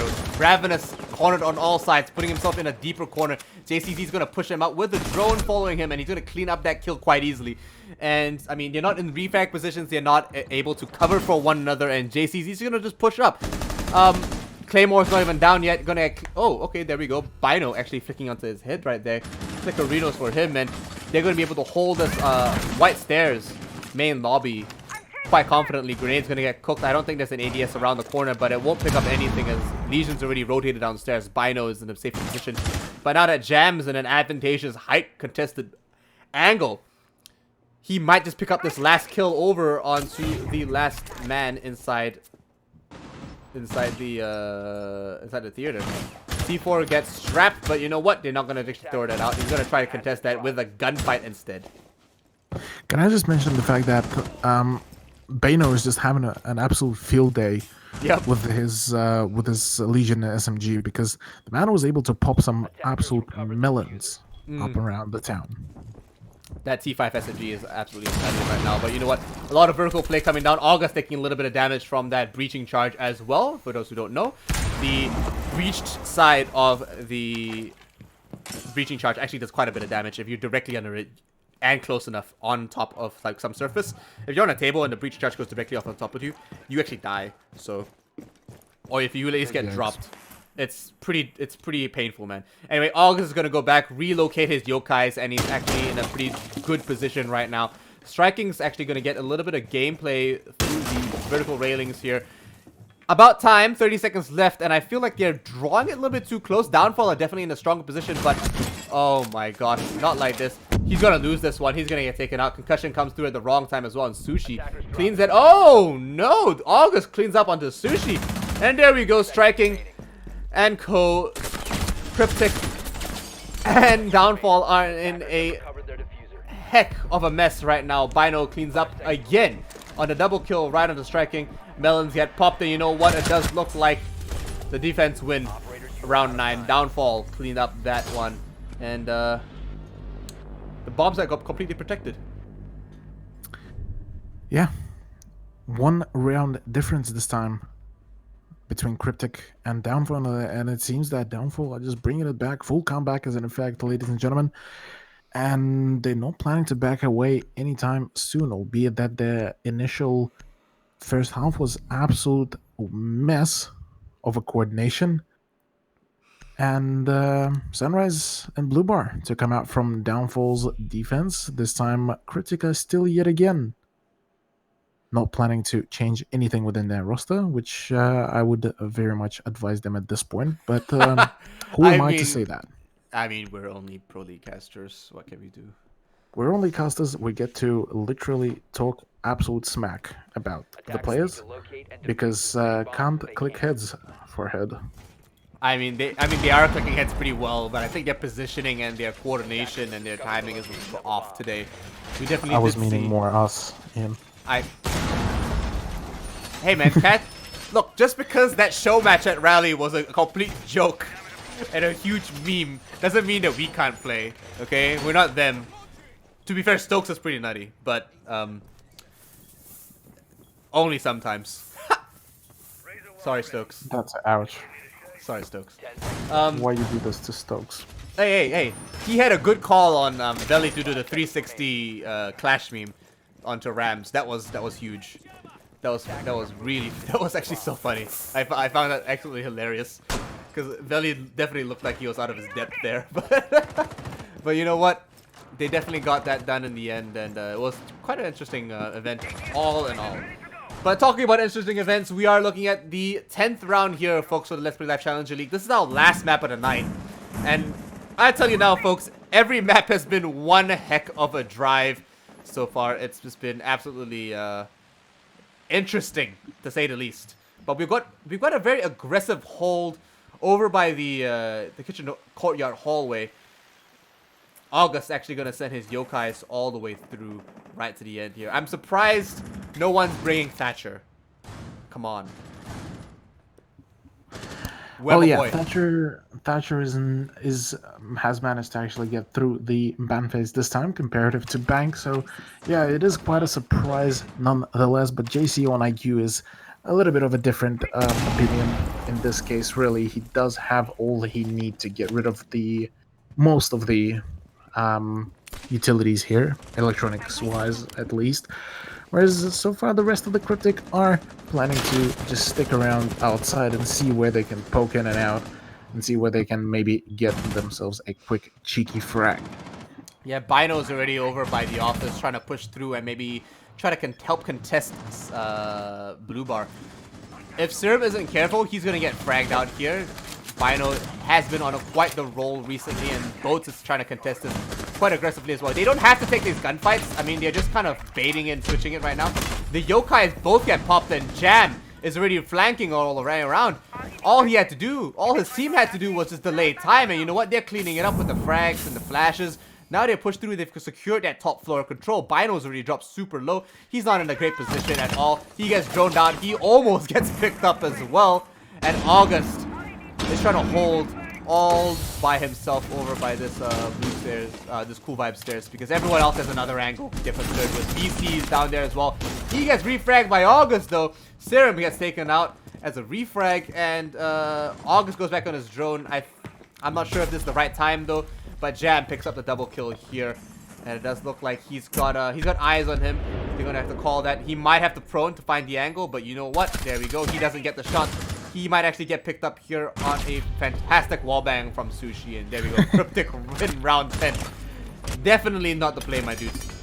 I'm sorry, but it was absolutely funny, the fact that, oh yeah, let me just go real quick.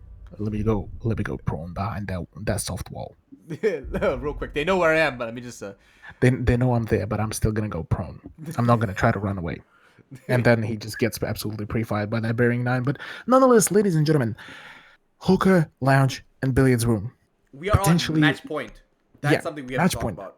Potentially the final round between those two teams, and what a roller coaster of emotions and the overall well-being of both of the teams has it been. Absolutely. Well, maybe minus the well-being, but nonetheless, it was a roller coaster of emotions. We ain't talking about no one's well-being, about our own, brother. I mean, we over in New Zealand 2 hours ahead of everybody. We talk about these guys having well-being. Boy, you kind. But in all honesty, this is the biggest stretch in the scoreline we've seen tonight. 4-6 right now. Downfall definitely on the lowest, the lower end of this. Bino with 11 kills though, only matched up to Jam, only second to Jam, and both teams are fragging out. They're doing really well, but I feel like they're both playing a bit too aggressive in some spots, and it's just coming down to gunfights. Really, that is the difference that we are seeing here, and you can really tell whether one team is 10 seconds to go. gonna win one or not. But in most cases, with I would say other Pro League matches, other Challenge League matches, but right now it's just a frag fest. They're just going at it, and we can see that when Boats and the rest of the defense on Downfall were really just peeking over into the VIP lounge. You know, they're just kind of just throwing the SMG-11, spraying it here and there. They're not really aiming at anything, just throwing out putt shots and hoping something connects, pre-firing everything. But that was part of the strategy. Jam came along eventually. They just held that attention over by VIP, and once Jam came through with the Zofia, he just cleaned up house. Yeah, no, Jam manages to bring all the fragging power needed for CryptiK out here, just being that essentially the star player for them. He will be going for a double breach up around here for his team, just to see if he can take control of the penthouse, and from there move his way over on towards the site, which is Hooker and Billiards Room for those who are just tuning in, or maybe just fade it out a little bit. But all in all, the rest of the roster just setting up really for setting up for a nice push sometime very soon. Yeah, just realized how much ammo there is in reserves for the AK over on that Nomad's carrying, and that's a lot of ammo. That's like 200 plus rounds, man. Not even IQ has that much. But there we go. Jam picks up another kill. There we go. The Fragmeister himself killing and taking out Bino, the other fragger for the for Downfall, and there's their Legion as well. So that's a lot of utility being lost. The Echo drone is going to concuss one and actually allow Boats to rotate all the way over to VIP and maybe bring in a sneaky little flank. He's waiting for one to push through the Hall of Fame. He's got his gun lined up in sight, and there we go, a double kill for Boats on Downfall, and maybe just be able to bring this in, but no, he gets refragged and cleaned up, and it does look like it might just be winnable for... Oh yes, this is winnable for CryptiK. They've got a double kill as well, striking on the upside there. But now there's 1 minute left. He has to come back down and actually reconvene with his team to push through and clean this one up. They need to stop going for that push right now, because if they are planning to drain the defense of their utility, this will be the perfect time right now, because Smoke still has some gas grenades to go with, as well as August still has his Echo drone. So right now they need to make that rotation ASAP within the next 5 or 10 seconds.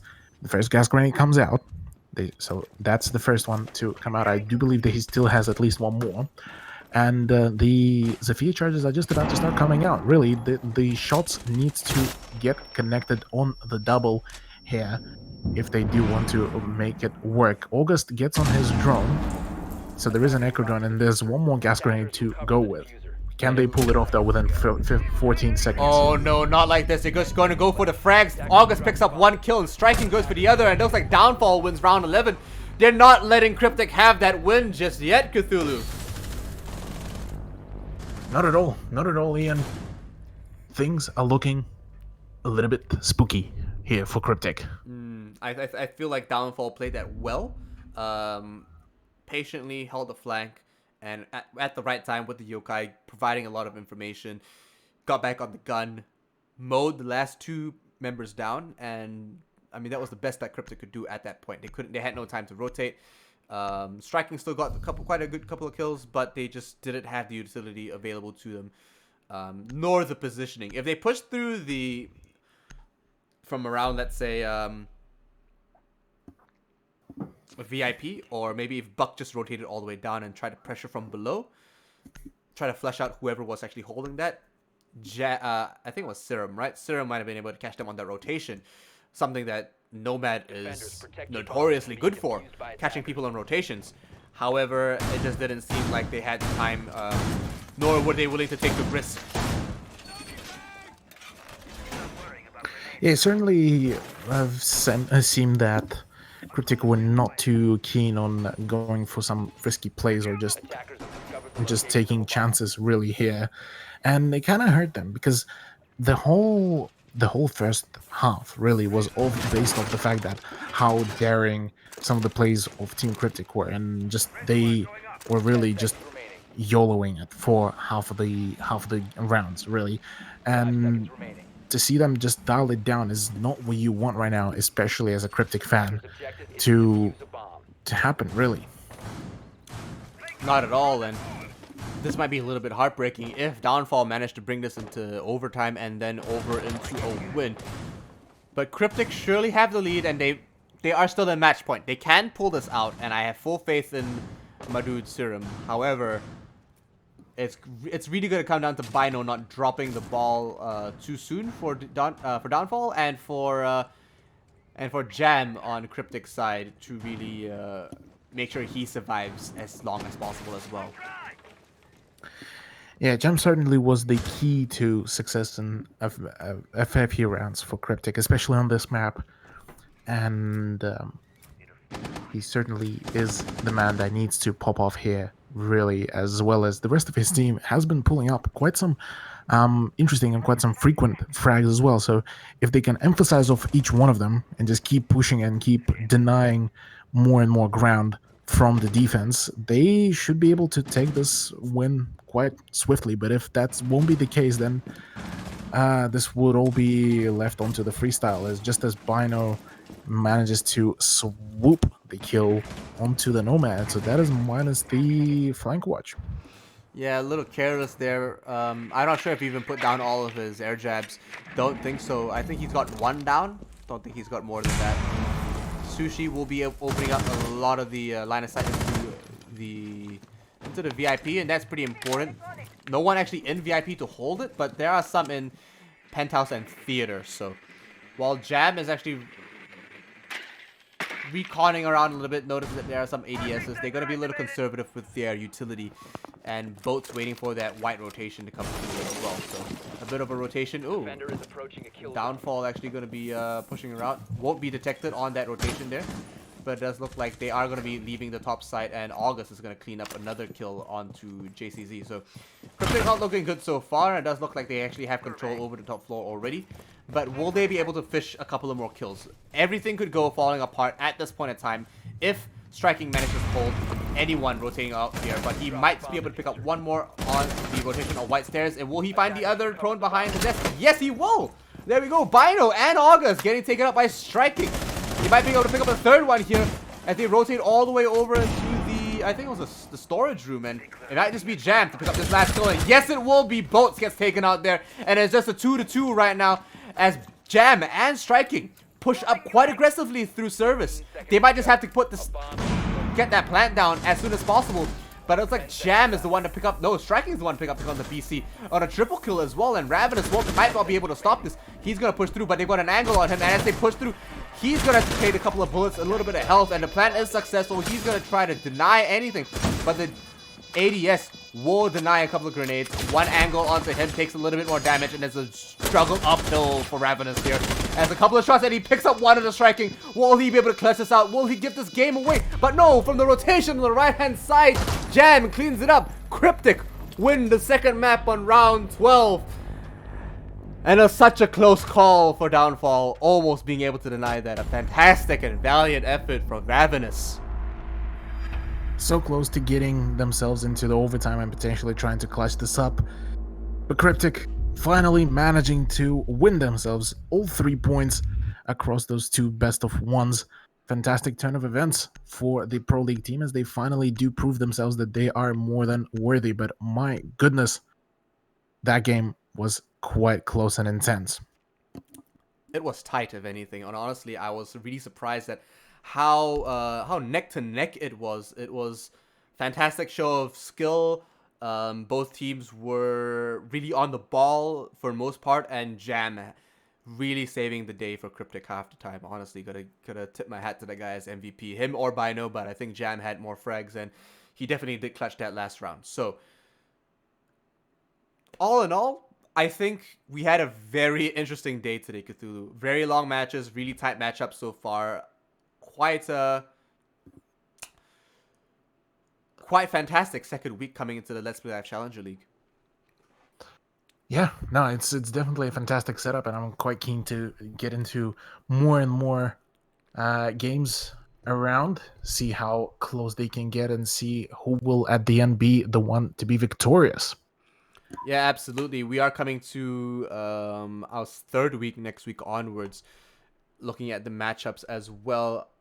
I'm not sure which ones we'll be casting. There might be some rescheduling that might be happening coming through. But all in all, I'm glad that everyone's here. I hope you guys enjoyed the matches, and I hope the players definitely had a fun time as well.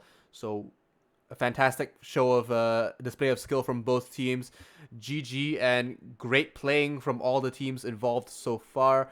To CryptiK, to Downfall, PC419, and Rhythm. Honestly, every matchup was a banger. And thank you everybody who was involved in the production of this. Komodo, thank you for observing today, and to Bloodhound and Zeki for doing what they do the best, and obviously to you, Cthulhu, for hanging out with me and doing a little bit of a favor and casting the game together. It's always a pleasure to get some saucy and butt clenching NZ action going. Definitely, pleasure is all mine, and yeah, I think that's about where we wrap this baby up. Yeah, so thank you everybody for joining us today. We will be going into the next week strong, same time, same place on either channels. Let's Play Live Challenge, LPL_play on Twitch. So definitely hit that up. If not, you can join in on this ANZ channel as well. Both are hokely dokely to me. Don't forget to check out all the other Ubisoft action that's going on for Rainbow Six. Maybe see you guys at MEO as well. And definitely stay tuned on Twitter for both LPL_play and me and Cthulhu's handles. You guys know the ones. And we'll see you guys next week. Thank you all for joining, and peace out. Good night. Peace.